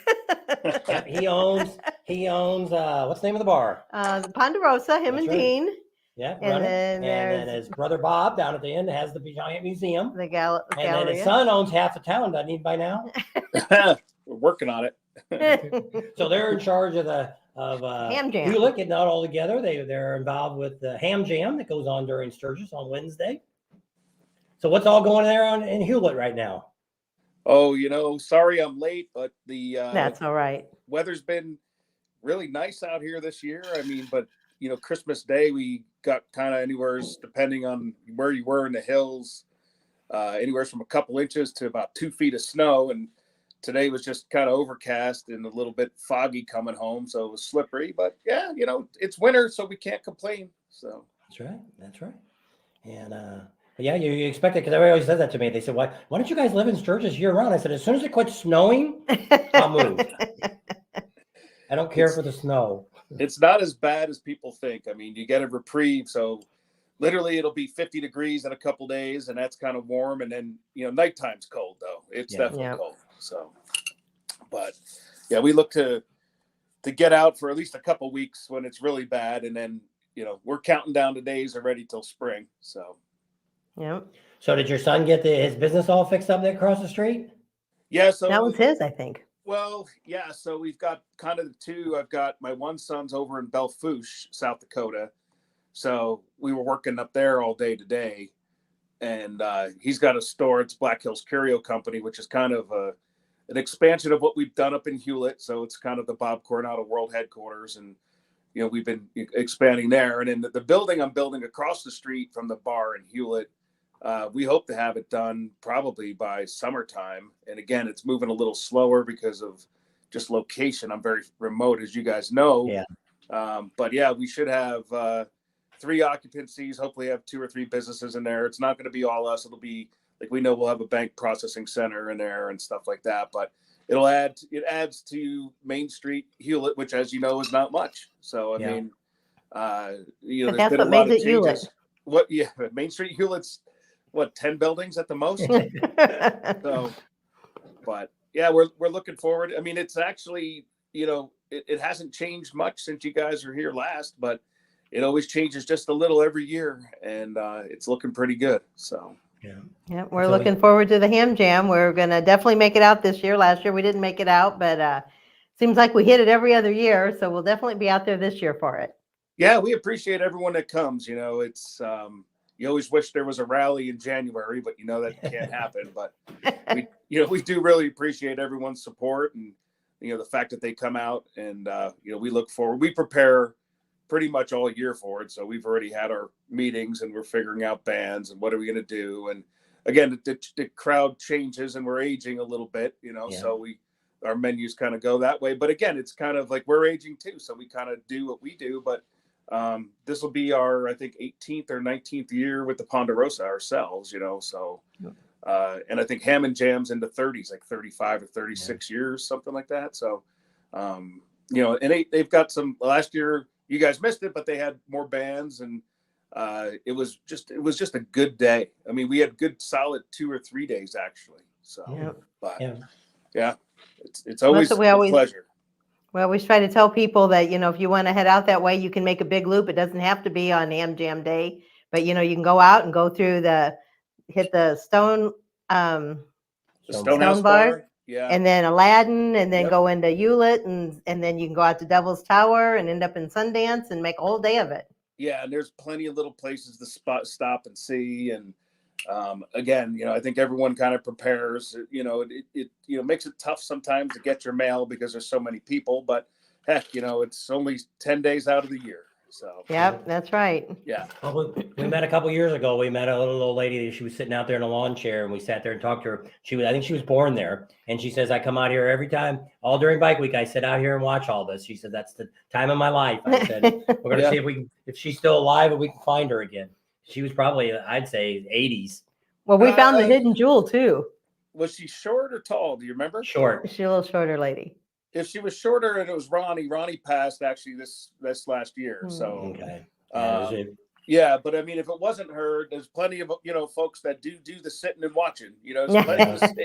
So Well, it's just nice to see local people that are glad that the rally's there. They're there to watch it. They're there to embrace it. They're not. There's so many. When we talked about that earlier today, Myrtle Beach, Daytona. There's so many of these rallies you go to that they don't want you there really. They don't want the big bad bikers, and they think the worst. And where I always talk about Sturgis, that every one of these little towns always welcome us to come out and spend our money and have a good time. Yeah. Well, the biker group is very generous as a whole. And it's, like we'd rather have 100,000 bikers than 100 cowboys, but I'd rather have 100 cowboys than 10 golfers. Golfing is kind of funky, but but I'd take anybody in January out there. I love them all just as equally. So yeah. Sounds good. So just let them know Hewlett's open year round, 365 days a year. Oh, we're here every day, and well, actually, Dean's closed. He's resting. Tonight's I told him, I told you guys to text me. He goes, make sure you thank everybody. I'm like, I will. He's kind of. Well, usually we got him a couple years ago. I think he said 2 words. I don't know. I said, "Are you ready?" And he's like, "Were you gonna say anything?" That's all we got him. Well, that's what he said. He goes, "They contacted the right person." So, but my younger brother's in Arizona, so he's the smart one of us. But again, it's an honor to be here, and an honor you guys even reached out. We really appreciate you guys too. So. Well, thanks. So we appreciate you, and can't wait to see you in Sturgis or Hewlett this year. Sorry, I was late again. So that's all right. It's okay. We had some people that couldn't make it, and some people that could. So whatever works for you. Well, thanks for having me on. Happy New Year to everybody, and we'll catch you next year. Sounds good. Thanks. Okay. Bye-bye. Bye now. So if any of you haven't been to Hewlett, they actually they actually have a ranch out there. One of their kids had a business they bought in town and fixed it all up while he was still in high school. But they own the Ponderosa, which is a bar and a restaurant there. Hi, Shauna. They have that, and then all the way at the end where the coffin sits up against the bar of the building. It's a gallery. That's Bob's Gallery. Go in there. There's actually the tomahawk that killed Colonel Custer. Not Custer. What's the town in? Cody. No, the town that's in. I know it's in Wyoming. Cody. Is it Cody? Casper? Yeah. Casper. That's it. Casper. Colonel Casper was killed by this tomahawk, and they got all these things that he's found all over the area. And the guy's an artist. You should see. He painted so much stuff. When you see some of the stuff he's got he's got a couple things that he painted. The original painting is in the Smithsonian Institution. In Washington, D.C. And he's got one he made it painted after. I've never seen anybody paint that like this guy does. Doesn't charge anything to get in his little museum. And if you want to leave a donation, it's great. He's got a few things he sells, but they're all a bunch of great guys. And Where's this at? this is in Hewlett. But it's if you were coming from Aladdin or coming from Sturgis, you would come in. Once you come around the turn, you make a right onto the main drag, and the Ponderosa is about a block down on the right, and then at the very end of the street before you turn again is where the museum's at. And then about 10 miles down the road is Devil's Tower. Yeah. Gotcha. So you guys don't get out. No, you see all we're this. working. You see all this as you travel. As you're getting there, as you're going there, you see Devil's Tower. Devil's Tower all the way. You keep getting closer and closer to it, like just over that hill. Well, it's a lot farther than that. We got another super chat from Jeff. Oh, thank you, boy. Jeff. Thank you. Appreciate that. We're doing pretty good. Super chats. For only 40 people on. Yeah, we appreciate all that. And but yeah, super chats all help out on these slow months like this where it's kind of slow and not a lot going on. So they do definitely help out and get ready for rally season. I almost thought my truck was going to have trouble. I thought my oil was leaking in my truck, and then ended up the gas tank was leaking. And I thought, I'm just going to drive it. Maybe I overfilled it, and that's what I did. I must have had too much gas in it. Drove it home and back and somewhere else, and came back, and now it's not leaking. Went down to Sam's and came back. Because on the highway, well, I put a 55-gallon tank on my truck. I think so. So that way it gets. But I guess when we travel, we put the gas in it. I think it's just leaking out of the vent because it doesn't pour out, just a little spot. So at least I didn't have to do that. I still got to air all the tires up on the trailer. Got to adjust all the brakes. Got to get all those adjusted. I got to clean the trailer. I still haven't cleaned the trailer all out. Get your butt in gear. That's next I am week. not touching Goliath until I have to touch Goliath. Oh, and even then, I may look at my daughter and go, "You want to make some money?" You got another one. Another super chat. She ain't got a glass on, so she can't read. The Thomas Family Farms. Give a super chat too. Thank you. Appreciate it. And must be our special guest we have on. Could be. We haven't had. I think this is kind of fun, and I don't think it should be just for like New Year's or whatever, but I think it would be fun to have different people on there that you could pop in for lives and have them, interview them about maybe what specials they have or what's upcoming. Well, whatever. We were doing it for a while, and then one time somebody took over the channel. Oh, it's Shauna. They went and just talked the whole time. We couldn't hardly even get a word edgewise. Well, it ended up being I kept losing the viewers. It was one of my worst videos at that time for a live, and I was like, I can't figure out why. Well, when I went back and watched it, I'm like, oh, this guy talked the whole time. They weren't here to watch him. They were there to watch us. So that's where you've got to watch. Because sometimes I go like Professional Monkey.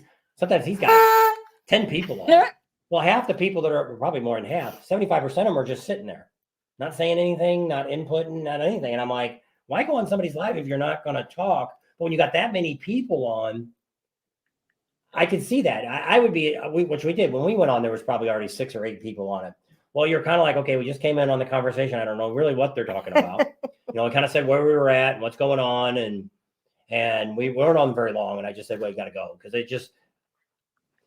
I guess if you wanted to be on a channel, I think I'd want to be on longer. I'd want to be on right away because I'd want to know what's going on. What are they talking about? Because a lot of these guys that are on some of these channels, they're more, I don't know what they are. More, I don't know if they want to call them like, not really bike builders, but more into bikes than just chatting. Now you ever watch Droop? No, I've never watched him. I know he's commented on some of my stuff, but I don't actually. He doesn't have very many subscribers, but he's a big live guy. He likes to do lives all the time. And he's had a few now, getting a few more people watching him. But he doesn't really have a topic. He's kind of like Seinfeld. It's a show about nothing. Yeah, he just gets on and wants to talk and chat, and he likes to have people. He got a new bike, and so he talked about that. That's the day I came on and went and talked to him a little bit. But it's just a lot of the channels I look at, I don't know what I don't know. So when we have picked people to come on our channel, like this Larry Topping, he's been on our channel a few times if he comes on yet tonight. And Kiefer.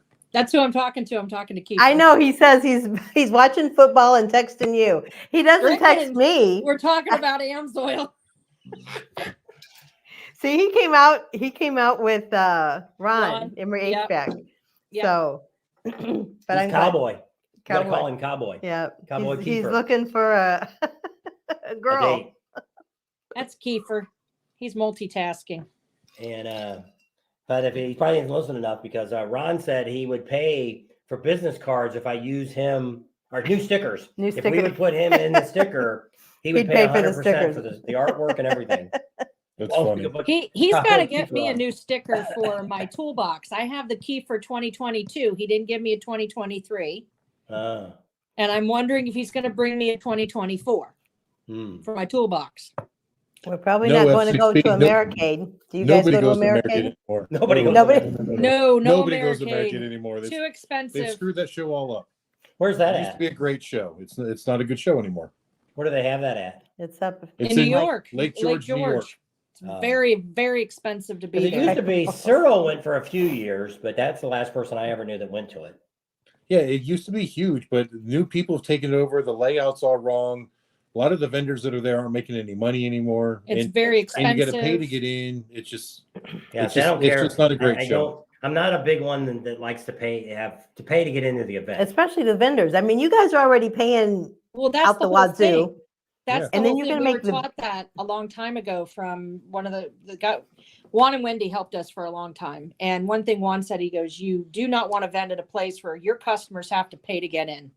Yeah, Because like I it's said, double dipping yeah. by the event coordinator. And It's it's just like if it's Arizona poopy. does that. Arizona does that. Well, a lot of them do it and they say, well, it's because it pays for our concerts. Well, then have the concerts somewhere else. Well, that's what Arizona Bike Week did now. I don't know what they're doing this year, but last year they dropped it down to $12.90 or something to get in per day. It was to see the $75 vendors. a day. But then they chased everybody out at 6 o'clock and you had to buy a different ticket to watch the band come in. And they don't even have, maybe they have Jackal, probably like their headliner. Everybody else is like local bands. So it's like, I don't know who would, I don't know. We haven't I been would doing it in a not long pay time. to go in there. And it's like, well, I look at that as when I walk in. If I'm already going to pay something, then I'm going to come to you and go, dude, I already paid $20 to get in here. What are you going to do for me now? Yeah. And if I was a vendor, I would say, if you're in a place, I think it's because Arizona does that because they're at the, what do they call that? Scottsdale Center? Westworld. Westworld. And Yes. they're paying so much for that. I said, they ought to be able to find a freaking fairground someplace that wouldn't have to charge them a fortune to be in there. Because it's not that you only got a parking lot and you got that area there and that's it. There's not anything, you're not using any of the other property there. Now they got the camping, but they charge you a fortune to camp there. Yeah, and So for a it's vendor, like- it sucks too because they kick the vendors out when they close as well. Yeah. Like vendors aren't allowed to walk in and out of there without showing ID and stuff. That's the other reason why we don't want to be there, because we'd have to go stay in a hotel and we couldn't stay with our rig. And I'm not leaving our rig unattended. Yeah. Yeah. That sucks because, like I say, it's just some of these places. Well, that's what I think happened to most of these West Coast rallies that we've had, because most of them have all gone away. Because I think it's gotten to where that it is. A lot of them wanted to charge you to get in, and then like here at Laughlin, it got to be our Laughlin River Run. They didn't charge you to get in, but they started getting all the stupid people here. People selling recliners, and I'm fine with people selling massage guns, but they don't need to have 10 people. People selling the stupid magnetic bracelets, selling mattresses. Dude, I'm not buying a mattress. You're not even selling an RV mattress. You're selling a house mattress. Or like hundreds of just t-shirt shops. I mean, every other booth was a t-shirt shop. I mean, there was really nothing motorcycle related. Yeah, and all the big trucks have left. That reminds me of the expo that we did, because Adam was walking around and he goes, "So this is a health expo, right?" And I went, "Yeah." And he goes, "Why are the gutter people here?" I know. It doesn't make any sense. Or you go to a bridal show and they got like a funeral home director there. It's like, what? But it's like, Is this part of the ball and chain program package deal? After you say I do, you're going straight here. Yeah, really. Let's see if you still fit. Beginning of the end. But it's like, but it's like when you look at these rallies and stuff, it's like you wonder why. It's like Laconia. When we went down there, that whole main drag downtown there, whatever, Weir Beach is Weir's nothing but Beach. t-shirt place. It's nothing but t-shirts. They're all exactly the same t-shirts and all the same. Probably the same guy owns them all. Yeah. And it's like there's nothing there. They got an arcade there you can play, and then they got the bar at the end of the street. I think Other there's than- an ice cream shop or something in between there somewhere. And I'm like, what a waste of for a motorcycle rally. It's That's what I said. But the thing we also heard, which when you guys were talking about Laconia a while ago, and I didn't want to step in on it, but we had heard from somebody when I was talking about that at the 100th, that they knew the guy that bought the land. And right now, with interest being so high, he's put it all on hold. Oh, okay.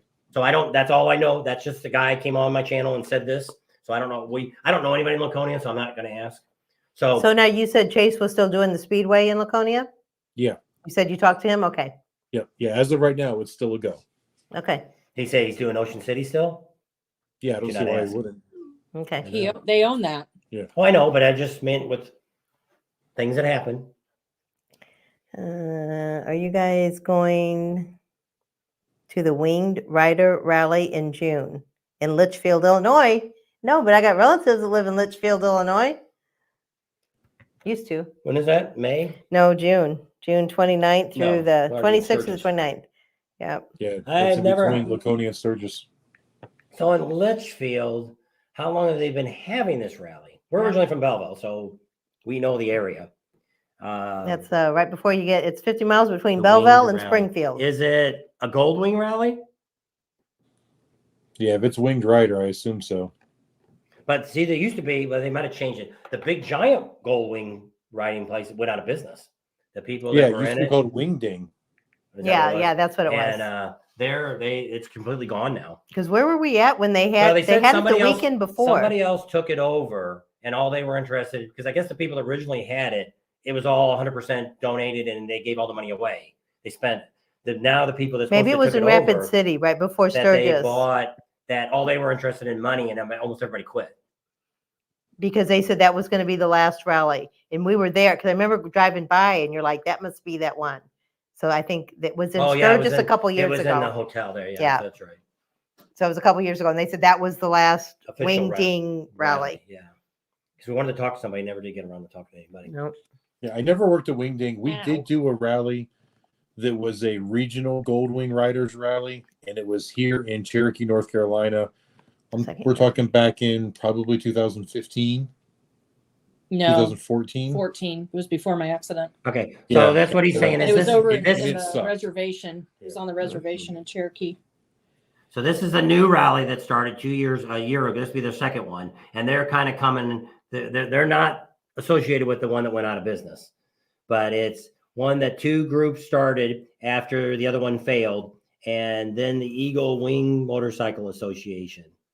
So I guess those are the ones that are together now, and that's who's running this new one in Litchfield. So not at our good time, because I think this rally moves around because it's been the second year.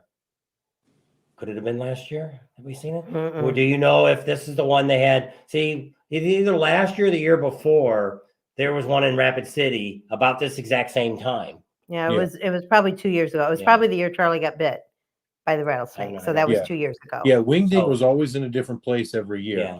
There was always a bunch of small regional rallies that were in different places, but the Wing Ding, which was like the Super Bowl of all of the Gold Wing rallies, it moved. Like one year it was in Montana, another year it was in Minnesota. I mean, it would move over all the time.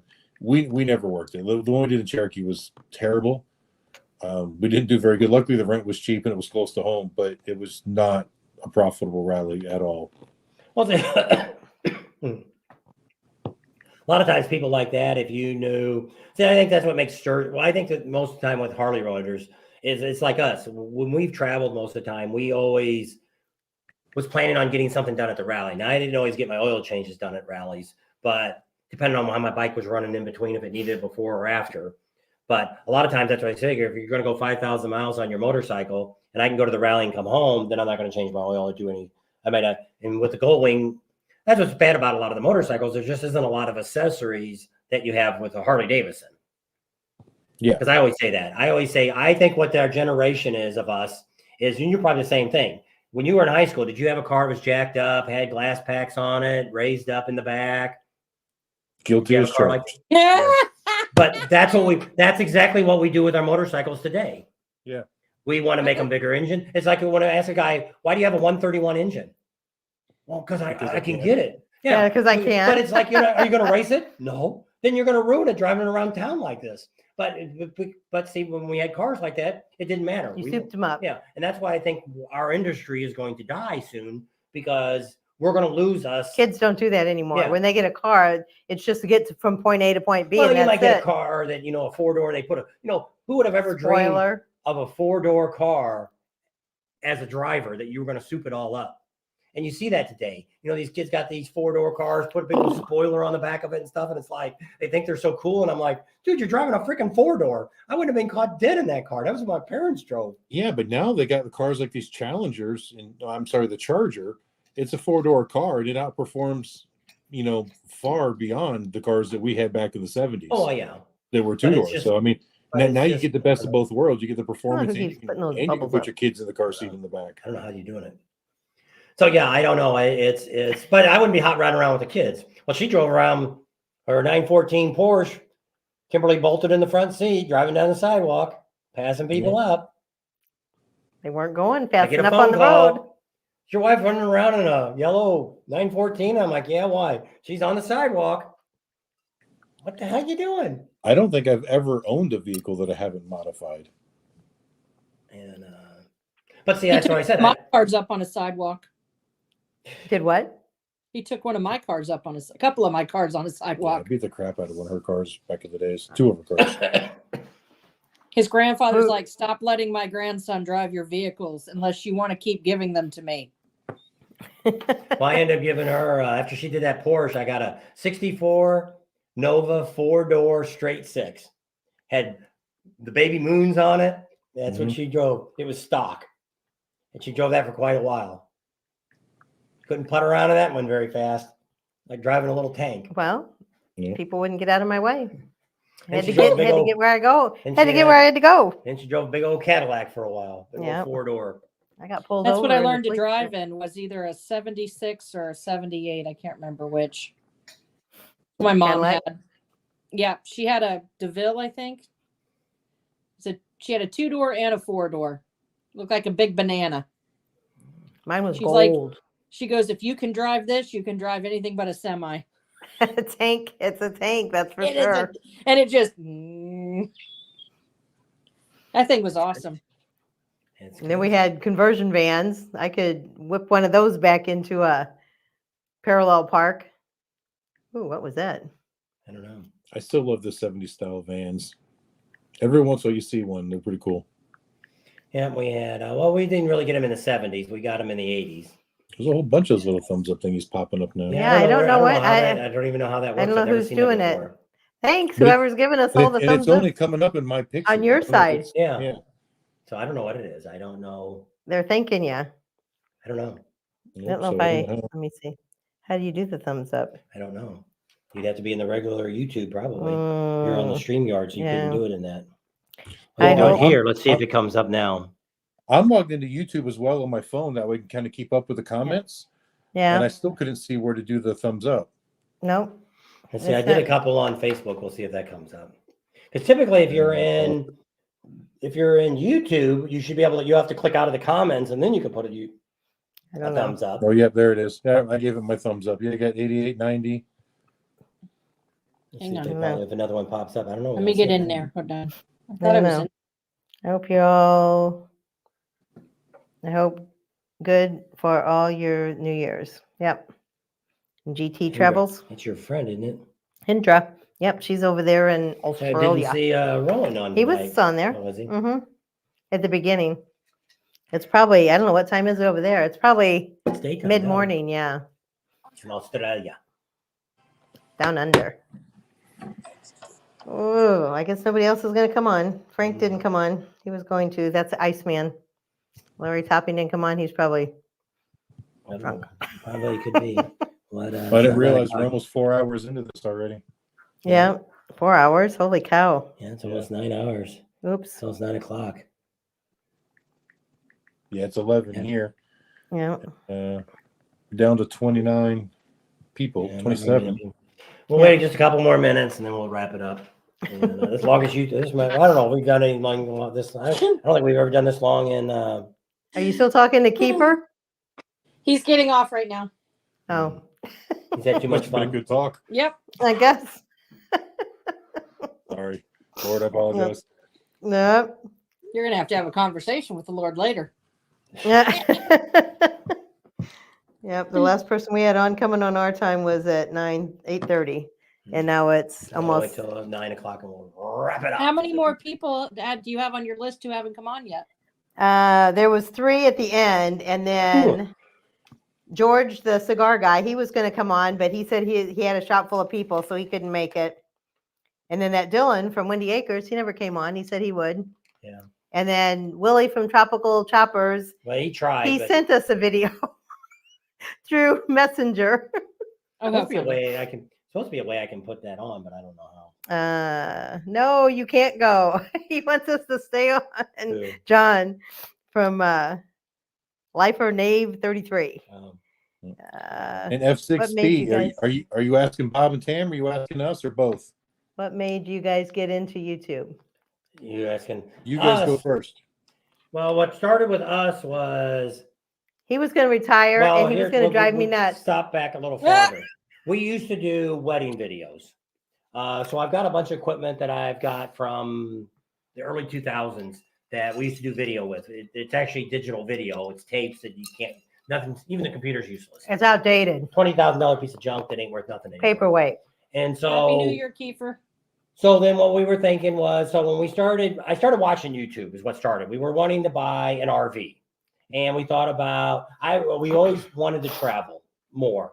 And what we found When we we lived in retired. when we lived in California, we had a lot of people that when she'd go to work, they would say, wow, what did you guys do this weekend? And she'd rattle all this stuff off and they're like, wow. These people, some of the people in California had never worked 40 miles from the beach. Not even that. Never even been to the beach. 10 miles from the beach. Never been to the Pacific Ocean. Lived there their whole life. And well, we've seen that in St. Louis too. People What never the been in the hell? yard. They And live so in a we, box? so we ended up, so we thought, hey, maybe we would start doing like a YouTube channel and we would just let people know where we're at, family, friends. And, that's kind of what we thought we'd do, just document what we do. So that's kind of how it started. We thought, hey, we went to Sturgis in 2019 and we bought our trailer that we have. And we kind of filmed stuff there, but all my footage I lost because I had these cheap ass cameras that said it was recording and there was nothing on I the know. chip. I was filming. He's like, is it still recording? I said, little red lights on, little red lights on. Had like 3 seconds worth of So I footage. didn't look at any of that till we got home because I didn't bring a computer or nothing. So then we thought, okay, let's buy a few cameras, let's buy some stuff. We're gonna go to the RV show in Florida. Tampa, Florida is one of the 2020. Yeah. So we're like, let's go down there and we'll start our channel and we'll talk about as we're going. Well, while we were down there, there's another YouTube couple that was called the Motorhome Experiment that we've been following them, and they were going to have a rendezvous at this campground. It was actually at Sun and Fun, where they teach high school kids how to fly. And they got a big campground there. So we went there with them. When we got done with that, we had a whole 100 subscribers. And that we were on our way. Yeah, that was we got it pretty much in our first. We started. I think my first video came out in 2019 in December, like 19th or 20th. I got a thing a while back saying your anniversary of your 4 years, and so in a month's time we got 100 subscribers, and so we thought, let's go home. So we traveled home. We went through Texas, and we filmed some stuff in Texas, and we kind of kept going. So we already had Sturgis planned for 2020 because we knew we got a trailer now. Where did we stay? It was a Kathmandu or Buffalo Chip we went that year? 2020. Must have been Kathmandu. Okay. So we went to Kathmandu that year. And so that's when we thought, hey, let's start doing videos on the rally. We'll start talking about them. We'll show you great places to go and things like this. We started talking to people. Well, then our channel blew up. So that's what kind of started us doing motorcycle content. Her reason is for me to do this is to keep me busy and not drive her insane. Because I have to. That's the brunt of the story right there. I have to be doing something all the time. I can't. My brother sits on the couch and doesn't move. Doesn't even cut his own grass. His wife cuts it.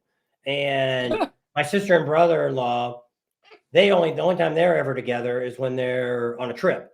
Other than that, he sleeps in the basement and she lives upstairs. So in our case, we're together all the time and we do stuff all the time. Well, we've done that ever since we've been married.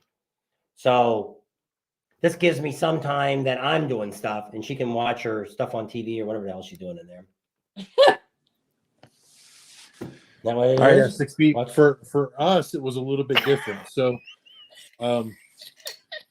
as our motorcycle business we transformed it into doing more rallies than out of our brick and mortar store, and we eventually closed the brick and mortar store down.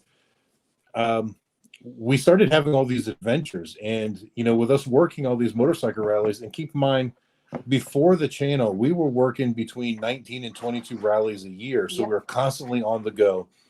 And there was all kinds of things that would happen to us out on the road, vehicle breakdowns or making wrong turns and getting lost and all kinds of crazy stuff. And over the first couple of years, we tell people, just in normal conversation, some of the stories, and people will go, wow, you need your own reality TV show. It sounds like crazy.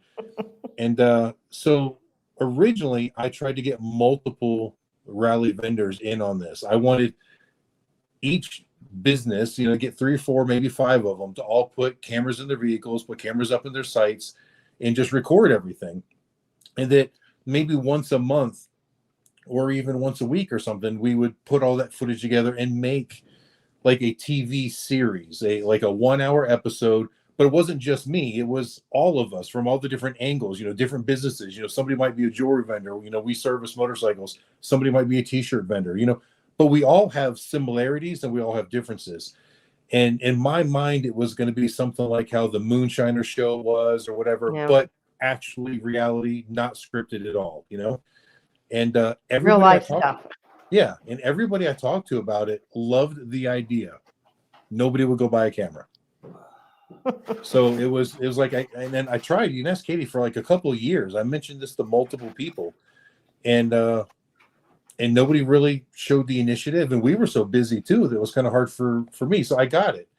Well, then COVID hit. So now it's 2020. We're in Daytona, and things start getting shut down. We come home from Daytona, and all of our rallies start getting canceled one after one. So now we're sitting at home with nothing to do. So we worked Daytona that year. We didn't work our second rally of 2020 until Sturgis. So normally we knocked out 5 or 6 or 7 rallies between then, because we were just going. Yep. And that gave me time to finally say, you know what, I'm going to get some projects done around the house. So I started working on my 4-wheeler, started doing things around here. I was like, you know what, this is where I should probably start recording this stuff. And those early videos are up there, but it still took me months before I actually started the channel. So I started recording stuff, and it was dumb things like doing an oil change in my mom's car, doing an oil change in my daughter's car, stuff like that. And then, fast forward a couple months, we're in Panama City Beach in October of 2020. And that's when this lovely young lady here that you guys are also looking at, Tam, walked up to our booth. And actually, I think I was gone the first time you walked up. You asked Katie if you could come back and do like an interview. And I said, okay. And then we scheduled an interview, and then you didn't show up. Nope. And I was like, well, screw it. If they don't want to talk, I was like, screw it, whatever. And then, anyway, you ended up coming back later, and of course, our friendship has just moved on since then, and blossomed since then. But you guys are actually kind of that motivating factor. I'd already recorded videos and even already had edited some of them and kind of practiced. I wasn't ready to go public. That was 3 years ago, people. Yeah. And then Tam, even though you guys were actually relatively new at that time too, which I didn't realize. Yeah, we weren't that old. Yeah. Yeah. But, and I remember you said, well, can I pick your brain? And we said, and Bob's like, sure, call anytime. Because anybody, we still see people and they're like, can I ask you guys a question? And we're like, sure, we'll help anybody that one's trying to get into it. Yeah. Don't recommend it, because that's the first thing we tell them. If you think you're going to do this to make money, don't do it. No. And see, I never did it to make money. I just thought it would be interesting to show what we go through. And, my YouTube channel has made a little bit of money, not a lot. It has helped our business significantly. So the YouTube channel's definitely made the business more profitable. Right. So, that's where we can help. I run my business first and do YouTube second, but they work hand in hand with each other. So to answer the question in simple forms, it's just because I thought that people would enjoy seeing the lifestyle that we go through with all the traveling around and having to set up and work the rally and so on and so forth. So that's why we started it. Here comes the Mad Dog 2020. I just remember the time where I came up, like I said, it was Panama City or whatever it was. And you came in, and I guess I came up and I was talking to you, and you said, I don't know if I should do a YouTube channel or not. And I'm like, I don't know. there isn't nobody else out here doing vendors at that time. Nobody was really a vendor's view of looking at the rally. And I said, I think you got a good chance of running it. And then we kind of kept pushing him too. And we started doing videos and said the same thing. Hey, check out their channel. Yep. They give you the view, the vendor's view, because it's well, a lot of people will ask us, they'll say, can you help us like you helped Adam and Katie? And it's like, well, we can, but we're not, we saw you at every single venue. Yeah. You know, every time we went somewhere, you were there. So we'd always say, here's Adam, Katie, check out their channel. A lot of people, like, let's say, I'm just going to use Droop as an example, but it wasn't Droop. But Droop would come up and say, help me grow like you did. You helped Adam grow. I said, I can't. And he's like, why can't you? I said, because you're not there. You're not with us every time to where we can walk up and say, hey, here's Adam again today. Let's see what's going on at Adam's. And so it's easy to do that, to have something we're both related by some way. We're both at a rally. And I said, so if you're another vendor or you're a YouTuber and you're going to go to all the rallies, dear Lord, John, then it could be done. Yeah. But that was my go-to. Oh gosh, that brings Boone's back Farm memories. strawberry wine. Drink that crap. I never did. She did. Good stuff, Maynard. Yeah, I've done my best to try to help other YouTubers out as well. I mean, we get a bunch of them now that come up and like introduce themselves while we're at rally. And I don't always grab my phone and put them on camera, but He but I tries try to. I mean, sometimes sometimes I he's covered in oil. Yeah, but well, sometimes it's tough. It's tough to do that because even with us, sometimes somebody will say something, but they don't end up getting on a real clip that I have. So I never go back and look at them.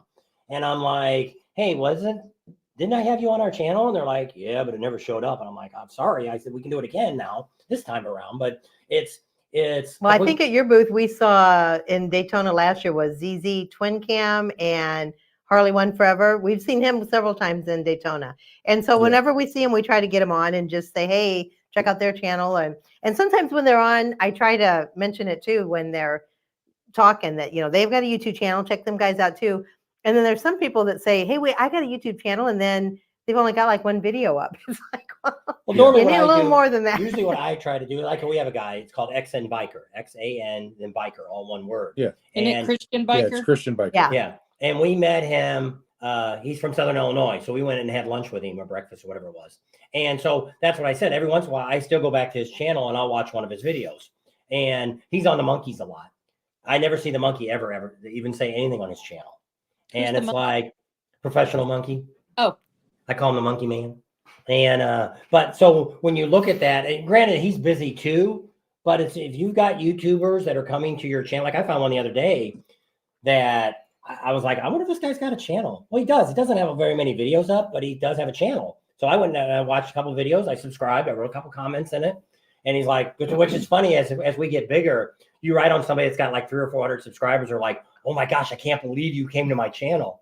And I'm like, well, you know, we're still normal people. Yeah. Well, I always say I'm not that big. I said, you know, I look at like Prime Cut Pro, he's almost at 1 million, you know, and it's his buddy taken also him a long time to get there though. Well, see, he's gotten to the point where he's stagnant. He's doesn't have that next push to get him to that next big crowd. See, Awesome Documentary, now he's gone the other way. He's up to I think almost 800,000 now. So in the last year, he's gained a couple 100,000.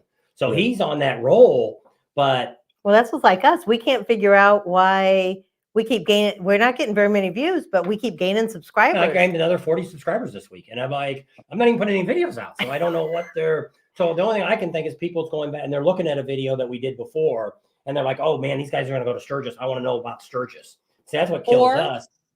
Or it could have come up in their feed and they know about you and they're like, oh yeah, I want to watch their video, but I keep forgetting. And they're like, if I subscribe, it'll bring it back to me where I can watch it. See, that doesn't even work because what happens is where'd you go? Oh, no, there you are. Oh. What ends up happening is it happens with us. She'll say something about somebody we used to watch all the time and like, how come that guy's not popping up on our feed anymore? I didn't get to ring the bell. I'm like, I don't know, maybe he's out of business. I type it in. No, he's there. He just put a video out last week. Well, that's what it is. First, like right now, I watched a bunch of videos about how to put this lift together. And before I started even looking at the instructions. Damn sinus infection. Yeah, drink your alcohol. It'll kill it. That's right. So so now I'm getting all that this morning. I must have 15 of them on my feed, all about all these different lifts. Well, that's what happens. If you click on something, well, that's what happens. If They you, think, oh, you want to know all it's about like that. So we'll yours. give you all these. I'm on your tips. bell, and they don't know. They don't Ring recommend me my to, bell. to watch your video. So Yeah. that's like I think Adam put something Ring my out, bell. and so I look at it and I'm like, oh, okay, he did have something out, but it's just because people will say that all the time. Neil does it all the time because Neil always misses our lives that we come on. He says, I don't see it. I don't understand why they don't tell me. Then I've got some people will say, I got notified for this video 3 days ago after it's already over. Like they'll get notified Wednesday that this live was coming on. And they click on it like Neil thinks, he clicks on it and he thinks we're live.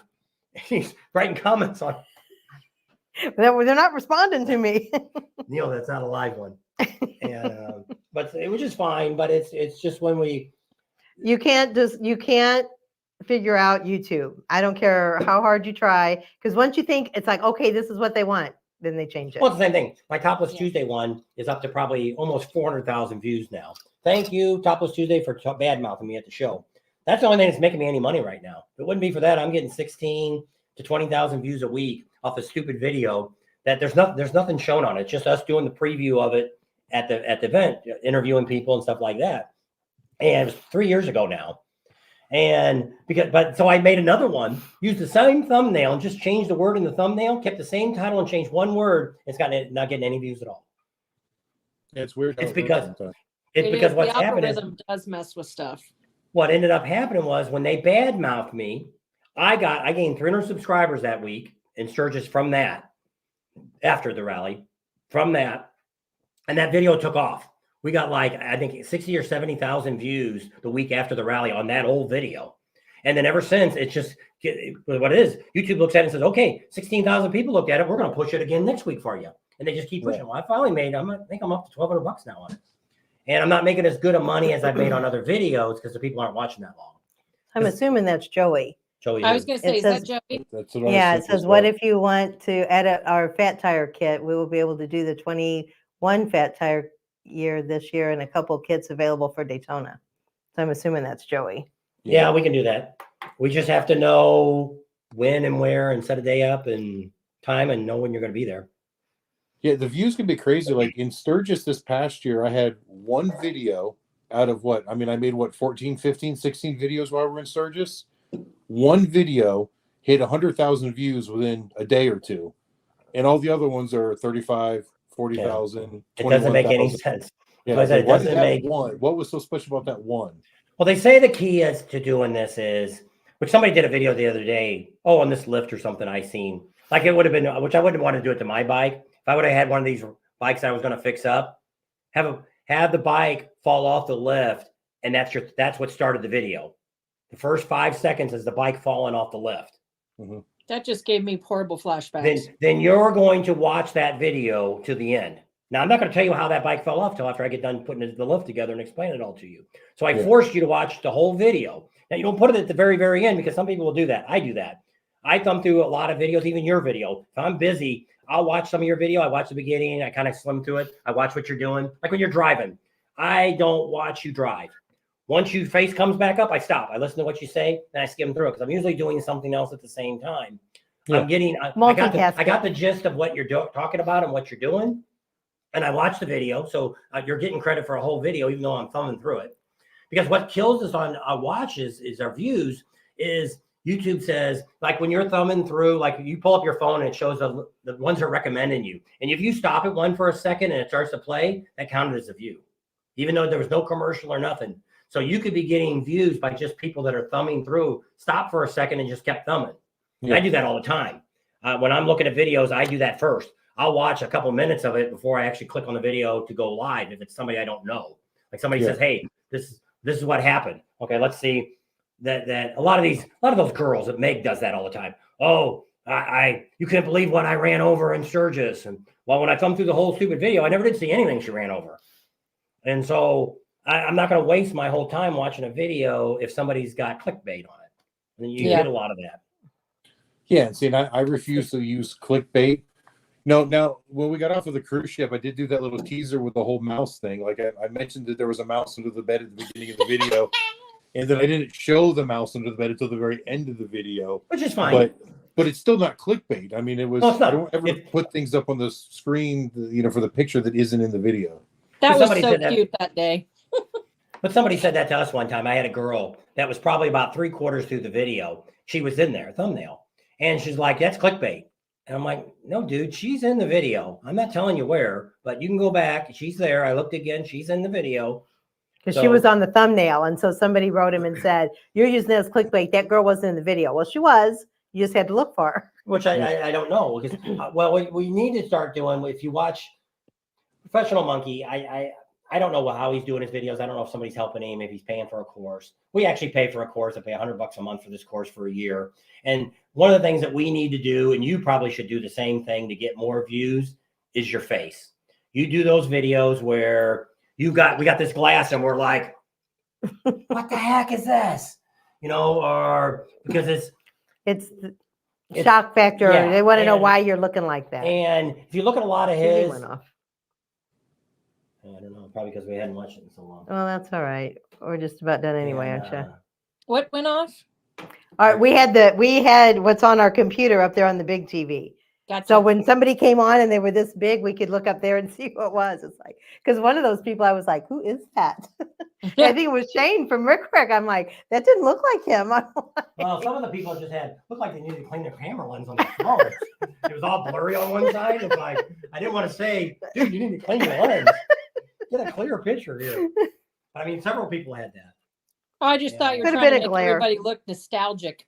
It could have just been a glare too, depending on where you're sitting. I'm cold. You're cold. Well, you're drinking cold stuff, aren't you? I know, and we don't. It's probably cold outside. I bet you the temperature. I got 3 phones in front of me. And she only needs 2. Oh, I don't know if this one's the same. Oops, there you go. Oh, somebody might have wrote. Oh, there's Larry Topping. Sorry, I'm not going to be able to make it this year. Oh, well. It's 33 here right now. It's going down to 30. So hectic at the pizza shop. New Year's Eve is the second busiest day of the year. Hope you guys had dinners and drinks. Send me when you come to town. There we go. That We was got during free dinner. And do you guys ever eat there? What's the name of the pizza place? Geppetti's. Geppetti's Pizza.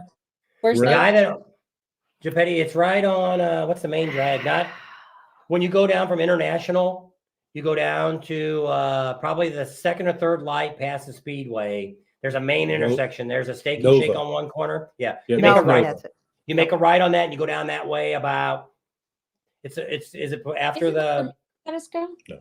He's got the Bob's Big Boy in front holding the pizza. Yep, I know exactly what you're talking about. He no, I've was never been. neighbors. He's worth going to. He is the guy. He lived next door to Billy Lane. He knows Billy Lane. He grew up with Billy Lane. Yeah, they were like brothers. So he's gotten us a lot of good connections. And he has a little bike show down there, but he's a really nice guy. He's another one that watched our channel, and he contacted us when we were down there. He's like, "Would you like to come in and get?" And anytime we stop in there, he's like, "I took care of your bill. Don't worry about it." I'm like, "You don't have to." He's got chicken wings. He's got pretty good food. You have to go with us. He just offered us free food. And you were with us on the live, so. Oh, cool. Well, Larry didn't come on either. He said he couldn't log in. I don't know. And he said Lena. He saw Lena. He's watching the show. Him and they're moving to Cave Creek in February. Permanently? I guess. He said, see you in Arizona. Larry Mugslide. Cave He's Creek is tired a of cool living. place to live. It is, but I mean, it's very trendy. Yeah. And it's almost like, what's the other town there? What's the one that's got all the rocks and stuff in it? Sedona. That's worse yet. That's very artsy fartsy. Yeah, you have to be a certain kind of person to live there. Cave Creek, I think, would be a pretty neat place, but it's just so small. Yeah. And I don't know whatever happened to that rodeo. Is good there. Is it? I mean, they're right there. It We is. only ate at the bar that's there, that they have all the stuff. Hideout, The guy Hideaway. The guy owns 2 bars. Yeah. Both bars are owned by the same person. But across the street Oregano's would be much better. there used to be the Buffalo Chip. It's a rodeo place. Yeah. And they used to have vendors there, and they haven't had vendors there for probably 20 years. So I don't know why they don't do. No, something we were down there. You're talking about the one that's right across from the Hideaway? Yeah. Yeah. We were Used to there. be called the Buffalo Chip. It's called the Buffalo Chip. It was a rodeo thing that they had there. Yeah. Years ago, it was called Hogs and Horses. Back in 2016, we vended there, and it was absolutely freaking terrible. So we never went back. Because ever since we started going, I don't know what year did we go there. Before we ever moved out here. Oh, that was 'Cause it might have been 2014. the first year we went to Sturgis because we went to. No, it was we did that. 2014 because it was when I had my motorcycle accident because that's when I was. So 2014, they must have had vendors then there. And then we didn't go back after that because to me, it was that Scottsdale is what screws it all up at that. Yeah. They just, Cave Creek is cool. If Cave Creek was just bigger, it would be, because that's where everybody wants to go.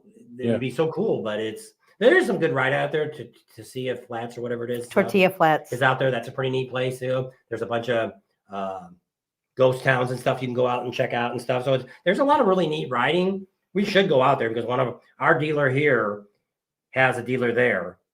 Is it Mesa? Our dealer? Apache Junction. Yeah, Apache Junction. We have our dealer here has got one there, which we have to get out there and see them. They also have one up. There's also a really good Mexican restaurant. It's behind the 7-Eleven or whatever convenience stores right there where the Hideaway is and the rodeo places. It's like walking distance. It was very good. Like they make your tortilla shells right there out of Mesa. No, because it's still like two people. So, all right. Anybody new coming on? I guess we're losing our earpieces. Yep. I couldn't hear anything you just said. Oh, okay. Neither can I. Oh. Mine just went dead. You got to plug the other ones in. Oh. Yeah, turn that off No, then. you can listen on that. Oh, can we? Mine? Yeah. You want to borrow Adam's? Adam's got some. I know. We just got some. They're brand new. Well, they're only supposed to last. And I'm 3 not even hours. using them. I just have it on the iPad. It hasn't been a problem. Oh my gosh. These are yours. They ain't mine all tangled up like that. That looks like spaghetti. Wait a minute.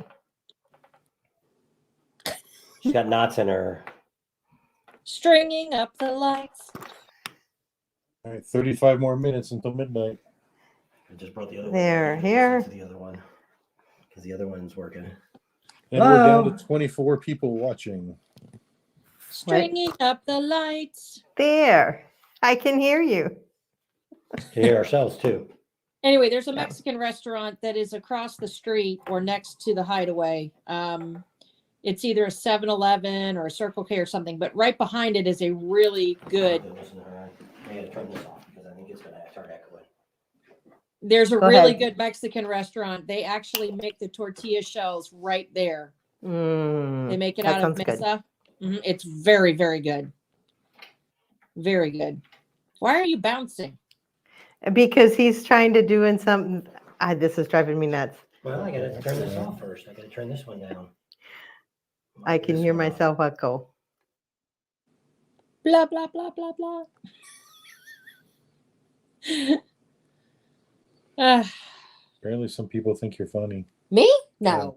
Jeff says, okay, the girls are funny. LOL.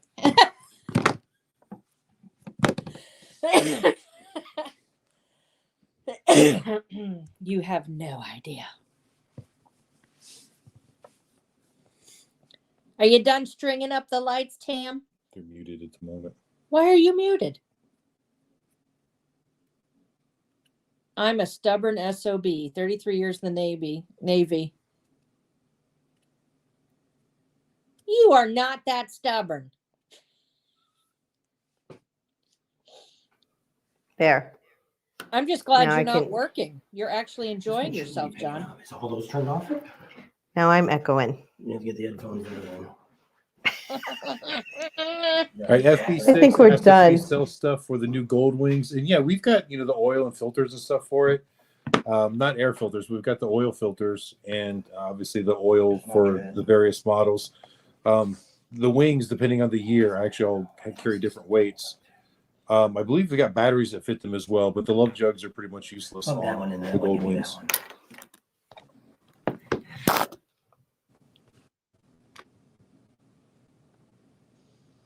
You can go onto our website and then hit the Amsoil icon, and you can actually look up any application you have. So if it's for your gold wing, you put in the year, make, model, etc., and it should show A to Z everything Amsoil carries for that application, as well as sometimes how much goes in each compartment for the different applications. And I'm trying to think of what else it has in there. I just put a link in the comments. So it has that, but you can also use it for your car, truck, boat, gun, ATV, UTV, lawn equipment, that kind of thing.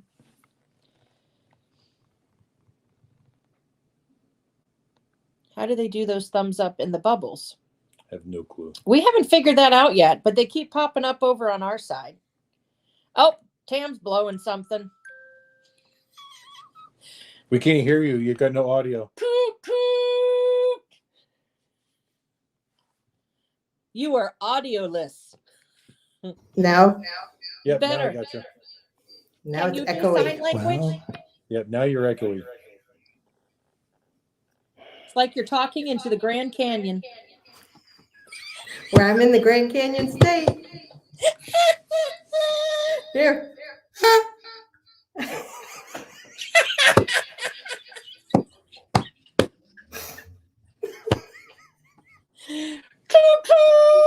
Now it's got music. I don't know.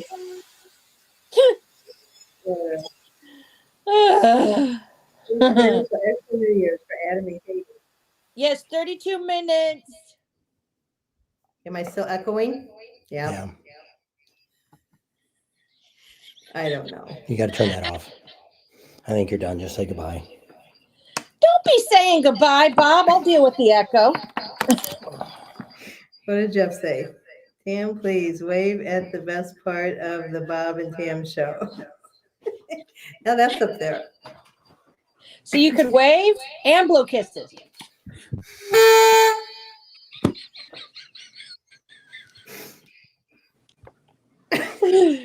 This is how life is as a YouTuber. You have to deal with all these technical difficulties. That's right. And you have to Echo, just three kind echo. of laugh at them because you have zero control over it. It's because our earbuds quit working. That's why. I don't know why the other ones don't work. You could use it. You can monitor the phone and turn the camera off. I don't know. He needs to come back so I can go. Bob, just drink a little bit more. You won't even notice the echo.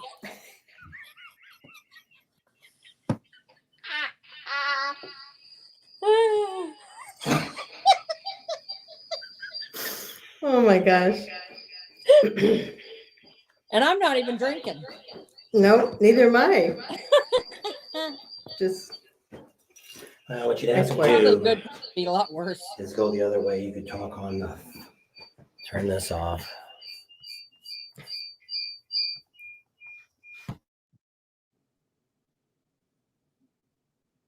Echo, echo, echo, echo, echo, echo. No audio. No audio for you. Yeah, because if you turn them off, turn yourselves off, Bob, there won't be any of us either. Do you have subtitles? Hello, hello, hello. There. Now we can hear you. That's better. all right. Now you can talk because I got it. You're going to talk. You're going to talk. You got the not, microphone. you You're going to go have to listen do to your pee. subtitles. No. She's going to take the microphone until you can hear her pee. I got to pee too, so hold on. And I got to make tea. So you boys, yeah. Still got 26 people on. It's been fun. It was 24 a minute ago. Now it's 25. All right. Any other questions? TCB 82 is an E7 Master Sergeant. Somebody's having fireball. Jeff's having a fireball. And so, till this microphone runs out, because this microphone has already got the red light on, so it died a long time ago. That was hers. Whoops, dropped my mic. Drink. Who's going to drink? You're not even drinking anything, are you, Adam? I had a mason jar of water when I started. It's pretty much gone. Yeah, do some of that. Are you guys going to do that this year or tomorrow? You're going to eat some of the hottest things you can find? I don't know. Is that what we're supposed to do? I don't know. Didn't you do that last year? You had all the kids out there by the river, creek. Was that New Year's we did that? We did the I don't know. wood chip challenge? Seems like around that time. It might have been. I'm not sure. I thought it was your New Year resolution or something. I don't remember what you called it. No, I don't think it was, but because I remember Zach jumped in the creek. I don't think he would have jumped in the creek in the winter. Well, he might have. We've done that ice challenge thingy a number of times. You did the chip challenge too. That's what we're talking about, baby.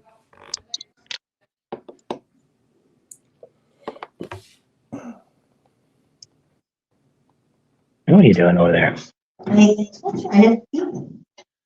Yeah, F6B. I can tell you right now, my wife's bladder is about the size of a thimble. So she's always got to pee when she's not drinking stuff. I beat her back. Yeah. Oops. I think she was I think it's prepping falling tea off. first. So she went and started the water for the tea. Then she ran to the bathroom. You know, saying you all have to pee and you're not even drinking. Yeah. Katie was drinking. She had a cup of water or something. Yeah. Yeah, just water. Oh, we just lost them again. Sorry. That's all right. Is your battery dying? No, but I got that AirPod thing in my hand still, and I was just flipping the lid open and closed. Oh, and it should disconnected you. And it tried to connect them. It did that to me yesterday. Earlier today when I was setting it all up, I closed the lid. Well, we lost our sound, and I'm like, now what's wrong with this stupid thing? Can't close the lid. I've actually never really figured out how to work these things right. They're not Hey, even Bob. mine. I found them in my truck, and I know who they belong to, but they moved out to California. But they're technically not mine. They're still registered to her. And, Do they fit? Can you hook them up to your iPad yeah, or your? they work, but I guess they send her messages every time I use them that I'm using them. Pretty much. You must not want them back. Yeah. Yeah, I told her. I said, "Look, I can ship them to you," and I never got a reply. So it's actually my I changed your daughter's number.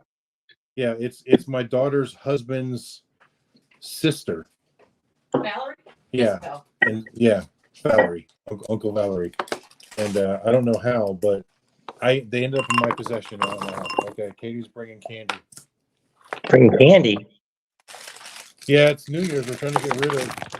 Just talking about it. Halloween candy. Make your brain candy. Yeah, just I trying to don't get know. rid We of had this. popcorn over there. Back to eating somewhat healthy. So that's your treat. I guess so. I got a bunch of Hershey's Kisses and caramels. There you go. Caramels. Eat it before the new year. Once the new year starts, that's it. No more. Yeah. I'm gonna sneeze. God bless you. Huh? I guess not. She sneezes. She's gonna sneeze like a dozen times. Warm up. Bob can't help it. He must have hit the send button before he got done typing. He just said, and that's it. It says I'm G. Yeah, G. Old G, a new G. Relax on the couch. He's over there eating popcorn while I'm starving.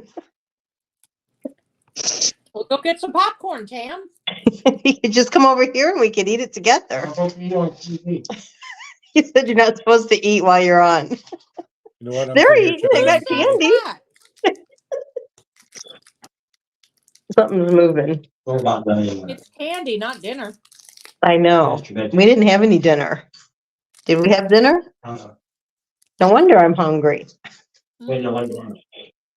Salted caramel, Tam.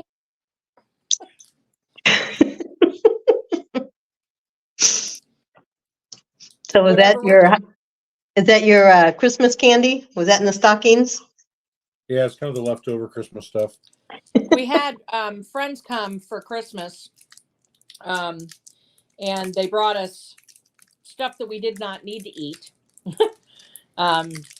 So it all got eaten, like the chocolate covered Oreos, the salted caramels, the crackers and cheese, and all that good calm stuff. down, you animal. Flicking caramels across the office. I jumped. Maybe we'll just open. Can't go too long. I think we go past 4 hours. Well, you've been on 4 hours and 37 minutes. Yeah. Mm.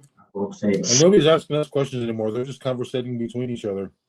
They're ignoring us now. It's military stuff. I don't understand it. Yeah, I know. I don't know that either. We never went. Almost did, but didn't quite. So I guess we need to go because we don't know how long we can be on before they won't save it. Huh? You know, we lost a video in Sturgis one time because we were on over 2 hours. It was one of the best video lives we ever did. It was down in Deadwood and it was great. We just had all these people on and we were laughing and having such a good time. And then it took it away. So now that's why we always try to cut it at 2 hours. So he said he thinks anything over 4 hours, Yardstream and YouTube won't save it. Interesting. Why is I that? can't. $50 a gallon. What is $50 a gallon? Can I guess $50 a gallon? I don't know what that means. We're just watching the comedy. Julie Melodies says, hi, Bob and Tam. Hi. And 22 minutes until midnight, Adam and Katie. Then we can go to bed. Is anybody else in here on the East Coast with us, or is it just Are us? we the only ones on the East Coast that are on here? I don't know. Because if that's the case, if we stay on a little longer, well, I'll carry the iPad outside while the fireworks go off. Oh, that'll be cool. What Echo, fireworks? yeah, I can hear echo too. Yeah, they used to let them off at the Yeah, we'll let the neighbors shoot stuff off, I'm sure. It's her phone, I think. It Did was somebody my just phone. call you? No, It may not be a lot, but gotta go do my eye drops. Taking care of business 82 says he's on the East Coast. okay. Where are you at on the East Coast? Or where are you located? Let's look at it sneeze. Did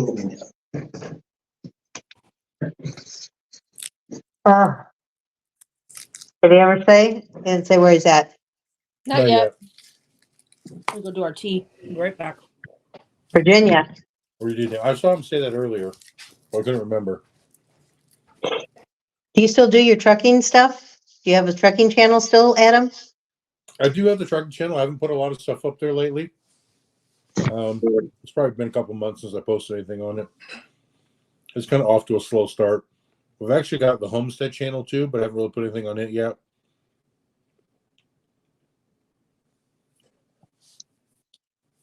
F6B Adventure says he's in Milwaukee. That's Central Time. Yeah. Julie Melody says, hi, you guys are awesome. We are from Michigan. Met you both at Sturgis this year. 1040 in Michigan here. Bob is lost. He's sitting over there on the couch. He didn't show everybody our new chairs. We got these when we went to California. They were $200 a piece, and we thought that's outrageous. Well, then when we went back and looked them up, they were at this consignment shop. They're regularly $1,200. Oh, So wow. we went back and bought them. So they're nice and comfortable. They're called pool chairs. Interesting. But what I find funny is that you wouldn't pay $200 for them until you realize that they're worth more. well, they're comfortable because if we sit here and do a live, like my back and my butt hasn't hurt the whole time. My leg kind of went numb, but on those other bar stools we got from Harbor Freight that were $12.99 or whatever they were, I can't sit on them more than 10 minutes. It just goes to show perceived value. Yeah. Well, we just thought they were just regular bar stools. We didn't really think they were anything fancy. And then when we looked up the name, they were $1,200 a piece. We couldn't find them anywhere cheaper than that. So we thought, well, I guess $200 a good deal. So we went back and bought them. Oh, they had a sale. We got 2 of them for $3.95. Oh, 2 for $3.95. That was the deal when we went back. I recommend a cup of strong coffee with a shot of whiskey to help you stay awake as long as you aren't driving. Yep. Well, we got to drive a mile down the road to get home. We don't have any There's whiskey. Karen. Karen's on. I see the purple hearts. I gotta blow my nose. Having issues. My medicine probably wore off. So I'm actually running out of things to talk about. That's shocking. Yeah, I was kind of hoping that people start asking some more questions. They were all entertained by all the guests we had on. So I don't know if anybody really said they liked it or they didn't like it. No, Nobody said. What are you eating now? What is that? A peanut? No, it's a caramel square. Um, Does it paper get- glued to it. Yeah, it's like a really thick cellophane paper. It's like super strong. Pain in the butt to unwrap them. Mm-hmm. The tea is steeping. Okay. Steeping? Steeping. It's steeping. I gotta go home and make my tea. Steeping. All right. F6B says, as a possible new goer to Sturgis, what top things do you recommend? Well, I would have to say, Getting your oil change with us at yeah. That's the number one thing. Depends on how far you're driving, huh? The thing is, there's so much stuff to do in the Sturgis area that it's just, I mean, if you've never been out there before, and when I say out there, I don't mean just the Sturgis, but in that area, I would definitely go out and see Devil's Tower. Sorry. Definitely go see Mount Rushmore. Ride Iron Mountain and Needles Highway. They're just amazing rides. And if you get to the top of Needles Highway, climb up the rocks, you might find some wild raspberries. They're very good. So what I always say before people always ask that question, what should I do in Sturgis? First thing I always say is how many days do you plan on being there? Yeah.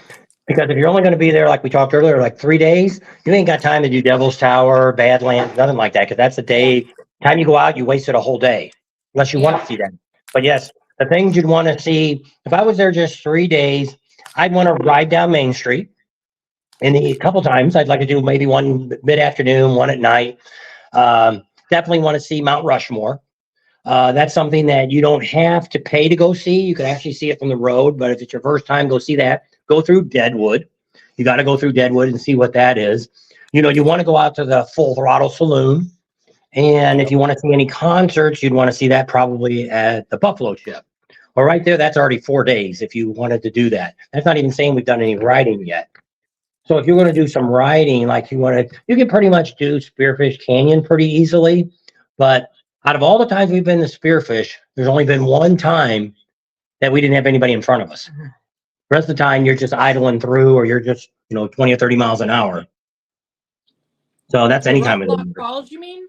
Well, speed limit's only 35 anyhow through there, but No, I think it gets when you're going down there, when you go down that Spearfish Canyon, when you go up that hill where the golf course is to the right, I think that's 50 or 55 right there. Because that's when it switches into 2 lanes on both sides. yeah. And then when you get come back close- down into close to Deadwood, it drops Spearfish, down yeah. to 45.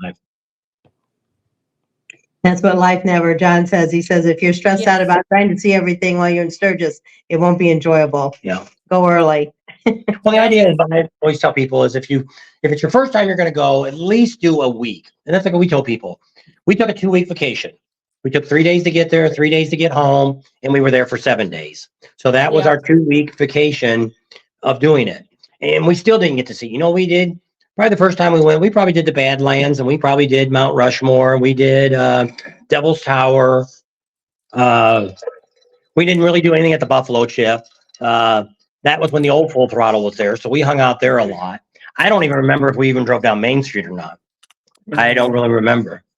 And so it was like, so as I said, there's so much to see. And it's like I say, when people go, why are you guys getting there so early in June? You watch every one of the videos, you'll see we have something to do every single day. We'll have rides, we'll go on there. Because it is, you can go out there and do 4 or 5 rides in one day, but do you want to stop and look at anything, or you just want to zip down the roads and be done with it? The Black Hills, there is nowhere like the Black Hills. Ride and see the scenery. Yeah, there is nothing like that. We've pretty much been all around the United States. And the only thing I haven't done is the Tail of the Dragon. And I'm really afraid of doing that because I'm going to probably pop everybody's bubble when I tell them it wasn't as great as I thought it would be.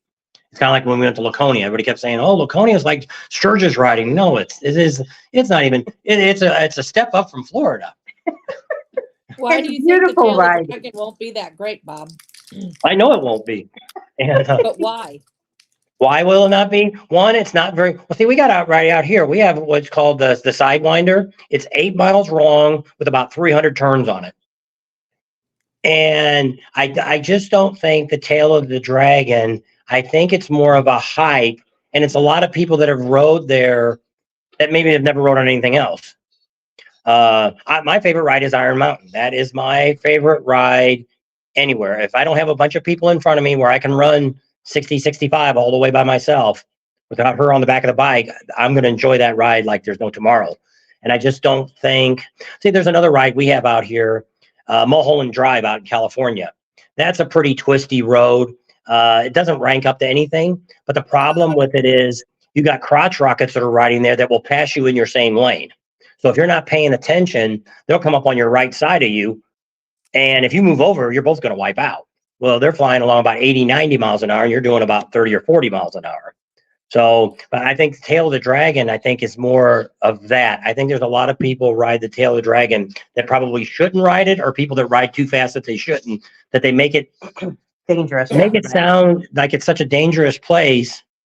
And I've had a lot of people say that. A lot of people that know me and see me ride said, you're right. You will not like it. The Tail Dragon will be just another ride that you rode, and you'll be glad you rode it.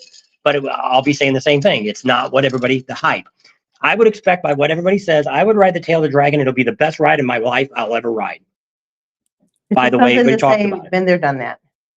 Probably. Yeah, and I see what you're saying. And you're right. There is a lot of hype to it because it's become a very popular road, especially from people that are coming up from Florida, Alabama, Louisiana, places where they don't have curvy mountain roads. Yeah. And you're right. If you lived in Colorado or even Laconia, like our scenery around here looks a lot like the White Mountains up in Laconia area. Mm-hmm. So I would have never compared Laconia to Sturgis riding. It's compared to Western North Carolina riding, in my opinion. They're great roads. But Deals Gap by itself is a fun road, but there's so many other roads. Like you can do a whole loop here that would include Deals Gap or the Tail of the Dragon and be a great ride. Like Blue Ridge Parkway. There's so much. We've heard a lot about that one. Ryder X wanted to well, take us on the that. ride I always wanted to do is, what's that one called? It's in North Carolina, South Carolina. It's Maggie Valley. I want to ride the Maggie Valley, but it's 300 and something miles to do the Maggie big loop. Something. What is Maggie that? ride, Maggie Valley ride. And there's the one that guy mapped out. You go by about 3 or 4 waterfalls, but it's about a 300-mile ride. If you ride it in a pretty good pace, you could do it in a day, but it could take you 2 days to do it. Did you guys know that today is 1, 2, 3, 1, 2, 3? Now, another neat ride that I like that is very scenic, and it's got some switchbacks and stuff on it, and it's the PCH from Mirror Forest, which is just north of San Francisco, to Leggett. It's a 200 mile, is it 100? 200 miles, 100 mile. It's a 100-mile ride. It'll take you 8 hours on your bike. Your average speed is about 15 miles up, but you're on the cliffs. If you go off to one side, you're probably a 500-foot drop into the ocean. And that's how the Tail of the Dragon is, but it's all mountain. But see, we have one here that's called the Sidewinder. You go off the road on either side, you're dead because you go into the rocks. And the bad thing we have is we have burros standing in the middle of the road on the curve because stupid people stop and feed them. And you come around a curve and there's a burro in the middle of your road. A lot of people die on that road. Emory and HVAC, they rode it when they came out, and they were like, "Oh my gosh!" Kiefer said that he could not believe how great that ride was. He said, "You should have, Jason. You should have said more about that ride than you did." I said, "Well, it is. It's a good ride. I've rode it probably for 17 years straight. We rode it every year. We came out here for the Laughlin River Run, and but it is. There's no scenery to it. You're just in rocks, and the drop there's actually you can go by. There's an old 40s or 50s Ford truck sitting at the bottom of a culvert that's just rusted away because it went off the road, and back then they couldn't pull it out. They just left it there. Still there today. And there's a big old area. We did a video on a while back that where all these people that have died there, they put crosses up on this top of this hill. And we have a lot of people that get killed. Well, once again, it's people that get on the road that aren't experienced with riding that type of curvy road. They're thinking, oh, it's Route 66. It can't be that bad. Oh, it is. It's because back then it was all mines and stuff, and they went around all the mines. And there's 4 or 5 jackknives there. There's 200 and something curves. It's 8 miles, and when you get done, you're like, wow, I rode. But I can say it's not real hilly. It's more of a flat road, but you can't see the curve in front of you. But I mean, it's a lot of that. Even Custer State Park, when you're coming out of Custer State Park, it really gets windy there for a little while. Yeah. And especially in the park, it's the same thing. It's only 25 or 30 miles an hour. But I mean, if there's nobody in front of you, you can really crank it in. And to me, that's the fun of doing riding. Laconia, what I didn't like, because the good roads, I finally did find some of these little back roads were so bumpy from the big trucks riding on it and bouncing the road that you start riding your bike, and you get in that curve and you bounce off. And where Sturgis, you don't see that much. The Sidewinder we don't have that out there. We don't have any snow or anything, cold weather. But but every ride's kind of, each ride you ride, just like she said, Laconia. Laconia was very scenic. Almost every road had a creek running along the side of it, which was kind of neat. We've seen a lot of animals out there. Yeah. But I mean, all the towns were a bunch of assholes. They could care less if they were open during the bike week or not. And then one person, I should have filmed it. It was that asshole guy that owned that restaurant we ate at. That convenience store. Oh my! I wish I would have had it on camera. What a nightmare that was. No, he was like the soup Nazi with hamburgers. This guy, we go to this. First of all, we're driving through, and it's probably like Tuesday, and we're riding around on the back roads because when we were in Laconia, we spent 3 full days at nothing but riding because everybody kept saying how great it was. So we're riding through, and we go through this little town, nothing. There's not a gas station. There's not a place to eat. We're starving. So finally, we see this little place. We pull up, and there's a guy eating a sandwich in his truck, a worker. And we're like, do they serve food here? And it's like, oh, yeah, they cook it inside. And so it was during the pandemic, whenever we went up there, 2021 or whatever. And no, you couldn't sit inside. So we go inside, and there's a guy cooking. So I said, well, order us, I guess, just a couple of hamburgers is what we'll get. So she orders a couple of hamburgers for the guy. Well, first, the guy won't wait on you at first. Well, no, there was people in front of us, in front of me. So he only took one order at a time, and he was cooking at the same time. So the guy comes up, and he got his hamburgers, and he left, and he came back, and I guess when he went up front, he told the lady he wanted ketchup. So he came back. He says, I wanted ketchup on my hamburgers. He's like, I asked you when you ordered them. And he grabs them, and he squirts ketchup on it. He throws them back at him. And so I walked up to him. He's like, you want anything on your hamburgers? When I ordered them, I said, no. What about your ice you're going to get? They had these little cups in the cooler, like little coffee cups that had ice. You know how he likes a lot of ice, and right? the machine had no ice. They only had cold drinks you could buy. So I picked a couple of drinks. So she goes up there and looking at the ice and walks up to the lady. And she's like, that's only for the lemonade, the fresh squeezed lemonade, and the iced coffee. You can't take the ice otherwise. Then she got a bottle of root beer with the pop off top.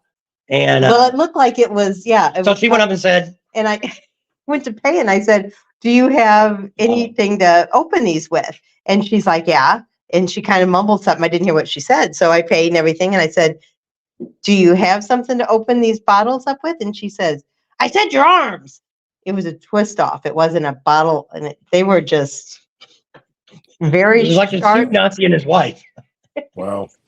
But that's what we had. That's our experience. And now the other neat thing is we went to the castle in the sky. Is that what that was called? Castle in the Clouds. That was a really cool place there. They VIP'd us. We got to park where no cars are ever allowed up there, bikes or nothing. We got to park in their circle driveway. It was really cool. It was, we really liked that. That was a really neat experience there. See, Laconia was the bars where everything was so far apart. You couldn't walk to anything. And it was like, we never ended up, I think we went to the one bar one night for a little while. But see, we were staying 50 miles away, so we couldn't stay out late because it's free. I wasn't going to be driving in the dark with all these freaking animals running around. So it was just, I don't know. It was different. I'm glad I went to Laconia. I'm not sorry that I went. I would have, if I never went then, I would have gone again just to say I've been there, done that. And there's some rallies I don't know if I'll ever go to, like Ohio Bike Week. They only end up saying that's a whole week long, but it's really only 2 weekends. There's nothing going on. Sometimes even the dealership Really 2 days. Oh, is it? Yeah, And so, not anymore. Yeah, no. So I don't know if I would. Probably the 3 chances of ever minutes doing. till who's it? What? 3 minutes. Yeah, I've got my timer on. Yep. Is their time? Oh, it's at midnight. Yeah, You midnight. got some fireworks. You got some poppers there. You're gonna let off. We got nothing. I got this. We don't have anything. I could probably go grab a gun and shoot it, but that's about as close as we're Shoot gonna it through get. your roof. You want one? No, Not gonna blow? that's your job. Oh my gosh, Bob. Never.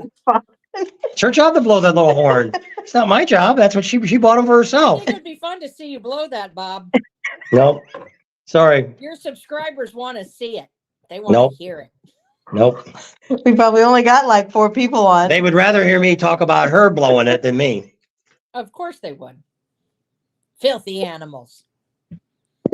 I All right, Doing your TCB work. said a better ride would be Asheville to Roanoke on the Parkway, 2 to 3 day ride. I don't think it would take that long. Now, see, here's something we're thinking about doing. Maybe you want to do this when you get to Sturgis, is go right over to Million Mile Ride or whatever. No. Something Go to Paw. Beartooth Bear? Pass. That's supposed to be Yeah. pretty. Beartooth Pass. Have you ever rode that? No, we went to We went. Montana last year after or in between Three-Wheeler Rally and Sturgis, but that was literally like 3 days before they opened the road. Oh. So I went to ride it and it was closed. We come home, as soon as we get back to Rapid City, they opened up the road. I'm like, son of a gun. So we're thinking that's one of the things we might consider when we get there. We may do that. We call it I don't know. dumbass gap. And I just wanted, we figured we'd do a 2 or 3 day ride and go over there and Because I think say, it's going to take a day to get up there, then a day to do the ride, and then a day to get back. So we figure it's going to be 3 days. Well, from Rapid City to Red Lodge is about 5 hours. Hmm.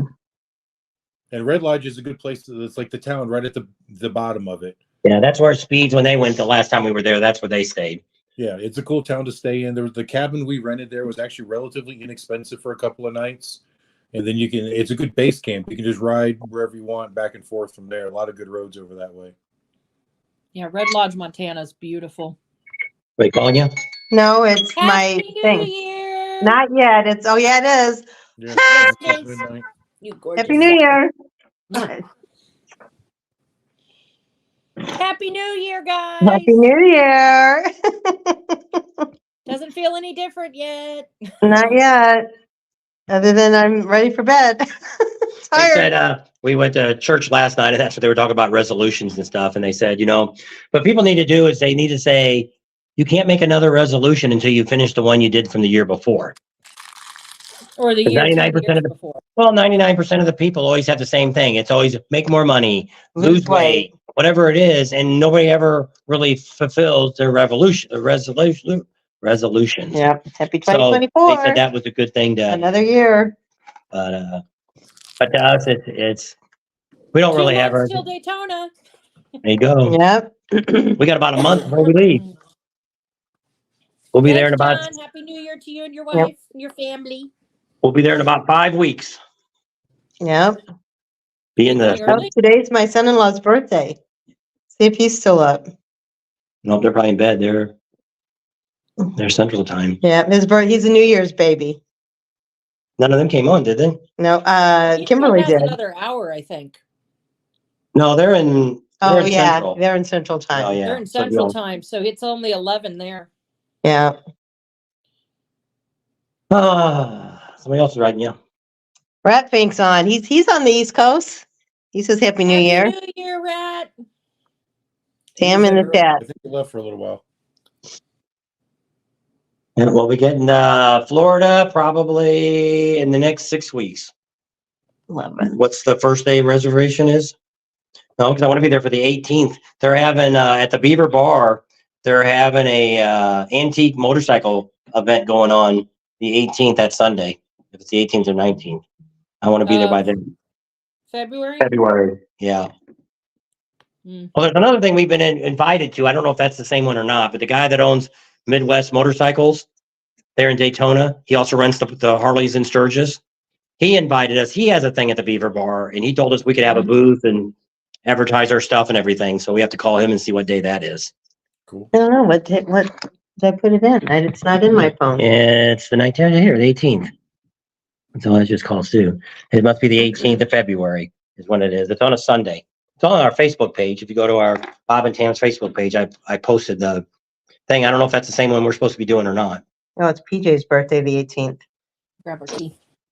So It's my I don't know. sister-in-law. So I don't know. I'd have to look that up. I don't know. I thought I wrote it down in here. what you did too? Did you look at the other phone?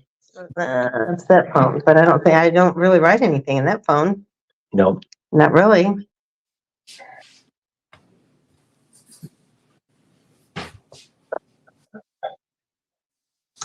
Ricky Rocha from Awesome Documentary. Nope. Should have had him on. Oh, yeah.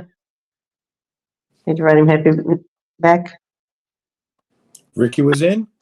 Well, he wrote us Happy New Year. Oh. Not Happy Anniversary, Happy New Year. It's going to write Happy New Year. Who's that? Zimmerman. Says tell him Happy New Kitty Year. should still be there. I'm gonna She's from send him a link. Mongolia. Send him a link. William Ray, see you in Daytona. Oh, see if we can get Ricky to Thompson come family. in. Happy New Year's. They're in the East Coast, Shauna. They're in Myrtle. They go to Myrtle. They've been to Daytona too. I think the first time we saw them was in Daytona. Let me see. Where is my reservations?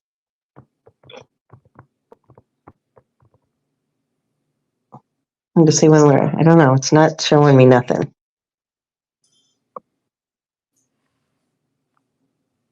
I'll see if Ricky will come on. I just sent him a link.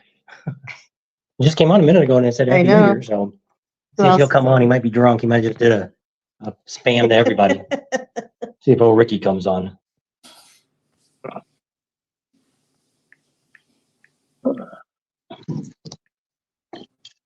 Did Katie go pee again? No, she's going to make tea. Finish her tea. It was steaming, so now she's adding some honey to it, and gonna bring it in here for us to drink it. The 20th through the 28th. Is that today's we're booked? I couldn't get in before, but I can call and see if we can get in earlier. 20th through the 28th. Stop. 20th? But we have to watch the weather to get there because that's what last year we went a week early because we're not going to get stuck in that crap we did 2 years ago going through Texas and all that ice storm. There's been fireworks. Sun, shine, Ormond Beach.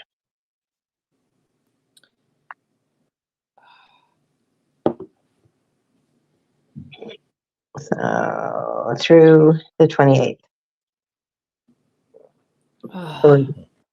Mohawk Mike wants to know when we can ride. Mohawk Mike. Get your bike up on a lift now. When are you available? Comes on. Yeah, when's he available? See if Ricky comes on. Probably not. He probably mass scanned everybody. You think? 8 people are on. 8 people. No, 25. She said how many people are on? 24. 5 hours. Too damn long. That's a long. We're almost going to be like the monkey people, but we're not drunk like they are. You can go on their channel. By now, they should be really drunk. Yeah. Go on the monkey channel and see what he's doing. He's totally drunk. Go to Daytona. He's totally drunk. Recruiter from 45 years ago lives in Jacksonville, and I like to stay in contact with him. We're at the Speedway if you want to come see us, John. There you go. You trying to get on the monkeys channel?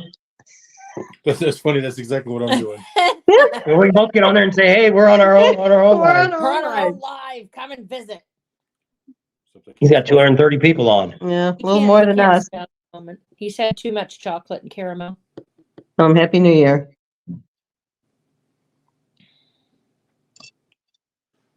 Happy New Year, YouTube, comma. We're live on Bob and Tam right now.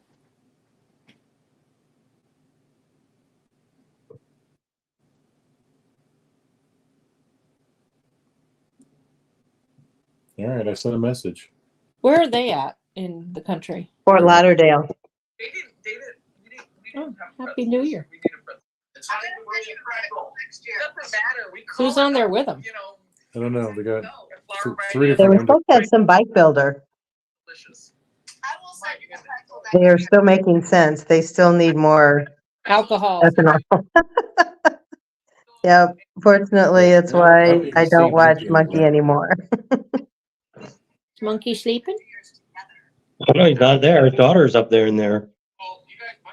See, when I look through here, Oh, there he is. I never really see anybody Yeah, that's really any of the watchers.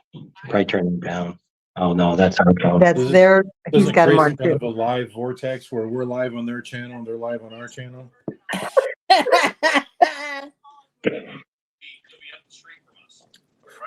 Is he on anywhere? Yeah, he's in the they're background. live. Well, yeah. Well, He's in the technically background right standing now, up. right? Go this way. So now Monkey is actually live on your channel. Look, we got the monk on our channel. What the heck are you doing there, monk? Except he can't hear you, Bob. I know. He might go back and watch it. Did he say anything? Usually he says something if he sees us. Yeah. Happy There New you Year, go. Bob and Tam.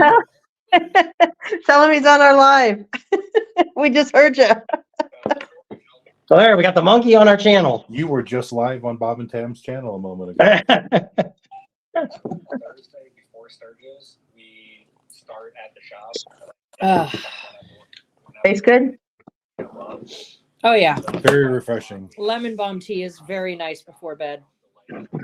I do my chamomile tea, and then I seep thyme, turmeric, cinnamon, ginger, pepper, and then I go to sleep after I drink that. Oh boy. You should try lemon balm. It's very nice for your nerves and your digestive tract, and it's just very calming. Is it? Oh yeah. We probably drink more of this in the wintertime than Anything else? yeah. So she's Sometimes still I'll do on? peppermint tea, sometimes ginger and with turmeric, but Yeah. this usually before bed. Yeah. Well, I do that because of the chamomile tea. Usually that helps me sleep. The cruise ship that we went on, they had a really good lavender and chamomile tea that I was drinking. It was from France, and it was damn good. I was like, Dawson documentary says, Happy New Year. Just came on to say hello. Well, I tell him, we sent him a link. He can come on. Ricky, you can come on. Bob Yeah, sent you a link. You could come on live and say Happy New Year to everybody. And you can give a little plug for your channel. Yeah. We're just talking about you guys. So come on on. Come on. He has the most awesome documentary channel. He does. He's grown a lot this year. He's gotten to be a big YouTuber.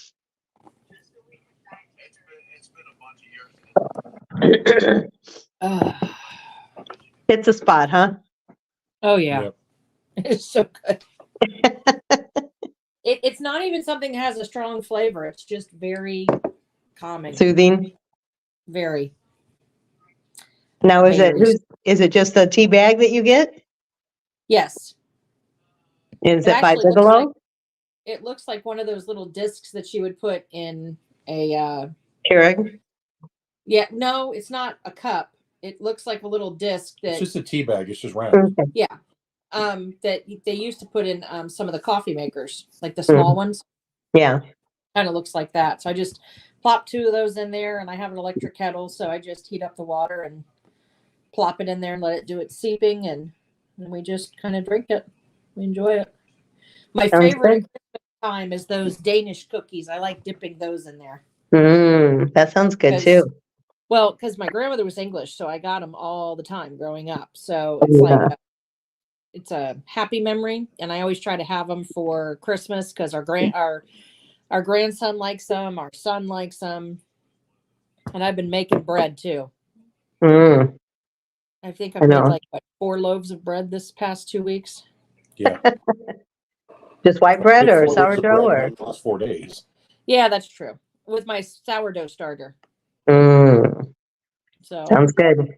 And they don't last very long because the grandkids just eat them. Gobble them up, huh? They do. But I actually made some in the bread maker, and because of our elevation, they weren't rising, they weren't doing what they needed to, and so I had to adjust it. So now I have one that is a normal size, and that's all Grayson wants to do is he just wants to eat the sourdough bread.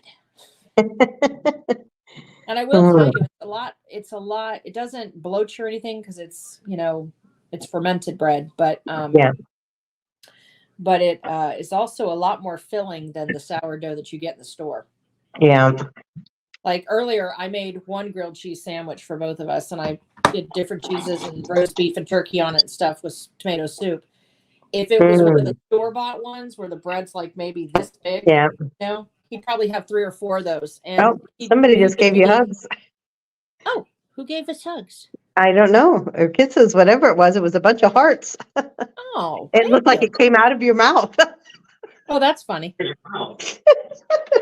have to rewind that and send it to me. How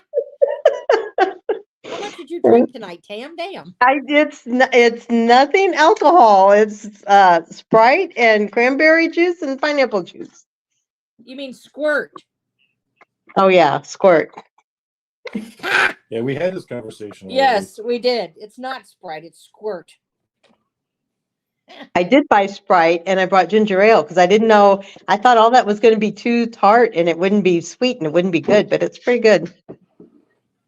So we're Sprite. being never mind. I'm not gonna say it. Don't you dare. We're being appropriate. Don't you do it. Professional Monkey, TJ and Hannah have their daughter and on their channel tonight. Yeah, we saw her. Yeah, we're watching it right now, guys. Oh, there you go. Turn it. There you go. There it is. Did he say hello to us yet? I didn't see it. He's got a lot going on there. He may not have noticed this. It took us a long time. At first, he never acknowledged this either. Now what are you doing? I'm gonna turn this back on and turn all that off. I don't know. Where Are did we Bob ready to go? say? Oh, there's I a don't know Bob what one. he's trying to disconnect everything. So when we say goodnight, we can just book because we're not home. We still got to go home. You're only a mile away. I know, but still, Goliath is farther away than that. you think? Goliath Can't is ever. away. I hate earplugs. 2.3 miles. You're closer to your house than Goliath is. I don't know. I can hear me. You can hear you, and you're not echoing. Oh, how about that? I got a wire. Huh? I'm wired. You are wired. All that sugar you're drinking. I'm gonna turn that one off. Turn this off. Is it in? No.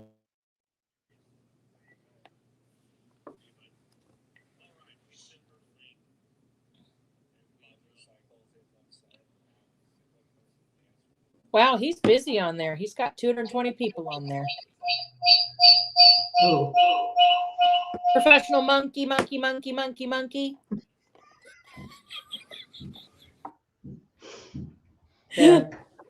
is it echoey? Now I can't see the. I'm gonna move it closer. Hey. I was moving everything. Oh, geez. Bob is in full OCD mode. Yes. There, now I'm like, oh, put that up. There we We go. can see her boobs. You got to put it up higher so we can see her face. B and T are on my big TV and Professional Monkey on my computer in the background. I'm just glad he's Hey, not we're working. closer now. I Can you missed see me now? Bob. I missed the start of the live. How was the bike, Bob? You have to go back in the beginning and Yeah, look. you only missed it by about 5 hours. I'm not drunk, Bob. You almost made it. Almost made what? Echo. Bob might be a little buzzy now. Nine. A little fireball is all. Lost my mouse. Squeak, squeak. I got it in my Oh. hand. Do you now? Woo! That's what people always say about watching our channel when they get people in Sturgis. They said, you're the only guys that we can sit with the kids and they never get what you're really talking about. I said, well, that's why we try. Because the monkey, he quit doing it because he used to drop the F-bomb all the time. And I never call anybody out. I always just say, hey, there's somebody out there that, they're always on there and they're dropping the F-bomb all the time. Nowadays you watch, everybody's on the internet and you've got your phone going and your kids are sitting next to you and they're like, oh, Daddy, what's that guy saying? What's he dropping that F word for? So I said, you got to watch. Yeah. I think I've dropped the F-bomb about 4 times since we've had the channel. I think. I'm just thinking of Michaela. She said to you when she was little. We try to keep it clean. Like I know on my live the other night, I said the S word once on accident. I didn't mean. Because sometimes you do. You get excited or you're explaining something. Holy son of a, He always calls people a clown. a-hole clown. An ass clown. Yeah. Oh, an ass clown. Yeah. Instead of an ass hat. Yeah. Tam, would you leave Bob? Not It's been 40-something years. 40. Well, we look at it. 45 years. 45, the problem 46, we look 47, at is 47 years. We've known each other since high school. So what we happen is my old girlfriend before her is the one we go visit down in Florida. Well, she's got a boyfriend now that we drive him insane because we sit there and talk about high school times. Well, they've known each other since like 7th grade or something. So I've known her since she was a junior in high school. So we've been friends she was her best friend. I've known her all this time. So we've got a lot of history. So when we're there, we're talking and all this stuff. He just goes insane. It's like he starts talking about this crap in Tennessee. It's like, we don't really give a crap what you did in Tennessee. We weren't there. And so that's what she always says. If I died, she says, first of all, would you ever trust anybody from not to steal everything from you? And then the second thing, what the hell would you talk about? I'm just wondering if one of these subscribers wants to be Tam's sugar daddy or There something. probably is a lot of them that are. And there's a Bob's lot got to come with the sugar daddy package. And Send send money. You guys were still going through it. I missed out. Well, you can kind of show them. You want to show them the bike? Let me see. I don't have anything on. A whole bunch of dumbassery and a mastery. No, I meant my phone isn't on, so I could show them. Not that there was people on. There's only 18. We're dwindling down fast. It's midnight. Everybody said all the important ones are on there. Can I echo here real quick? Be question. Turn the microphone off. Enter studio. Well, if you look percentage-wise, you're not doing half bad because Monkey just lost 23 in the last 10 minutes too. So there you go. So all we do is Here, who was this? Fun on Wheels. This is what's wrong with the bike. Tell them what it needs. It needs a good cleaning. It's filthy dirty. What we wanted to show all you guys tonight was the new lift that we got. So it's a A+ lift. Oh, sorry, we're not talking the brand. So anyway, there you go. Now you saw the bike and what's wrong with it. It needs to be cleaned. It's it's a very dirty boy. What do you do with dirty boys? Are we gonna go here again? Put my ear in. Not me. There must be a lot of folks on the East Coast that don't speak up either earlier. It didn't Probably speak up. not. It's just us. We're the only ones on the East Coast, apparently. Or maybe they're talking to Professional Monkey for some reason. Yep. Could be. Is the volume still up on this? I don't know. Quiet. You can't hear it? I know it's up here. I think I have it turned all the way up. No, it's not. Here. Now we can hear you. Fun times. Fun on wheels. That's a pretty beauty of a lift. Yes, it is. We'll have a video next week explaining. We had the semi come in. We unloaded it. I even got to go on a free ride. It was pretty special. At first, I had to think a minute, but yes, he did. Free ride, Bob? Yeah, on the truck. Okay. You'll have to see the video because we almost. Well, just wait for the video. And so we got an install video and all this stuff, and then we'll tell you the company that we got it from and what it cost and all that kind of neat stuff and who sponsored the video. It'll all be done next week sometime. Because what ended up happening with one of the cameras, the microphone went off, so I got to go back in here. Hopefully, I don't have to disassemble the whole lift and re-talk about putting it together. Just fast forward through it a little bit and talk behind it. Yeah, it sounds like a time for a voiceover. Yeah. So we'll see how it happens. A couple times you can see me, so I'm not sure if you're going to see my mouth move because I mainly sat on my little stool, rolled around while I was putting it together. So most of the time you just see my hands, so I can talk pretty much over most of that. But I need to do an ending again because the ending I was too far away from the camera anyway, and I need to get a little closer to do my wrap up video at the end. It ends up being it's like a 30-minute video. So they say longer videos are better, which I know you've been putting a lot of longer videos out. Because you get your loyal subscribers will watch all the way to the end. And even if the normal people only watch you 5 or 6 minutes, you still got 5 or 6 minutes out of them. Yeah. So you get the other people. So I'm bad about that because a lot of times I don't get that. I run out by the time I get to 5 or 6 minutes, I've already said all I need to say. I am so behind on our videos. It's really bad. I'll just say that. And I'm playing catch up and he gets so mad because he's like, why do you comment? I said, because people comment to me. So I just try to comment right back and just tell them I'm catching up on videos. Well, what I do is a lot of times when I first get up in the morning, while she's in the bathroom and I'm waiting, I'll sit there on the bed and I go through a bunch of the comments because I answer every comment. Either I just write thanks or I write thanks for watching. Most of them don't ask a question, but we were taught when we first got going with somebody that's a big YouTuber that they said 2 things you need to do. One, be yourself.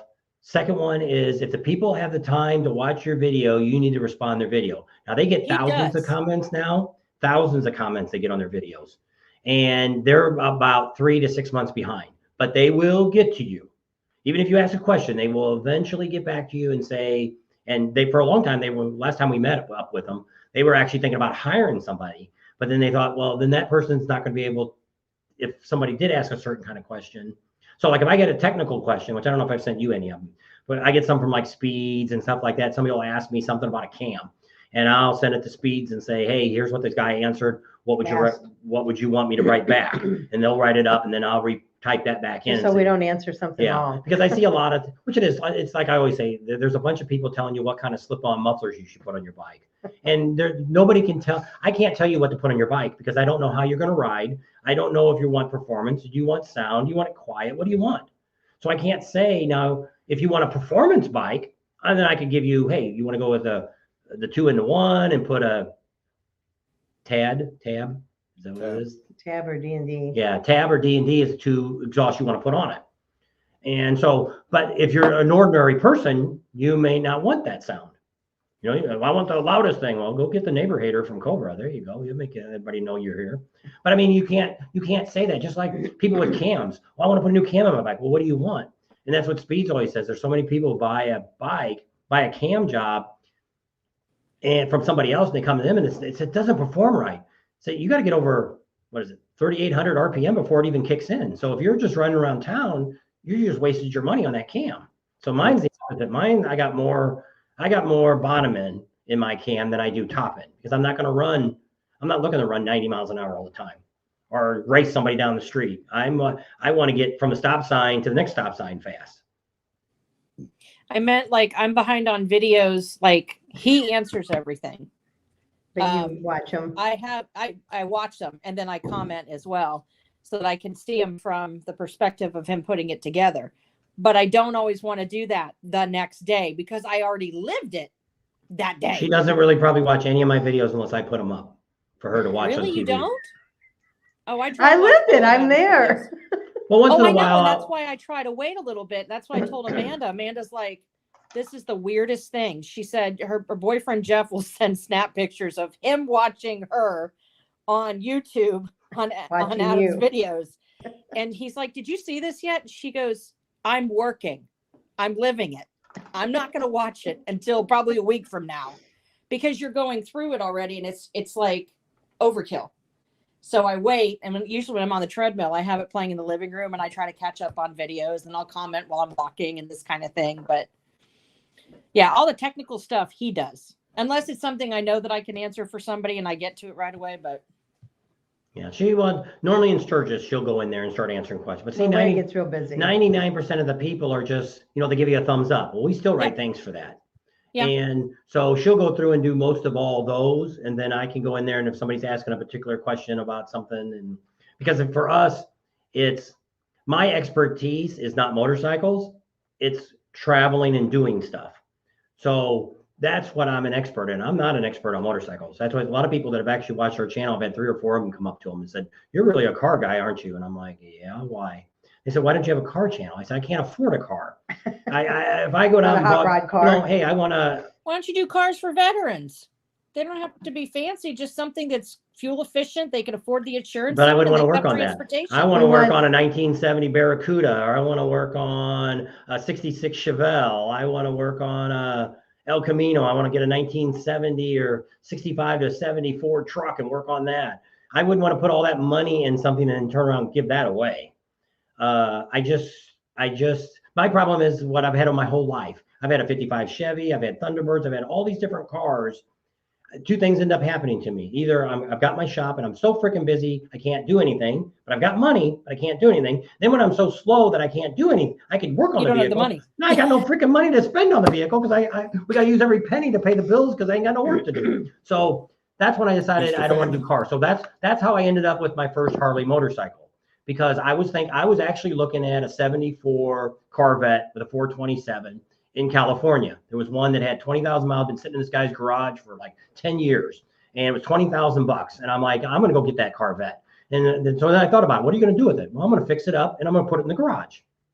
when you're going to drive it on sunny days. I'm not going to park it in any freaking parking lot because I don't want nobody dangling the doors or anything like that. So after I thought about it, I thought, why don't I spend $20,000 and get a freaking motorcycle that we could ride every day? And we could go do stuff. Well, then we joined the Hog Group, and that's what kind of got us into motors.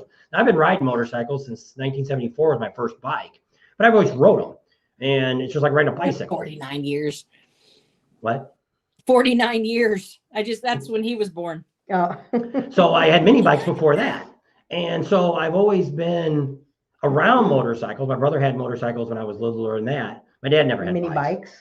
And so I've had that industry, but I'm not a motorcycle expert. Like I couldn't tell you all the brands Harley Davidson has sold. I have no freaking idea. I can tell what a shovel head is, and I can look at some of these bikes and tell what they are. But when I walk into the showroom, I can't tell you from one bike to another. I can tell you which is street glide, road glide, So I can't do that either. It's like, so I plan on doing this year is it a at street Mecum. glide? A soft tail?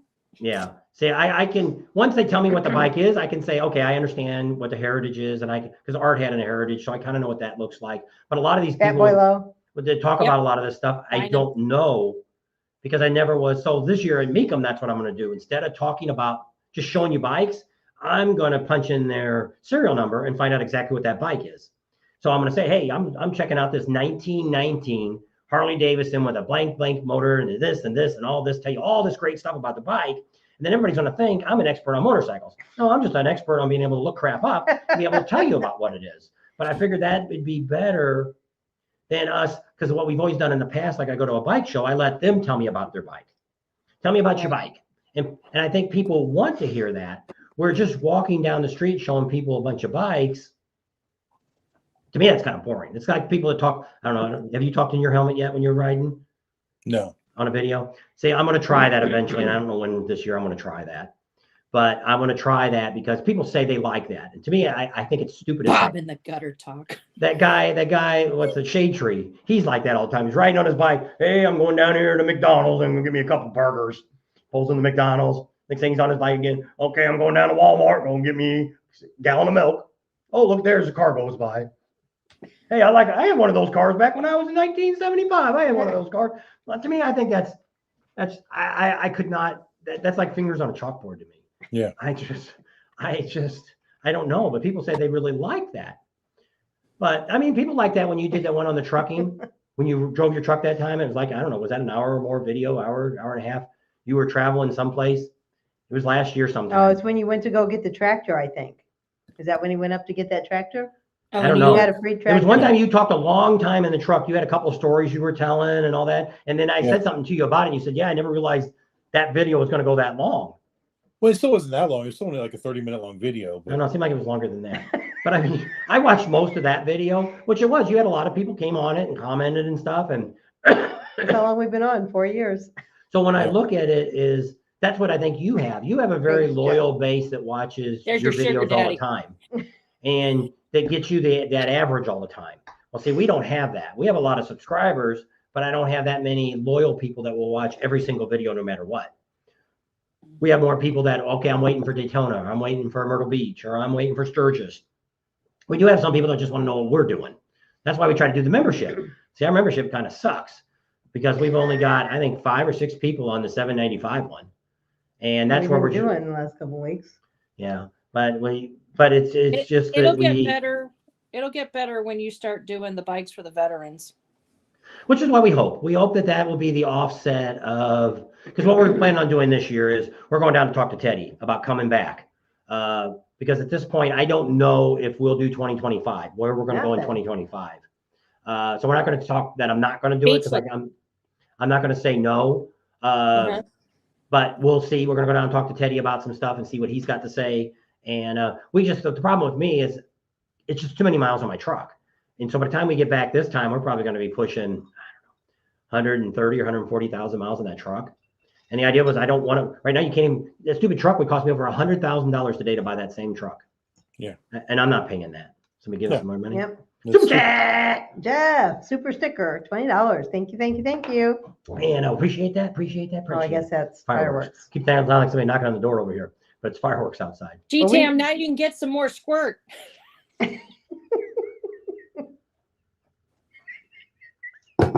was gonna say you had a boyfriend named Squirt, but that was your daughter's had a boyfriend named Squirt. No, you had a boyfriend too. Did some losers before me.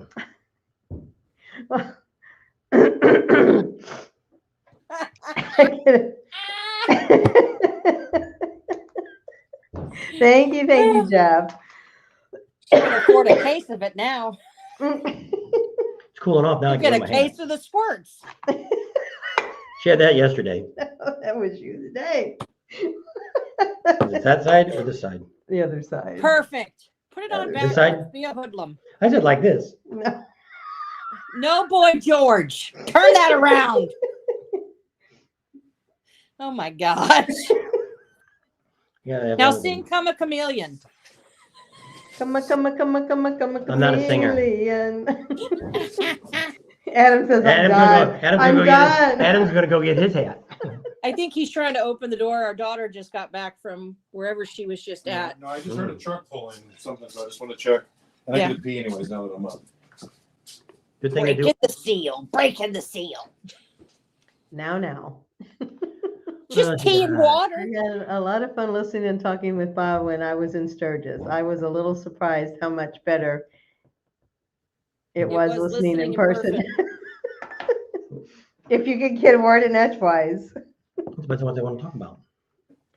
We Well, see, hung that's out at another thing. kickstands. You would have never known that He never 20 talked. years ago, I talked to nobody. Not even to me. How did He that didn't. work? Well, the way it all changed is back in let's see, when we move out here, It California. was 2002, but it was before that. I think it's when we started DJing. No, because I didn't like to announce people in or nothing. You either. still did? No, I didn't. No more than I had to. I'd rather not. But what ended up happening was I ran for president after 3 years of working at the gas company. I ran for president of the union because I didn't like what was going on. Right. So I'm already in my 40s. So we moved out there. I was like 42. 42. So 43, 44, 40, right, somewhere between 44 and 45 years old. And so I went out there and we had all different bases all over Southern California. Covered 22,000 square miles is what the gas company covers out there. So I'm at this base where it's a lot of senior people, and they're called M&R, meter regs specialist, MRS. They're the ones that build the giant meters for like apartments. Got it. And so those guys, when you walked in a room, it was about the room about this size, but they had a shelf built all the way around the walls, and the chairs were all turned towards the wall. So when I walked in, you got to talk to them before starting time. So I walked in there, and they're all facing the walls. So I kind of got looked down, and I'm kind of memorizing what I want to say, and I went through my little spiel. And when I looked up, they had all turned their chairs around. And I'm like, oh my gosh, these people really wanted to hear what I had to say. And I walked away. That was that's what started. So what works with me is I have to know what you're talking about. Like she used to, with the doctors, we used to go to all these doctor functions and stuff. I sat in the corner and didn't talk to nobody. I have nothing in common with any of these people, nothing at all. So I just can't go up and chit chat with somebody and just say, hey, how's the weather? You know, it's sunny outside. No, I'd rather just sit there and say nothing. So if there was somebody that would come up and say, hey, I heard you work on cars. Oh, okay. Yeah. What kind of car do you have? Well, yeah, then I could talk to you. But if not, I wouldn't say nothing to nobody. I didn't talk at family reunions. I didn't talk to my cousins. I didn't talk to nobody because I didn't have anything in common with them. So when I started this, it's motorcycle rallies. People want to know about motorcycle rallies. So that's what I talk about. Okay, that makes sense.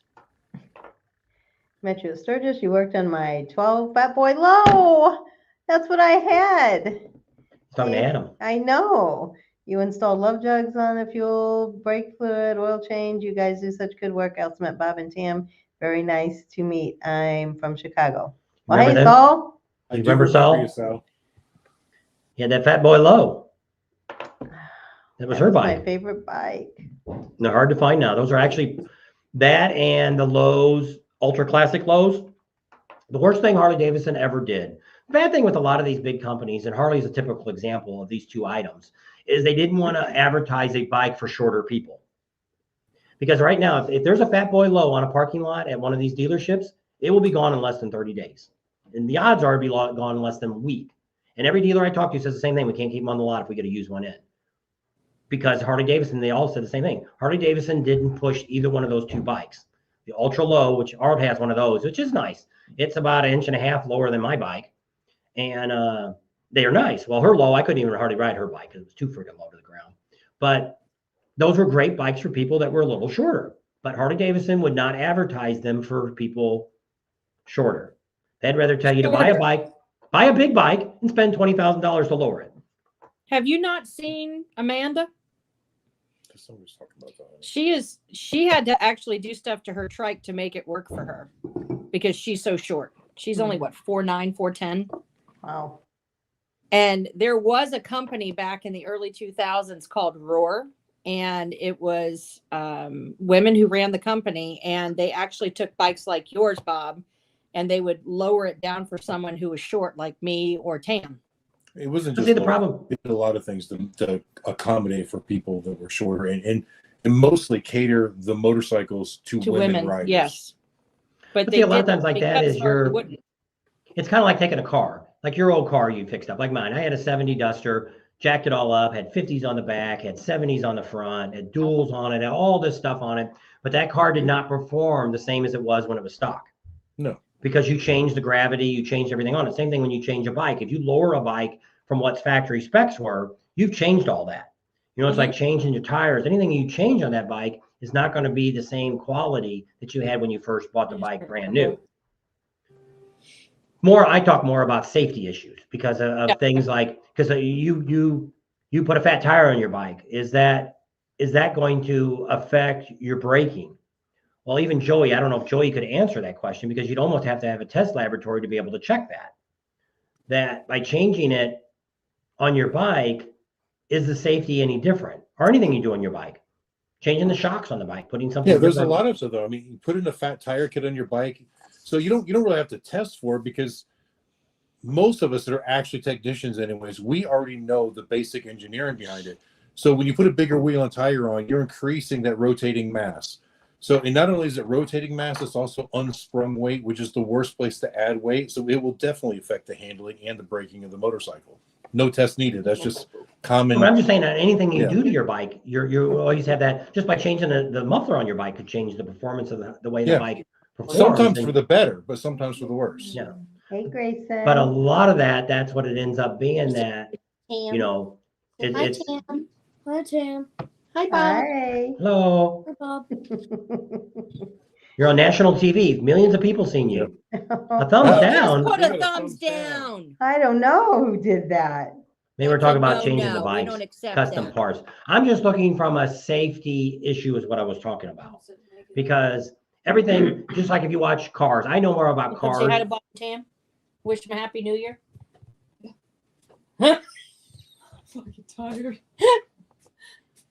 Happy New Year. Those of you who know, this is our daughter, Michaela. Hi, Michaela. She's the original littlest. The original littlest. Yes. Where's Brooklyn? She's my number one. Town's my number two because I had her first. The holidays already almost wiped me out. I think I need a nap. You feel like you need a nap for a week? Like 10:30 rolled around and we were done with dinner and I was like, I think I should just go home early. Time to go to bed. That's when you know you're Mind you, getting old. She's only 28. Yeah. We briefly met in Deadwood this year. Have been trying to get a meet and greet out there for the past 2 years, but ended up stuck somewhere each time. So this I know year will it's be hard. different. Well, I say if you met me because Tam wasn't out there, she was at the chip Yeah, still. what- So this year we'll have a lot more opportunities to meet us. What we're hoping to do this year, because we're getting out so early to Sturgis, is to have planned events through every day during the rally. Hey, during this certain time, this is where we'll be. We're going out and doing a ride, or we're going to go to Deadwood for hanging out for a couple hours or something like that. So we'll give people kind of a heads up. We're hoping if it goes right, we'll try to schedule stuff before the rally ever starts. Like we know, for instance, we're doing the Ham Jam. We're going to be down Tuesday watching the celebration Flyover. of the veterans and stuff. We'll be there. Thursday, we're probably going to be at the Chip because that's their Veterans Day. That's going to be Kid Rock is going to be there. We won't stay a whole lot for Kid Rock. I definitely want to see Jelly Roll, a little bit of Jelly Roll. I'm not looking to stay there the whole time for that either. Some of the bike shows we're going to see off and on. So we're going to try to give you a You see Full schedule. Throttle's going to have Queen Nietzsche. Who's that? I thought that's who you wanted to see. They had him out at Oh, Queensryche. Oh, Queen's right. Yes. Yeah. I think Full Throttle's having them. So Adam's Of course, when I'm out. working. I know. Adam's out at the Black Harley the Back Adam, it Harley says- lot. You're not reading. What are you reading? Black It Hills. says, Adam, vendor what lot, tent are you vendor park. usually at in Sturgis? He's not at a tent. I I'm know. telling him what lot he's Oh, at. I thought you were reading what you were reading there. No. You should read the questions first so we Yeah, know what we you were set up talking at the Black Hills Vendor Park in Rapid City, right next door to the Harley dealer. So what you're doing is when you get off the ramp, if you're coming from Sturgis, you'll come up the ramp, you'll make a left-hand turn heading towards the dealership. Once you get on that next road to go down to the dealership, if you look to the left, all those vendors, that's where Adam's at. He's at the very end of that. You turn on the very last fence and he's right there on that whole end he's got. It's called Tatanka. But nobody's seen, most people think it's part of the Harley Davidson lot, but it's not.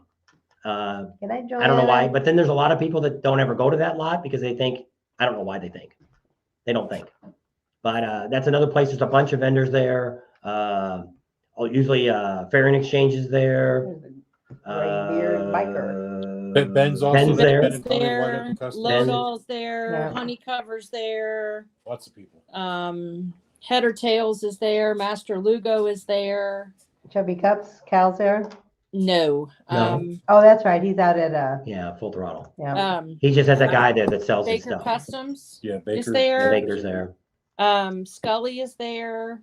Their satellite one. Scully wasn't there last year. Oh no, they weren't there this year, were they? They're usually there, but they weren't for whatever reason. It's a good install lot. There's not a lot of t-shirt vendors or nothing like that. It's an install lot. There's It's one where you- T-shirt vendor in there. Yeah, but it's where you get your parts and installed by top. He said he knows exactly what you're talking about, so that's good. So when you look at that, that's what's weird about Sturgis, because that's why we try to get out early and show you where all these different places are at, because there's a lot. There's vendors everywhere. There's vendors in Deadwood. There's vendors out. There's even vendors out at Devil's Tower out there on the right side. Right before you get into Devil's Tower, there's a little big parking lot there, and they've had some vendors in there before. And Hewlett's got some vendors out there. So like I say, all these little towns, Custer's got people in there. Where's Weston City at? Sundance. Crossroads. They're at Crossroads in Hill City, right? Yeah. Yeah, it's just outside of Hill City. So there's so many. Custer's got stuff out there. So that's why I said when you're looking at the rally, there's so much. That's why I said I always tell people there's no way. Just like Custer. Custer's such a cool little town. Oh, getting a cramp in my leg. A cool little town. Tea over. And I was trying to stretch my foot out. Such a cool little town, but it's so far away from everything. To get all the way out there. That's why I said a lot of people say, well, I'm staying in Custer. Well, the bad thing is you're so far from Sturgis. If you don't, that's why I always tell people we do a video and we'll start. It's at the bottom. What it's starting to do is we try to start telling people Gotta that rub his ahead leg. of time, because it depends on what you want to do, where you want to stay. Because if you want to go do the Badlands and all that kind of stuff, then you want to stay out by Rapid City someplace. If you know, and if you're more interested in Sturgis, I want to hang downtown. I want to do spearfish. I want to go to the Full Throttle, the Buffalo Chip. Well, then you want to stay in Sturgis someplace. So it's just, everybody's a little different. When we went the first year, we stayed in Sturgis, then we stayed in Rapid City, and then We stayed out there at the Shade Tree. yeah, we went out there once, stayed there. We Shade stayed at the Valley. Shade Valley. Then we did the Buffalo Chip. Now we've stayed at a bunch of the other campgrounds in Sturgis, but it's before and after the rally. We've been at Big Days Rig. Inn and Sturgis RV Park, and we stayed at the Big Rig RV Park and No Name. So we've been to a bunch of different ones. So we've checked out a lot of them. Haven't stayed at them all, and but they're all different. They're all a little different, and what people want. And there's a lot of people say, "Well, I want something quiet." Like somebody just here's one I want to tell you. Somebody put on my Facebook page the other day, our Sturgis page.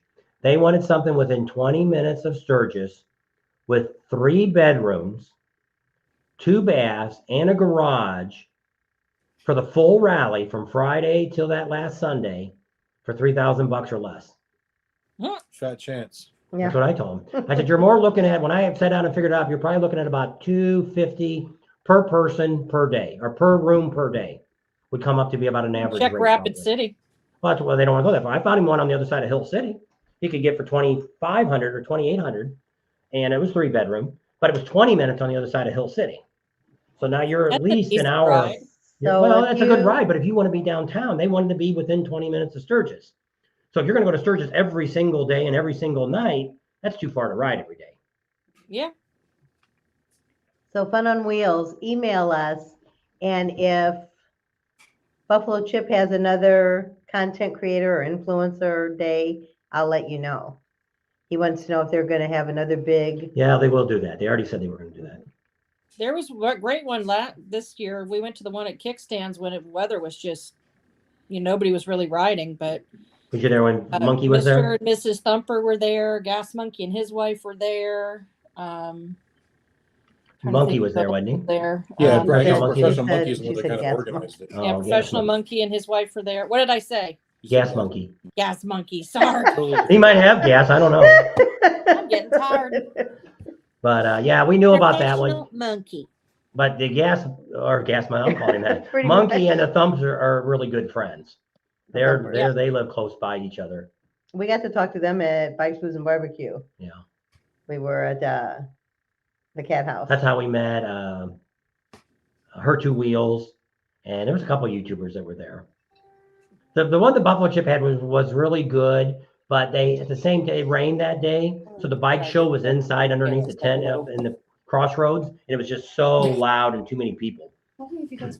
Yeah. 5 hours. So, I was about to say, you said it was at 7. It's Yeah, too 5 hours. expensive. I know it's there's places you can stay and things you can do that can ease the well, pain I always say of that the price. every motorcycle rally, big motorcycle, if you're going to go to Daytona, you go to Galveston, you're going to go to Laconia, you're going to go to Myrtle Beach, you're going to go to Sturgis. All those are going to be rallies that if you're staying in a hotel or something like that, you're going to spend an easy $5,000 pretty easily if you're going to be there for a week or less. A week or more. You're going to spend that kind of money. And when people always say Sturgis is the most expensive, no, it's not. Daytona's down there. It's $400 or $500 a night for a motel during the Daytona Bike Week, as it is, because that's when they're making their money during the races and things. Daytona is dead.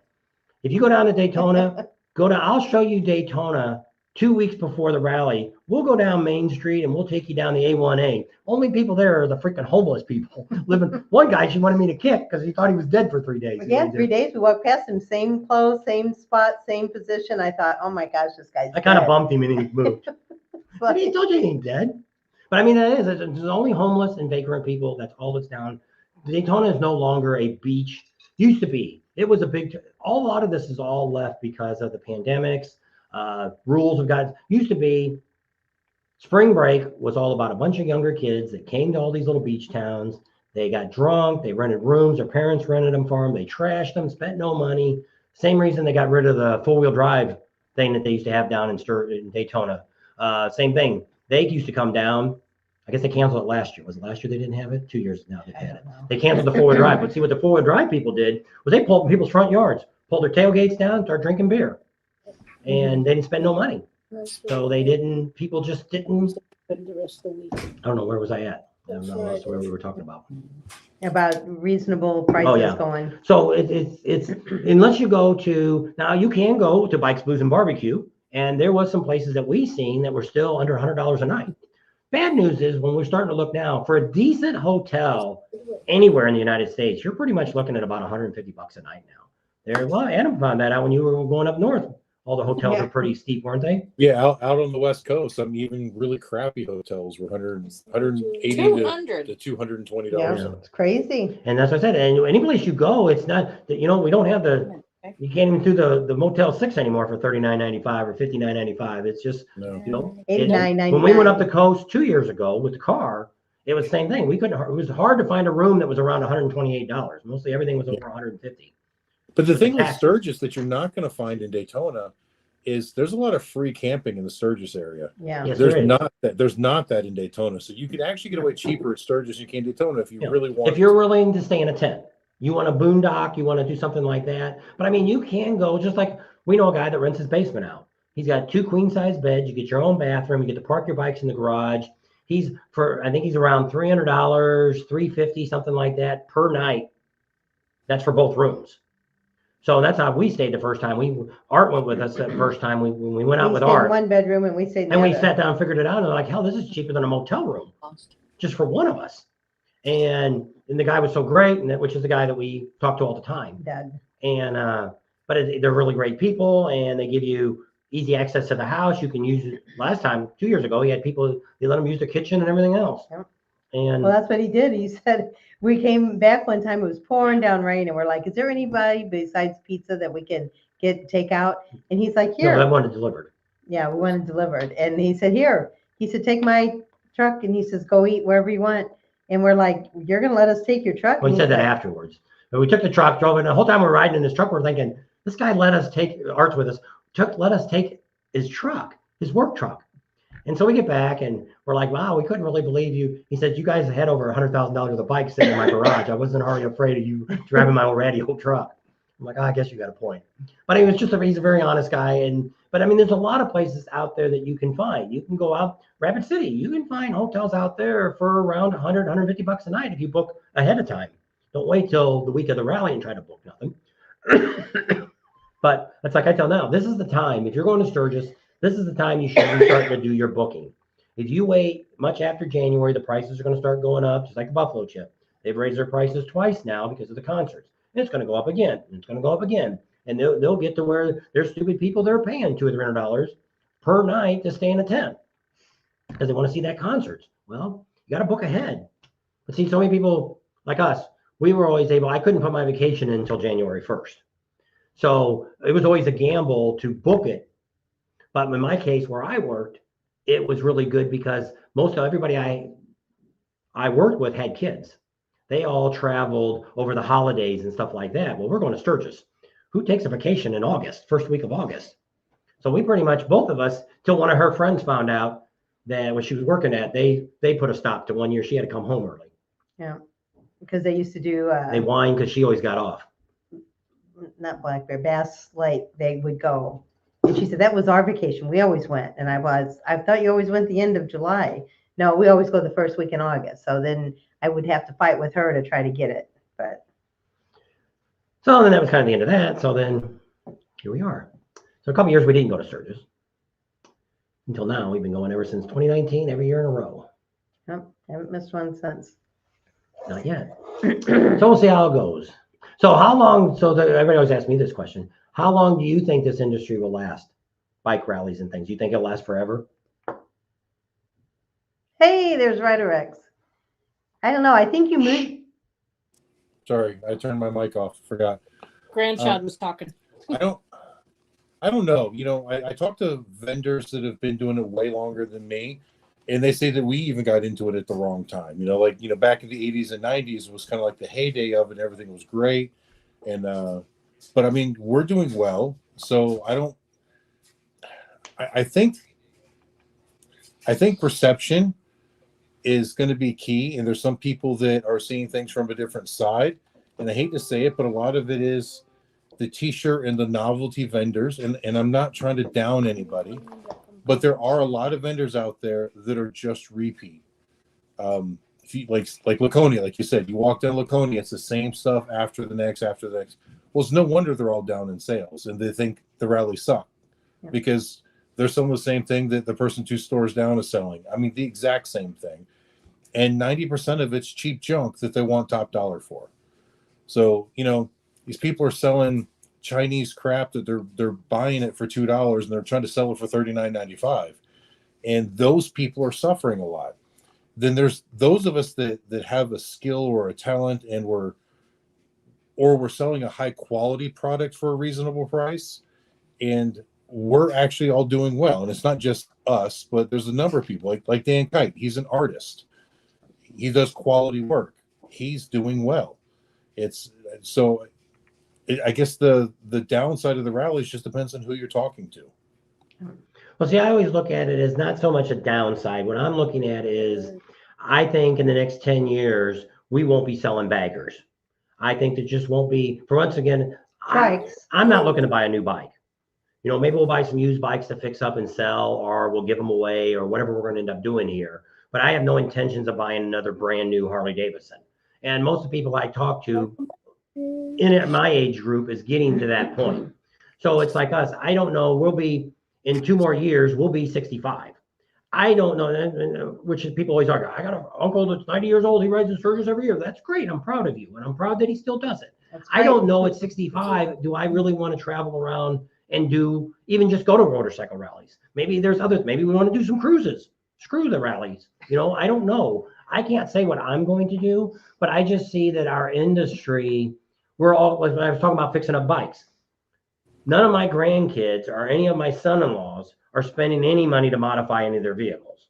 Nothing, not a dime on them. And there's probably hundreds of kids that aren't, have millions of kids probably don't want to, have no intentions of put wide tires on my car. Why would I want to? Now there's always that moron. But Bob, you're not seeing it, but see, I am. I still see all the kids out there that want to modify stuff. It's not the same old classic cars, but in your group, you're not seeing it, but you're not seeing the entirety of it. Where like I'm seeing a lot of people that still want to do that, but maybe that's just because of the circles I run in. So, I mean, right now it's really popular for people to go buy cars and soup them up. I mean, there's a lot of newer fangled cars at a lot of car shows now. People have dumped a lot of money into them. Well, you do. You get some of the, there's exception. I got, you see some of the foreign cars that the kids are putting the loud muffler on the back of it, and and they're spending money on the stereos and stuff, and I'm okay with that. But I think the other problem that we've run into, which we're all going to see really bad now, is the same thing: is how many people can afford to go buy a $20,000 Harley Davidson? And that's even a cheap one now, a new one. But it's like when we started, my first Harley was only $12,995. It was 3 or 4 years old, had 12,000 miles on it. You couldn't even find a decent bike. If you wanted to buy a street glide or a touring bike with low miles, I don't think you could get into anything under $10,000. I think you're probably getting close to 20. Well, the problem we see is just like with our kids, other than our son-in-law that makes videos. Our other son-in-law would love to have a motorcycle. His dad rides a motorcycle, has a Harley, but he can't afford it with 2 car payments, a house payment, putting kids through school. They got no budget to spend on motorcycles. So it's like out here on the West Coast. Maybe not so much today, but probably 10 or 15 years ago, there was probably more motorcycles in California than there was probably in most of the United States, because you could ride all year round. Everybody had a motorcycle. You get out on the road and you'll pass 100, 200 motorcycles just going to work, but it's a good commuter vehicle. So nowadays you don't, Florida's got some great places to ride still. People still can ride there most of the year, some of Texas, but there's so many people to put, like we heard a lot this year, people would say, my bike, I just put it away. Now I got $400 payments for the next 5 months before I get to pull my bike out again. Well, would you believe though, Bob, that what you're saying, we've been hearing since 2007?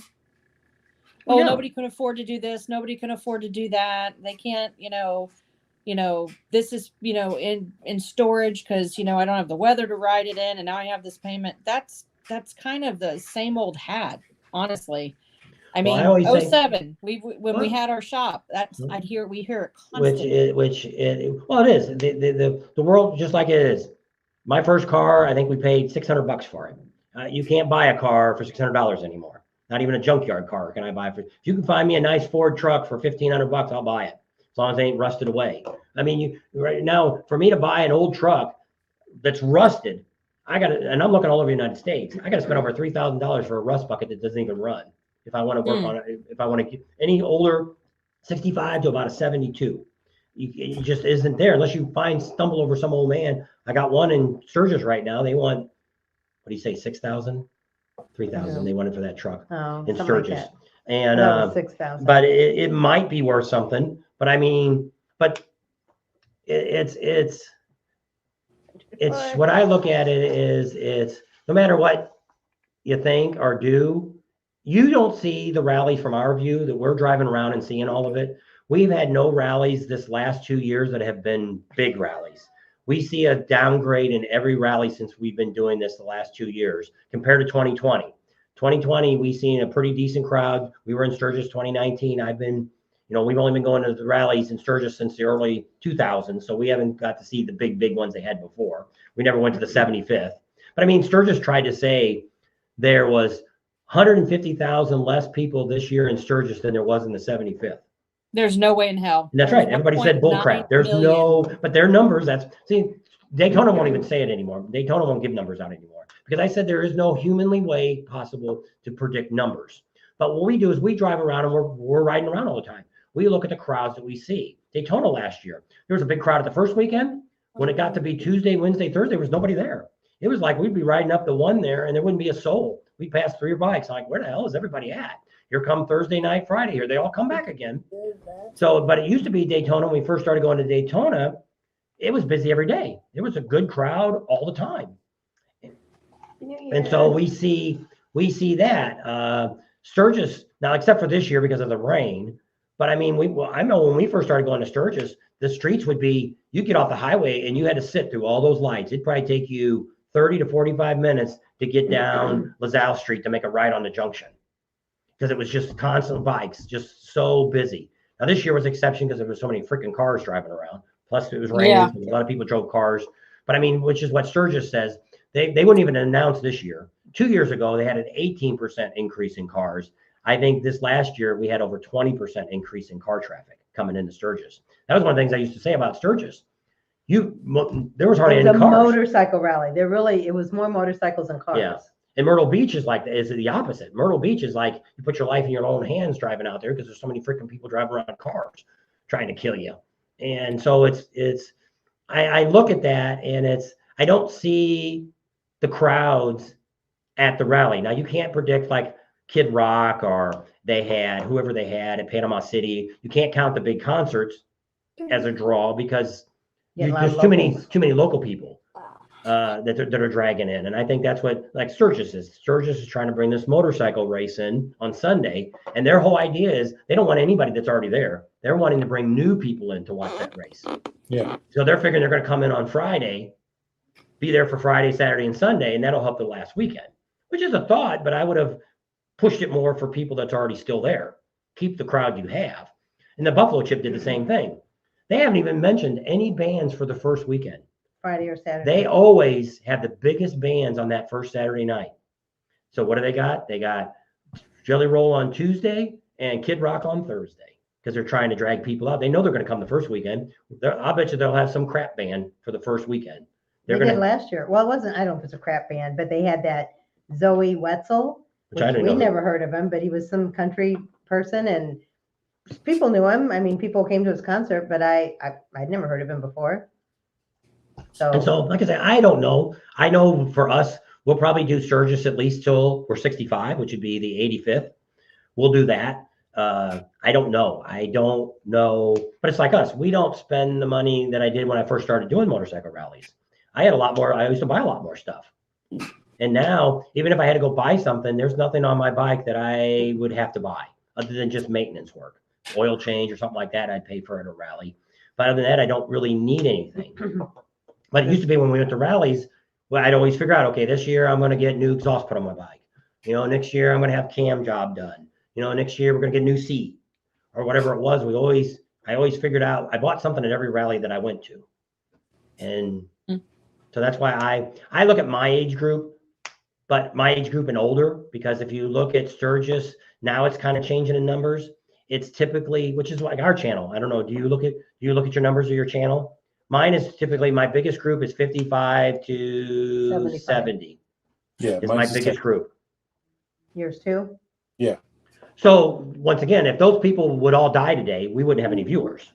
Well, I'm thinking the same thing. As these people get older, how many more rallies will they be going to? Now, if they ride till they're 80 years old, that's great. But I don't see that much. We had a guy come on the other day, was talking about motorcycle rallies, and he just said, it's too dangerous. I sold my bike. I'm not going to get out there anymore and drive with people with the cars.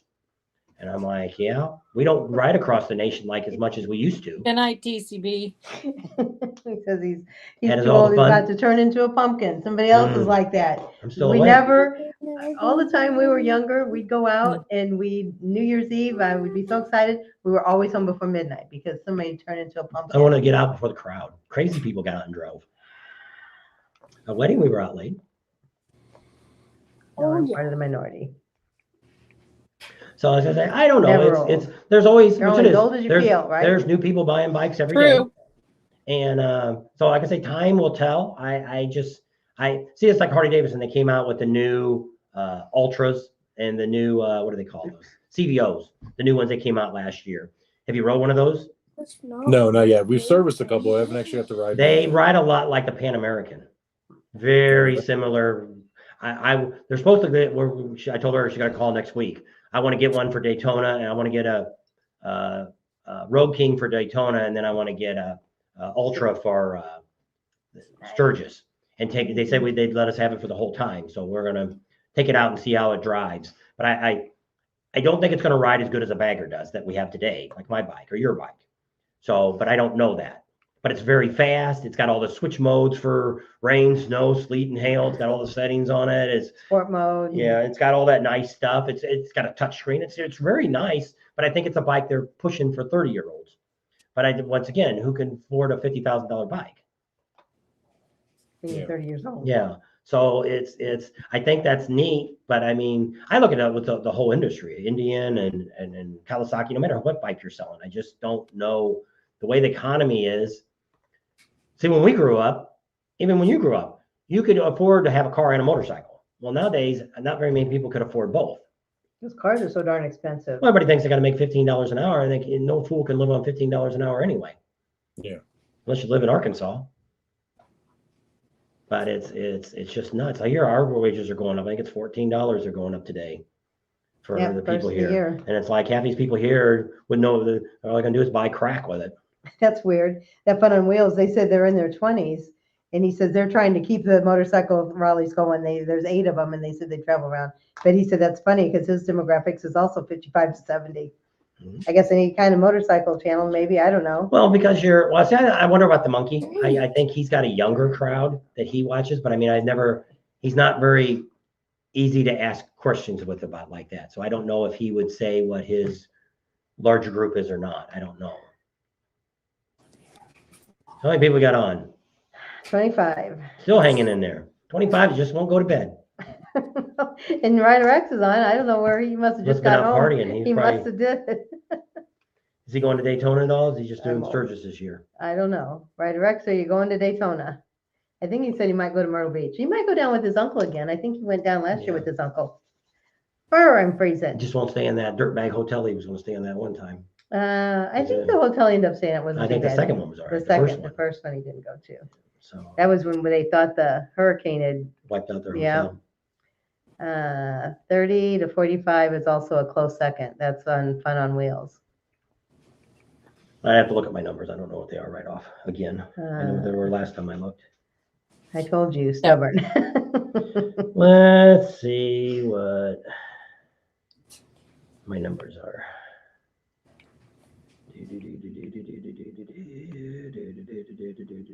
Audience. They're probably ready to go to bed. That's way past. They wait up for us. It'll be 2 o'clock in the morning.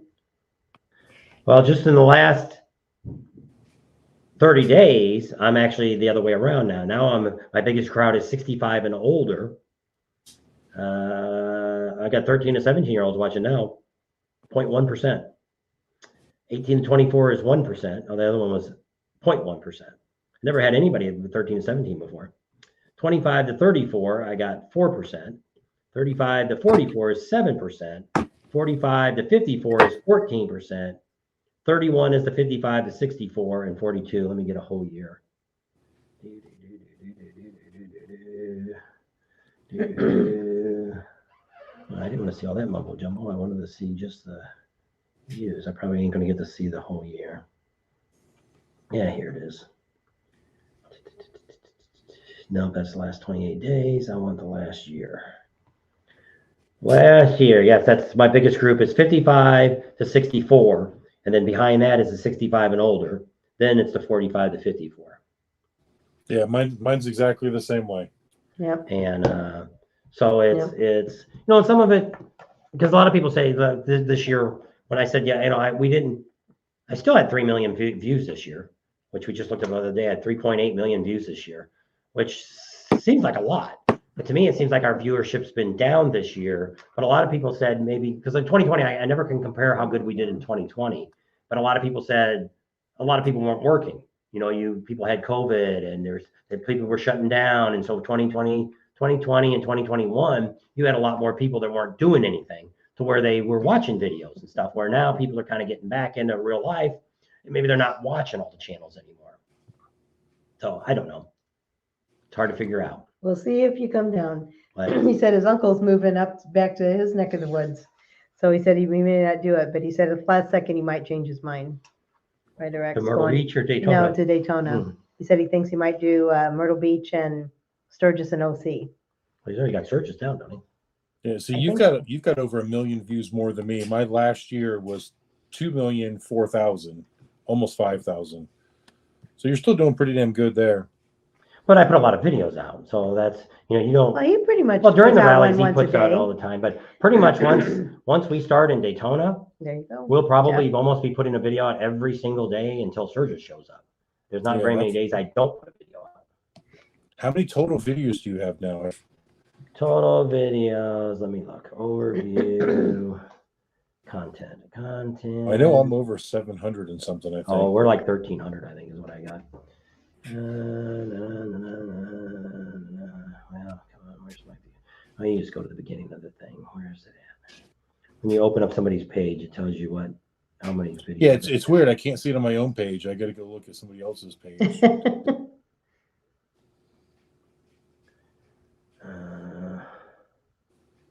Yeah, I don't know. No, it's not showing me.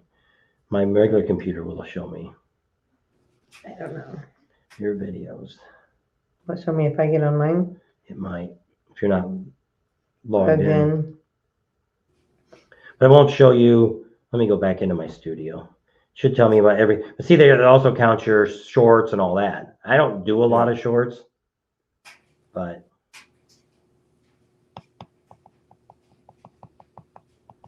okay, subscribers, watch times, views, subscribers, content. I don't know. It's not showing. I don't know where it's at. Should be on analytics. There's research. What does research show you? That doesn't show me anything. Views, watch time, content. No, that won't show me either. New viewers, published content. That's live now. I don't know. How viewers find you. I don't know. It's on my regular computer. Yeah, I don't know. I think we got. The focus bandwidth is. Oh, I go to my rally videos. Yeah, let me Keep go up to the good work. Let me go to my TubeBuddy. He always tells me. We need the website, Adam. What website do you need? Adam's, yours is at extremebikes.com? Yeah, it's extremebikes.com, but it's X-TREME. I put it in the description already a couple times, or in the comments. We've had 1,300 uploads. Okay, yeah, so you did a lot more than I have. And totally, we've had 8.5 million views. Dave's Crazy Trailers. That's his name. Ryder X wanted to know what the name of the guy he met in Ocean City that travels with the little trailer. Dave's Crazy Trailers. He was on earlier, wasn't he? John, yeah, he was. I asked the veteran to see whether they ride motorcycles, and if they are, I mentioned Sturgis and Bob and Tam, and since I would have not have gone in 2022 if not for their videos. Well, thank you, John. Yep, we get a lot of that. That's one of the things that keep me going to do this. We sure ain't getting rich on it. And, so when we have people come up to us, that's what kills me during this time of year, because we don't really see anybody. We did see somebody at the hardware store the other day, but typically I don't see a lot of subscribers in this area. 55, this is Fun on Wheels. They're in their 20s. 55 to 64 is 25%. 65 plus is 22. 44 to 54 is 19. 35 to 44 is 16. And 25 to 34 is 12. This seems like it's broke down a lot more than ours, doesn't it? Or is it about the same? No, it's about the same. We had 29 at the top, the highest age group. We didn't have any 65, did he? No, not 65. Oh, yeah, 65 plus is 22%. Okay. So We had 29 and 20. That's their Very highest similar. too. He might have a little bit more younger people. Yeah, the 12%. Maybe. But I mean, but that's really weird, because if they're a younger couple. Well, I don't know if it's a couple. He says him and a couple guys, they ride bikes. But I said they're in their 20s. They're in their 20s, yeah. Yeah, so that's weird that you're younger and you're having older people watch you. I just assume because we're older, we had older people wanting to watch us. That was my thought. I mean, I don't know. Is that what you thought, Adam? Why would older people watch us? Well, they're 20 years old. I mean, he's older too. He's not 20. Do you guys ever run into your subscribers on your way home or on your way that's completely unrelated to? Yes, we meet subscribers everywhere. Everywhere. We could be in Walmart and somebody will come up to you and go, "You're Bob and Tam, right?" And we're like, "Yeah." Do you watch us? Yeah. We just had a guy in a hardware store. On our way down to the cruise. We stopped somewhere in Georgia And the guy was in the gas station and he's just looking at Adam. He's watching him walk in. Adam goes, I was wondering what the heck was going on. He goes, I know if I should go in the convenience store. This guy was like watching me and talking to somebody. And we walk in and he literally just looks at me, goes, I know you. How do I know you? And I said, do you watch YouTube? He goes, that's Amsoil Adam. He goes, looks at the cashier. He goes, I told you I knew who that was. That's a big YouTuber. That's what I said. It's well, we've gotten pretty used to it, but we've had a few times where people will come up to you and go, hi. And we're like, hey, hi. And they were talking to the people behind us. Because we're just. Oh, that's funny. And that's happened a couple of times to us. That is funny. There's this Anderson pea soup place up in California that I like to go to, and we were in there. And so I got my big bowl of pea soup and I'm eating it, and the guy walks by and he's pointing and he looks, and I said, it's the best soup ever. I thought he was talking about the soup. He's like, no, you're Bob and Tam. It's like, oh yeah, we're that too. But I'm eating my soup right now, so leave me alone. And he's like, I didn't want to bother you because you're eating. I'm like, oh, that's fine, that's fine. He says, we're all sitting back here in the corner. Can you stop by on the way out and talk to everybody? They'd love to get pictures with you. I'm like, yeah, that's fine, that's funny. So that's funny. I think we have horror stories that we've been told by a lot of YouTubers, like that Nomadic Fanatic and a bunch of the people we know, the YouTubers that are in the RV business. Well, they get the knock on the door all the time. 2 o'clock, 3 o'clock in the morning, somebody's knocking on the door, they want a sticker. And so we've never, ever had that. And I think it's because, and you probably have the same thing too, you're easy to find. That if they want to find you, they can find you. It's not like they have to hunt you down to find you someplace. And I think that with us, it's like that. We're so accessible. We're always out and about running around to where like Professional Monkey, he does his meet and greets, but he wants to be out with his friends and drink and have fun. He's had some controversy with some of our YouTubers, not YouTubers, but some of our subscribers that have tried to approach him, and he basically told them off. And it's like, because he wanted to have fun with his friends. He don't want to be a celebrity. He doesn't want to talk to anybody. I think what happens is, because we met him in Leesburg last year, and he got diarrhea or something before he got there, and his stomach was upset. And he's like, I'm not drinking this whole weekend. I'm going to get back to normal. Well, he was the nicest guy in the world. He was real friendly. Because mainly what he used to do, every time we'd ever see him, he'd flip his fingers off in front of the camera. That's all he ever did. Right. And never really said a whole lot to us. And then in Leesburg, he talked to us for, I don't know, for 3 days we were there. Yep. And then he had talked to us that year in Sturgis afterwards. He found us at the Iron Horse and sat down and talked to us for an hour or two. And before that, I had never really had more than like 3 words out of the guy from him. But Ratfink went up to him because he stays at the Cackleberry next door, across the street, stays at Cackleberry. Well, 2 years ago, Rat ran up to him and said, hey, I'm a big subscriber. Can I take a picture with you? He said, fuck you, get away from me. And it was like, and then the next time he told us if he'd ever seen him again, he was going to punch him in the face. And I said, well, we've heard that about him before, but I think he's one of those guys that when you drink, he's just a little different. A different person. Yeah, that he's not that way. If you know him how he is, he's a decent guy. But I think when you started the story, I missed who you were talking about. Professional Monkey. Oh, Monkey. Okay. And but like I say, we never had that much trouble. We never really had any trouble with him. But when we ever tried to talk to him before, he was just never very personable. Gotcha. And he's gotten better now with us. Because there's times I used to get on his lives, he wouldn't say nothing about us. He wouldn't say hi, bye, kiss my butt, or nothing. So it's over there. Oh, now I can't point on yours. But what's weird about Monkey is if you meet his wife, she is probably the nicest person you'll ever meet.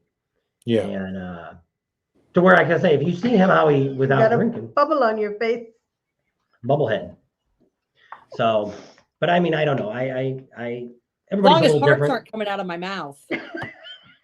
But there's other YouTubers that we tried to meet before, like that Nomadic Fanatic. We tried to meet him years ago, and he was traveling right down Route 66. And we said, hey, stop by our house. We'll take you out to lunch or dinner, whatever you want.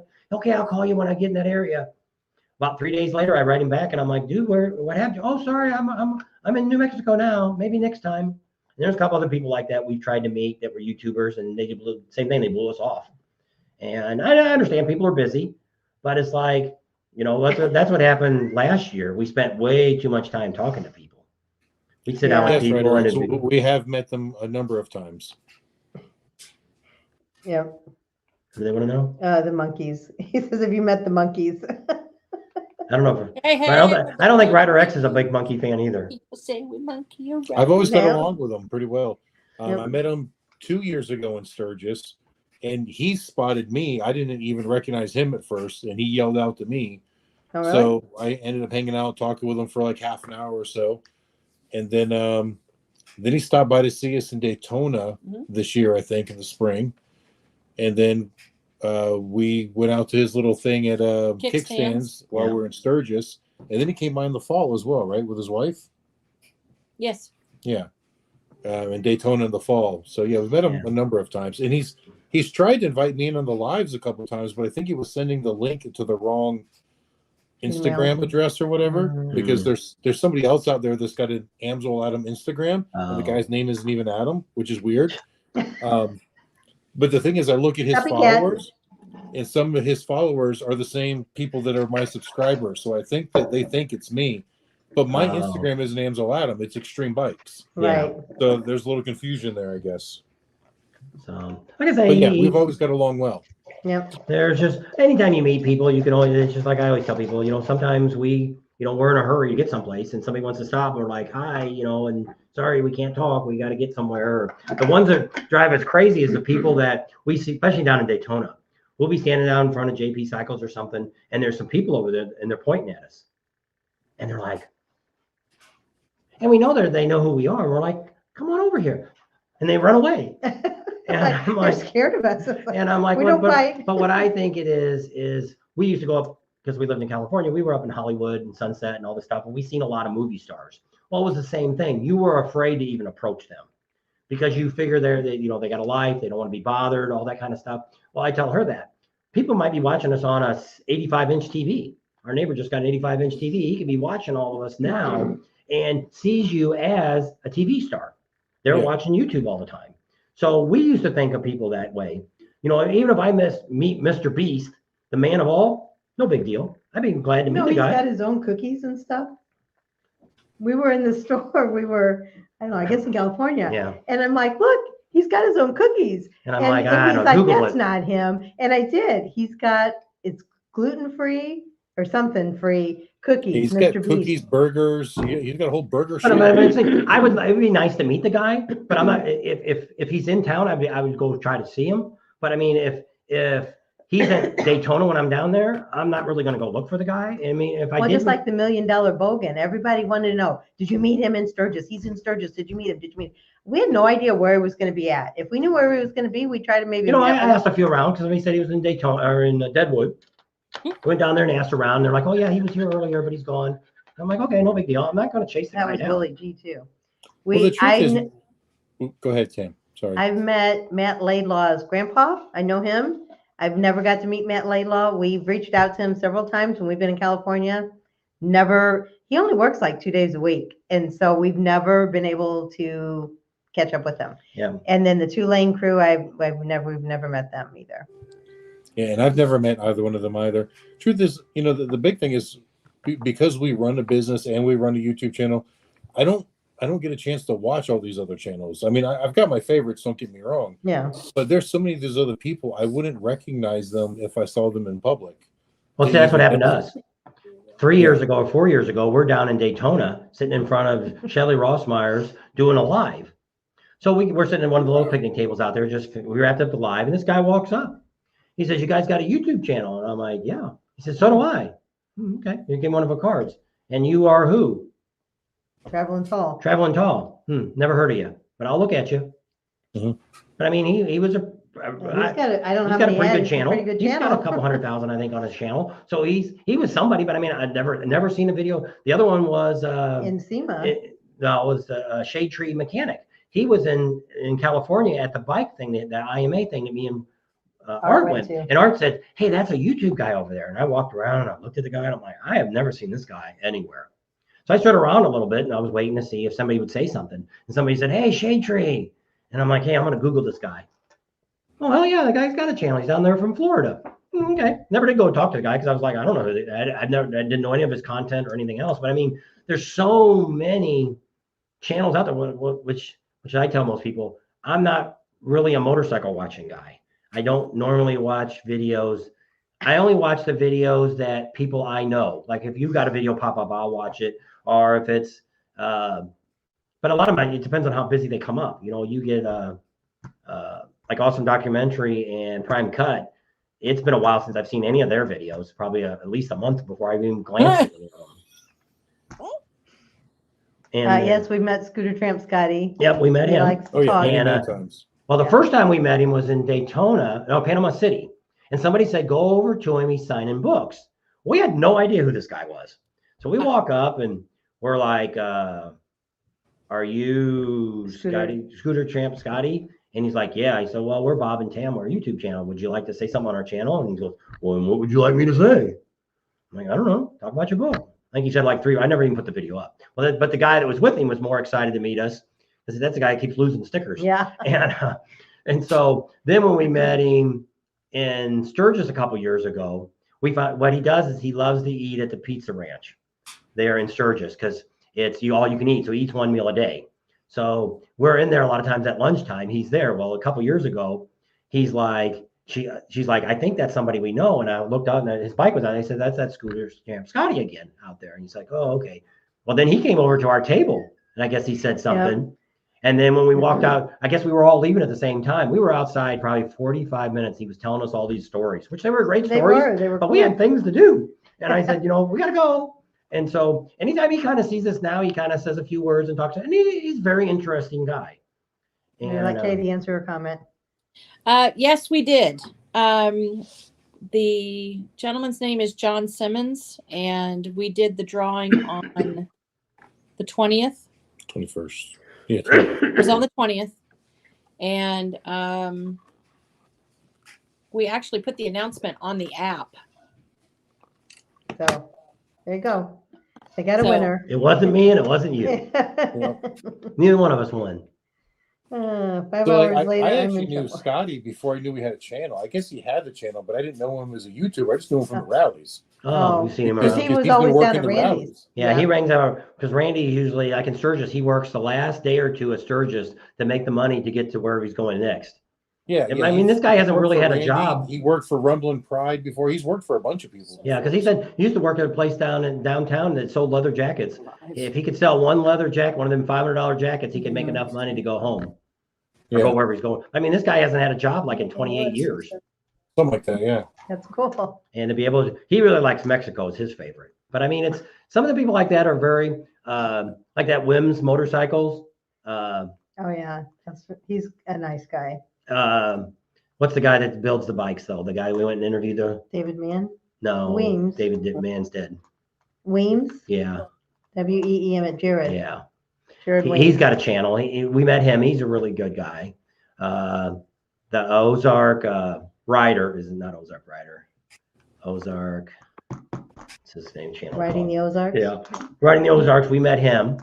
The Badgers. They were one of the first, which they ended up telling us that we were about the same time they started. Yeah. They were probably the first YouTube channel that ever walked up to us and knew who we were. And we met them the very first time we went to Daytona for the fall rally. Met them in front of the Beaver Bar. There is another little oil slick in Adam's frame. Is that thumbs up button? I don't know what that is. I don't know who's putting that on or how they do it. Wayne's they're all Florida down there people. in Florida. Florida people. And but the Williams, I really like him. He's and if we call him up to talk to him or something, he always is like, "Hey, no problem." Happy New Year. So it's kind of neat. And so like I say, some of the YouTubers you meet are really friendly and they're really down to earth. But there's other YouTubers that you meet, they're like, they don't want to give you the time of day. They just think they're better than you. Well, like that Meg. I walked past that Meg. She was at the Ocean City. And she was doing a live, and somebody told me about it. And I'm like, okay, we'll walk, because we were doing a live there at Joey's. And so I'm going to walk up there and see if she knows who I am. So I walked by there, and I think she knew who I was, but she really didn't really say Grandson Rider X. And so I just. Is that Matt's? You guys froze up.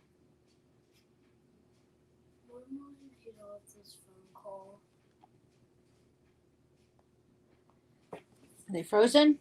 Yep. But if they're frozen, I don't know if anybody can still see us. I can still see us. can. The timer's still counting, but I have no It idea is, but they are frozen if anybody can hear in us. time.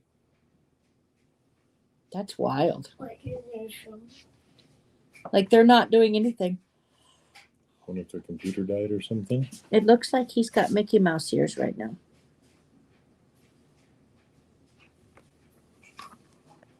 Is it frozen on there? Yeah.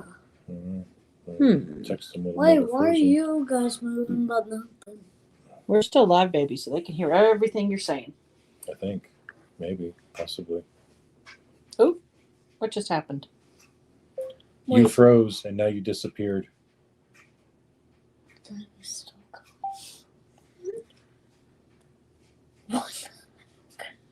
Hey guys, I don't see any comments coming up. Can you guys still hear Katie and I? Or is the live stream over and we just don't know it? I would think it was over. We wouldn't be on here because they're controlling us being on Yeah, there. but Right? I don't know if they can see us or not. Yeah, no, we're still on there. See, wave. Hi. Oh, we're making our own video where it's the same video. Hey. Computer died. We'll be right back. All right. Well, guys, we'll just keep it going. I can't see any comments right now. Let me. Okay. Saul can see you. All right. We will be right back. I can hear you guys. Cool. That's so funny. Well, we'll give them a few minutes to come back on. Got to plug themselves back in. Writer X, his name is Grace. Hello. Hello. I can't hear. Because you have a microphone. Now it looks like you have Mickey Mouse. It's not on. There. Can you hear me? Yes. Okay. Can you hear us? Yes, now I can. The computer died. Oh, it wasn't plugged in. It was earlier, and then when he moved everything, he must have unplugged it, and then it died. Oh, man. Yep. We're still here. 9mm James is on. Dang computers. Grayson is their grandson's name. Yeah, you have 25 minutes till it's New Year for you. In Mountain Time? Yes, it's 1:35 here. Aren't you almost 2 hours behind us? Yeah, let me see. What time does my thing say? Almost exactly. No, you're exactly 2 hours behind us. Yeah, Oop, where'd you go? She disappeared again. All right, I've still got comments here. There they are. Yeah, put your earplug back in. That's better. I didn't take it out. No, you can talk from the bathroom. You gonna plug your ear in again, Bob? We're back. That's see, Adam. That's the advantage of having StreamYard, because no matter how long we were off, it is until I go in and actually log out, it's still always going to be here. So that's the nice thing about this versus YouTube or something like that. Because once you lose YouTube, you got to come back and start all over again. Yeah. Ding computers. What does this one say? Great stuff. There's 9mm James. Adam's still on. Yep. What's your favorite rally? Favorite rally, dear. I already replied to him. I told him Sturgis. Yep, I think that's everybody's Ryder X favorite says rally. hello, Gray. Yep, Sturgis. Grayson says hi, Ryder X. We can hear and see you again. Yes, we're back. I'm with Adam. Sturgis is my favorite. Yep. Yeah, Sturgis, because one, it's some of the best riding at any of the rallies, and it's usually financially one of our better rallies. So It is. We get a few more days there. We really love the area as well. So We've pretty much, for the past, 12 years, we've been spending our summers there. Yeah. Yeah, that's what And we for do. the past 3, we've been going out even earlier. So yeah, we've talked about buying a piece of property or even doing one of those lots over at the Buffalo Chip where we could legally make a residence just as There you go. So we'd always have a place to go out there and just hang out whenever Yeah. we wanted to. Which rally they say? Sturgis. Everybody said No. Sturgis. You know what Adam said too? Yep, Adam said too. I didn't- He's thinking about doing maybe a residency there at the Buffalo Chip too. Yeah, it helps. So It's a good other deal. than Sturgis, what would be your other favorite? Well, Well, he was asking. Oh, Yeah, well, it's hard to say for me because I like Sturgis because of the riding. We don't ride at any other rallies. Well, sometimes at Laconia. But Laconia is definitely not my favorite rally. No. But if I was a rally goer and not a business that depended on the rally to survive, I think Laconia would be a good rally to go to because there was still some good riding up there. What would be if we only had 5 rallies we could do a year? What would be your top 5 besides Sturgis, I obviously? mean, are you talking from a business point of view or a rally goer point of view? Both. Well, business would definitely be Daytona's and Sturgis, Ocean City, and probably Myrtle Spring, even though it's not my favorite rally, but financially we do better there than we do in Panama Springs. So I'd rather be in Panama City. I knew that Yeah. would be Katie's favorite. I like Panama yeah, City as Beach. far as the area goes, it's great. The riding is okay, but The beach is gorgeous. I yeah, love the it. beach is gorgeous, but I'm not that much of a beach person. But business-wise, it's never been one of our better rallies. But I always say the same thing with Panama City Beach. If you wanted to go to a beach rally, that's it. There's nothing, Myrtle Beach, Daytona, none of them have it. Myrtle or Panama City is the only one that has bars that you can actually take your drink and walk right out to the beach. Yep. Where in Daytona you can't. You're either stuck behind a wall or something like that where you just can't walk out. So that's But one of the Daytona things. is dirty. It's very Yeah. dirty there. And it's And, just, especially because we lived there for so long, well, not just in Daytona, but we lived in Deltona and we lived along the I-4 corridor. And it's like when we lived in Daytona was very close for a beach. I'd rather be on the West Coast on the Gulf because it's just that pretty. Yeah. And no, you can't drive. If I had just rallies to go to, I might lean now to Bikes, Blues, and Barbecue. I'd like to do the rallies that I'm not getting to do that I would like to do would be one, I'd like to do Lake of the Ozarks again. I'm hearing that's really getting bigger now. Last couple of years, they've been really amped it up. They got more vendors there. There's more stuff going on there. There's some pretty good riding around Lake of the Ozarks. Yes. But that's the weekend. That's the same exact weekend that Ocean City is. Yep. So they really want us to come do back. They really want us to come back to Ocean City again this year. But then what's nice, and see the same thing, I'd like to really spend 2 weeks at Bikes, Blues, and Barbecue, but I can't because Ocean City and Lake of the Ozarks is the weekend before that. So that kind of screws that idea up. I wouldn't mind going back at least one more time to do the Tennessee motorcycle music revival. They had some really great riding and they had a lot of stuff that they took you on for free. They had rides that you went to a winery and everything was already covered. You went out. Another one, I went on a ride that they had fresh catfish they fried up and hush puppies and free beer and all this stuff that they did for you.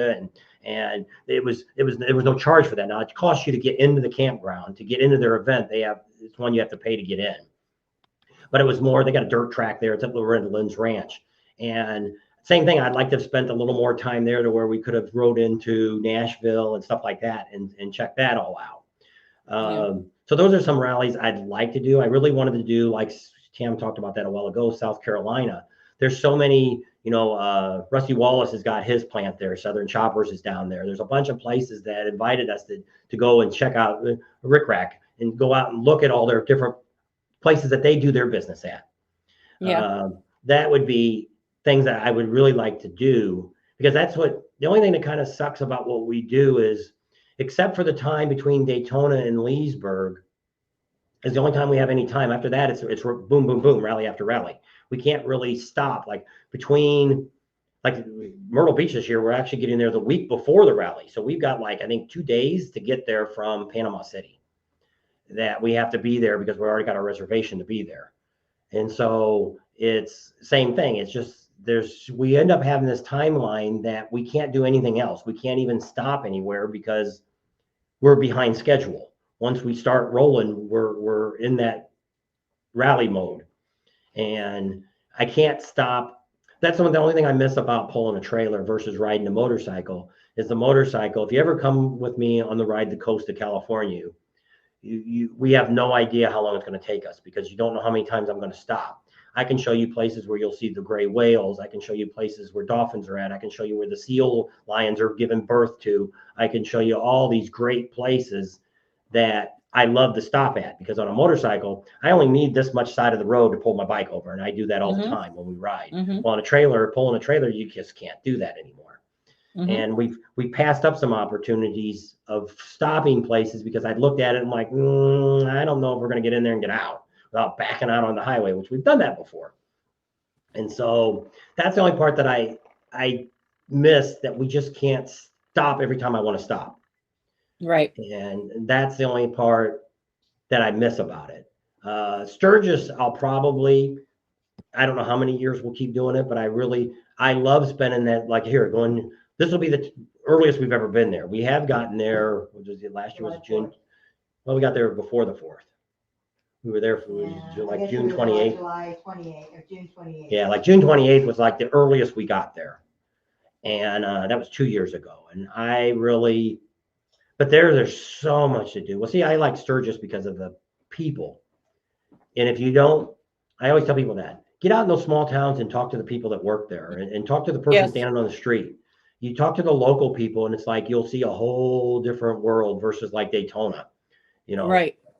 It's just that's because Florida has so many transplants. Unfortunately, it's Adam and I growing up there, very different place growing up there in the 70s and 80s, and people just keep coming and coming and coming and coming, and they're building, and it's not a great place to live like it used to be. I mean, the whole damn state is built on a swamp. And there's multi-million-dollar houses when we were growing up that we would watch, because he lived in Lake Mary and Heathrow and Alaqua Lakes and all these expensive places where basketball players lived. And Michael Jackson even had a house over there, and Chris Rock and Shaq. And, these houses were sinking because of the sinkholes and stuff like that. So it's not a great place to live anymore. And people are still trying to get in there. So it's like, good night, John.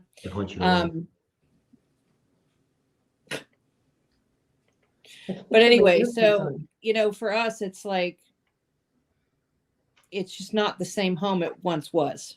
Yeah. Well, the big cities are happening. It's the same thing. All the cities are kind of dying. The big cities, people are moving out to the suburbs and this country and things like that. And it's like Sturgis. A lot of people in South Dakota is actually, the governor's welcoming everybody out. And a lot of the local people are like, we don't want to turn into California or, like some of these other states have turned into.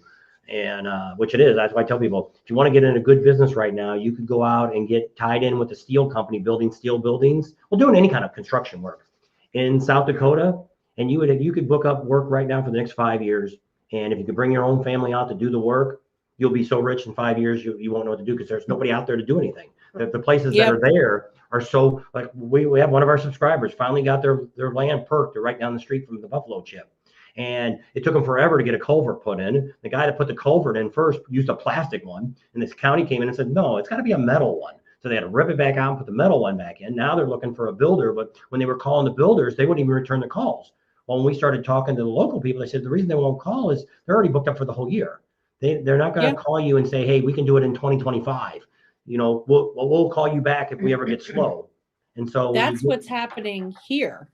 When COVID hit and it forced, I think it kind of backfired on the government, honestly, but that is one of the reasons why we've had such a huge influx of people moving here, because people in Atlanta or Chattanooga or, any of the, even the small suburbs outside of Atlanta, they were stuck at home and they'd have to work off of Zoom calls or whatever.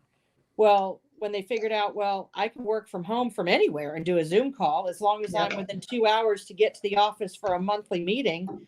So we've had a huge influx here because, one, a lot of people from Atlanta will come here because it's nicer to stay in the hotels for the casinos because Harrah's is here.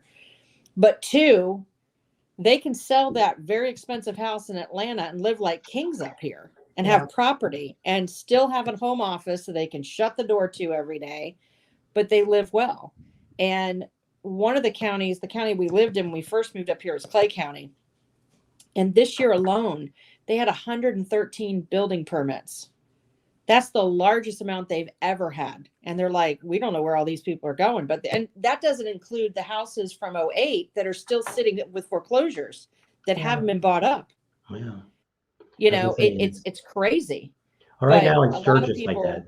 It's like what she was saying, that it's they were staying at somebody's house and a contractor, and before they left, they offered them a job. Yeah. And it's like that in Sturgis. You can't even find a piece of property for sale. We should have bought a few years ago when we were looking down there. 4 years ago, we were looking at some property and they were selling this little, what I thought was, hey, if we could find like an old ratty single wide trailer on a lot, we could junk that and put a carport and put the RV in there whenever we're here. Well, they wanted like $90,000 for this lot. It was 50 by 100 in Sturgis. Murphy, And I'm North like, Carolina, Ryder X. and I'm like, that's just insane. I'm not paying that, which like the property out by Sturgis, right next to Buffalo Chip. That's where Anessa's got a lot there.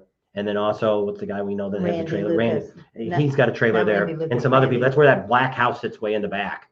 Well, there were 6 lots they sold. Originally, they sold for $76,000 for 6 acres.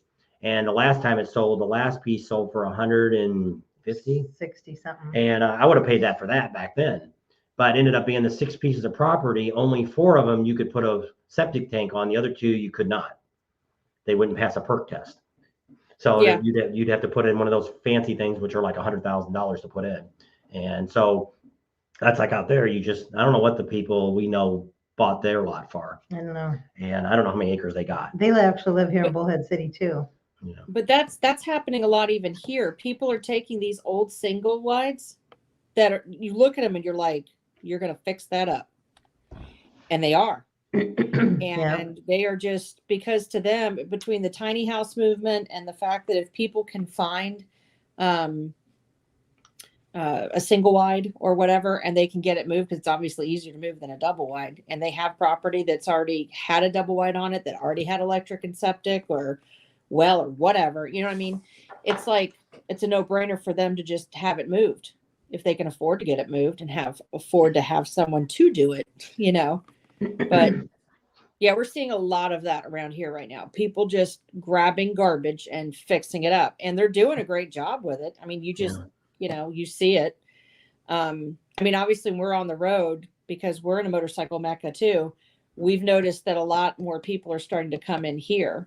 And even like when we left to go to Myrtle Beach in the fall, I'm like, we're leaving the motorcycle mecca. And I'm in my head, I'm going, and we're going somewhere we're going to sit at a motorcycle rally that should have something going on, you know. It's kind of weird how people are. They want to be in certain places and not others. It's very strange. So Joseph, what part of Illinois are you in? So South Dakota, Montana. That's and where you Wyoming. live to go. Yeah. And it's Well, you know, they call Illinois the little California. So California's little brother. Yeah. We used to live in Illinois. That's why we know about the Chicago machine back in the day and how that all went. I don't know. Ryder X and Jeff are fighting. We've been quite the opposite problem here in Pennsylvania. Not enough influx, huh? Yeah. 20 miles south of Joliet. Okay. We live down in southern Illinois. Well, we lived in Peru, Illinois for a while. Oh, we lived there too. And I had to get my first gas station, first business I owned. Virginia's a great state line to live in. Yep. Ryder X has been there for a while. It's not bad. It's the East Coast there wasn't. Well, I was kind of glad that we did the East Coast because we had never really been on the East Coast. I'd never, we went to Myrtle Beach and stuff like that when the kids were in dance competitions and stuff. But other than that, we really never had been anywhere there. I had flown to Washington, D.C. because I was a union president. We were supposed to meet with Obama and he blew us off. But I did get to see some of that and went around and spent a week there and or whatever. I was there 4 or 5 days. And it was very interesting to go, but the ride that we took up the coast, there was some areas that were pretty neat up there. Where did we end up camping at? Virginia Beach. Yeah, Virginia. Was it Virginia Beach? And that was kind of neat. We neat. stayed at a place in where you guys live, North Carolina. It was something beach. That was a lake. Was it 1,000 Trails? Yeah. I didn't know how far away we were Close from to you the guys. beach. I don't know. Well, we're in Southwest North Carolina, where Tennessee, Georgia, Alabama, all kind of meet. The west side, okay. We were pretty much South. running up the coast Yeah. all the way there. I like the coastline, and it was different, which I had no idea. I didn't realize. See, we've lived on the West Coast. I had no idea that it could snow on the beach. Oh yeah. And they're like, "Oh yeah, there's a guy showed me a picture," and I'm like, "Really?" Really? Well, see, on the West Coast, even in Oregon and Washington, it never snows on the beach. There's been flurries. Huntington Beach a couple years ago had flurries and it made the beach white for like 20 minutes and it melted right off. But it was, I forgot where I was going. Good Lord, if you go into Michigan and you go to Lake Superior, you should see the ice that forms up there. Yeah, they, which we did. We've been in Chicago where the Lake Michigan's frozen. And well, see, last year was the first year Lake Michigan never froze, and the ice fishing, all the businesses were going broke, and that's why we figured part of the problem was with Daytona last year wasn't so busy because it never got that cold. Because I think that's why the colder it gets, the busier it's going to be in Daytona. So if it starts freezing now, first of the month starts freezing now, gets really cold, they get a bunch of snow, it'll be crazy in Daytona. But if we don't get that really bad weather, I don't think you're going to see a big group of people. It'll be about the same as it was last year. Adam has. He's been above the Mason-Dixon line. So where exactly is that? It's like Pennsylvania, Maryland border. Hmm. But yeah, I mean, I've ridden all through Pennsylvania, New York, New Hampshire, We've into driven Maine, trailers Vermont. there. Well, we took a motorcycle on the I've road. never We've ridden a seen, motorcycle in Connecticut or Rhode Island, but everywhere else. we pretty okay. much everywhere as we traveled up the coast, almost every place we stayed the trailer over a night or two, we took the bike out and rode it. We rode in the thing around the White House, a patriotic thing, Yeah. and did that. Right to remember. That's Like what it's in called. Laconia, I think. Bob, if you're going to do these veterans bikes, you might want to consider going over and filming Thunder, the big one that there's like 10,000. Right to remember. It used to be called Rolling Thunder. Yes. Now We did it's that. called, that was That last goes to year. DC. Yeah. We did that when we did the coastline. We did that. Rider X set us up with that. That's we didn't know how that all worked, and he got us all set up to where we got in through the dealership there, and we were up in the front with the. It was pretty neat. It wasn't the only thing I didn't like about it because it's changed now. The guy that originally did it owned a bunch of Harley dealers and car dealerships and all that, and he kind of did it for years. Well, the part I didn't like about it now is they have this big thing that you all meet up before in this parking lot. They have a bunch of stuff going on, some bands and stuff. But then when the ride's over, you're just gone. Like you get off of this highway and the road turned to a Y. There was people parked. It was a highway. People were parking in the center of this Y because they didn't know which way to go. And it's like, I don't know. What do you think? She goes, I don't know. I'm going right. Well, we went the wrong way. And I don't know how long we drove before we finally figured out how to turn around. And but it was like they didn't have a place for you to stop at the end. Now this time I seen, because they just sent me a thing saying they're going to do a thing at, remember where we went and the scene where all the statues are at? We parked there and walked in. They're going to try to do something there, but I mean, there's no place to park, so I don't know how they're going to do that. And so we did do that. So what we've done with our veterans thing, what we're looking at to do with our veterans thing, my original plan, we had two. The plan we're actually looking at now is we've talked to the American Legion and the VFW. They would send us names of people that they feel that had PTSD, that they think they could use a motorcycle to maybe help them. Our stipulation is we want to be able to follow them. And they said they would do it, and they have to go with us to check up on them every 6 months or whatever we decide to do. Right. They would own the bike. We've already got a couple companies already that will give us all the parts we need to fix the bikes through J&P Cycles, through Drag Specialties, and they got like 5 or 6 companies that another veteran organization will help us with all the parts we need. And Amsoil Adam. And then the next thing we were going to do then is once the bikes are all fixed up, not necessarily I'm going to paint them or anything like that. Now we may talk to Advin Black and do something with it if I get any decent. So our first choice is try to get bikes from dealerships to give us the bikes. So that's why at this point, we're not looking for newer bikes. We're just looking for something that runs, a Harley preferably. And we'll take them and then we'll bring them here and we'll fix them up, do the best we can with them, and then send them out on the bike.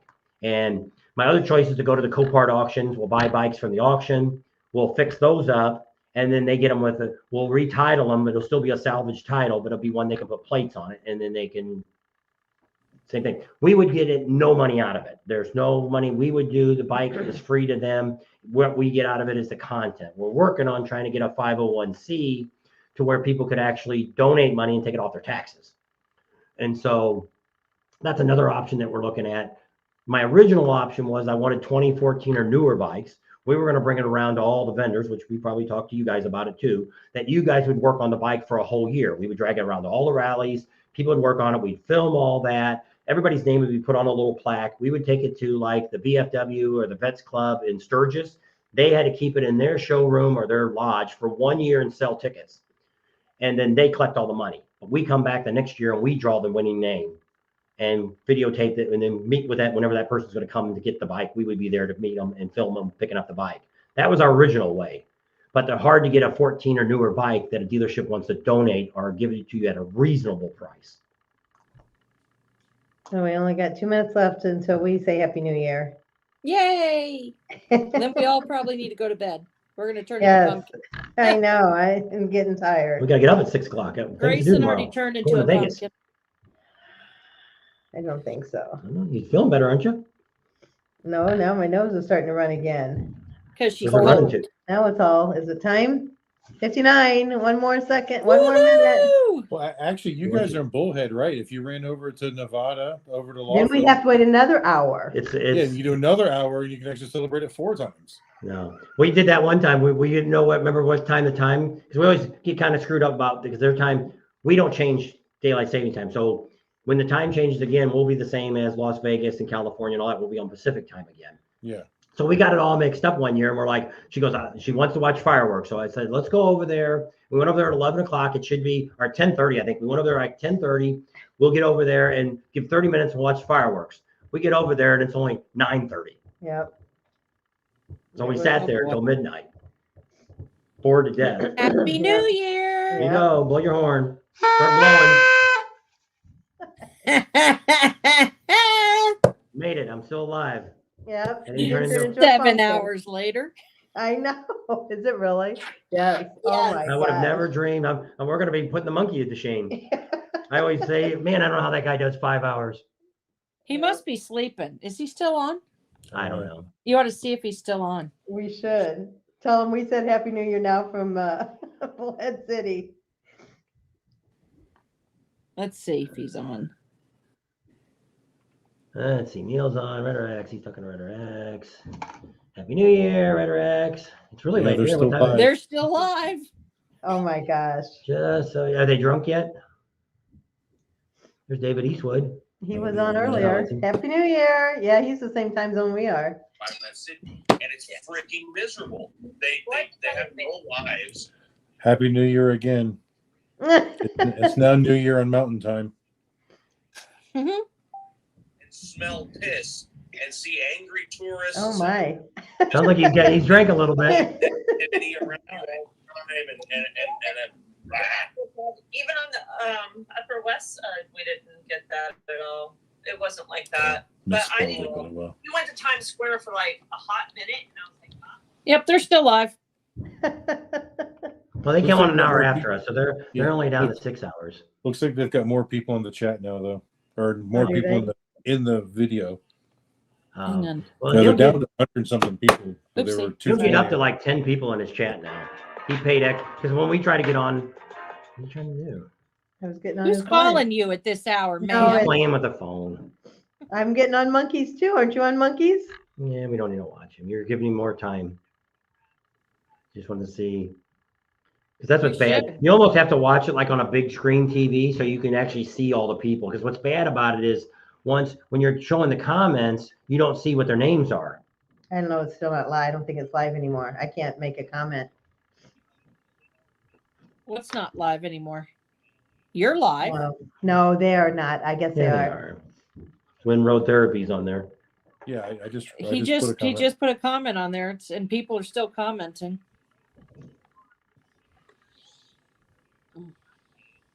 That's the only thing I can say about him is he is a very good talker. He's got a really good tone to his voice. He doesn't say the so or and or he does Yeah, a in very fact, good our job. comments on his screen right now. You can see my little logo down there. Where's my camera go? Over it there. is. Oh yeah, I see it. Yep. Live chat. Yep. I don't know who they have on there. Like it's on the cliffs. You can sit on the balcony of Been your there the hotel whole and watch time. whales David's jump in been the there the whole bay. Like, time. it's not Earth. It's not the planet Earth. It's a Like different. he's dishing out the honest opinions. And he always does. Looks like she's already left. Miss Monkey gone She probably already? had to put the baby to bed. What baby? Well, they always call that kid a baby. It's like 13-year-old kid. Well, that's what they say. In if you're Cuban, whoever's the youngest in the family is always known as the baby. Well, they only have one child, so they always call her the baby, because he says her Mrs. Monkey's brother is like 38 years old, but in their family, he's the baby because he's the youngest one of the family. Huh, okay. Well, we still call our youngest one the Mindy baby, so she's the youngest one. Well, we don't introduce her as the baby, though. No, not really. Or we're gonna go see the baby. Yeah. We call them Monkey 1 and Monkey 2. So that's kind of the way that all goes. So, all right, are we done? My I nose guess. is gonna fall off. You do have to drive a mile home. yeah, we got to close everything up. Turn everything All right, off. guys. Well, we're out of here then. Yes. All righty. Thanks for having us, and we'll do Yes. this again sometime. All righty. Yes, I think Happy it New was Year. fun. Yep. Happy New Year. all. Love you. Well, maybe if you, well, already left. I guess. So that, we're going to go ahead and leave all of you too. That was pretty quick and fast. It was. Pull They my were ready earplug for out. bed You too. don't need earplugs anymore. Oh, can you Let's hear? see. We got another. We don't need to hear anything. I guess Ryder X saying good night. Good night. Seems like the only time we ever get to talk to Ryder X is in the middle of the freaking night. 'Cause he, That's the only time he's on. yeah. I don't know. There's no football games on. That's why. The flag will show you. Happy New Year, guys. Thanks. They've been on a long Well, time, yeah. too. What's Is it- their name? What's your name? Fun on Wheels. Their real name. Yeah. And thanks for hanging out with us all night. All of you guys that are still on. So does he have a channel? Is that Yeah. Fun on Wheels. We'll have to look it up. There it is. Give me the controller. Fun on. Happy New Year, Joseph says. Good night, David Eastwood. Good night, Happy New Year from Neil. David. Fun on Wheels. They're all saying good night, John Boy. If you have 1,000 subscribers, is that you? Shows a bicycle. Well, he says it was him and a couple guys. Do you only have 3 Joe, videos? it's a pleasure to meet you guys again. Fun on Wheels, 1903. Oh, yeah, because this one. You put the There's another Fun on Wheels that's a bicycle, it looks like. What do you say, 1903? Yeah, the year Harley was invented. Oh. Fun on Wheels, 1903. We're looking you up.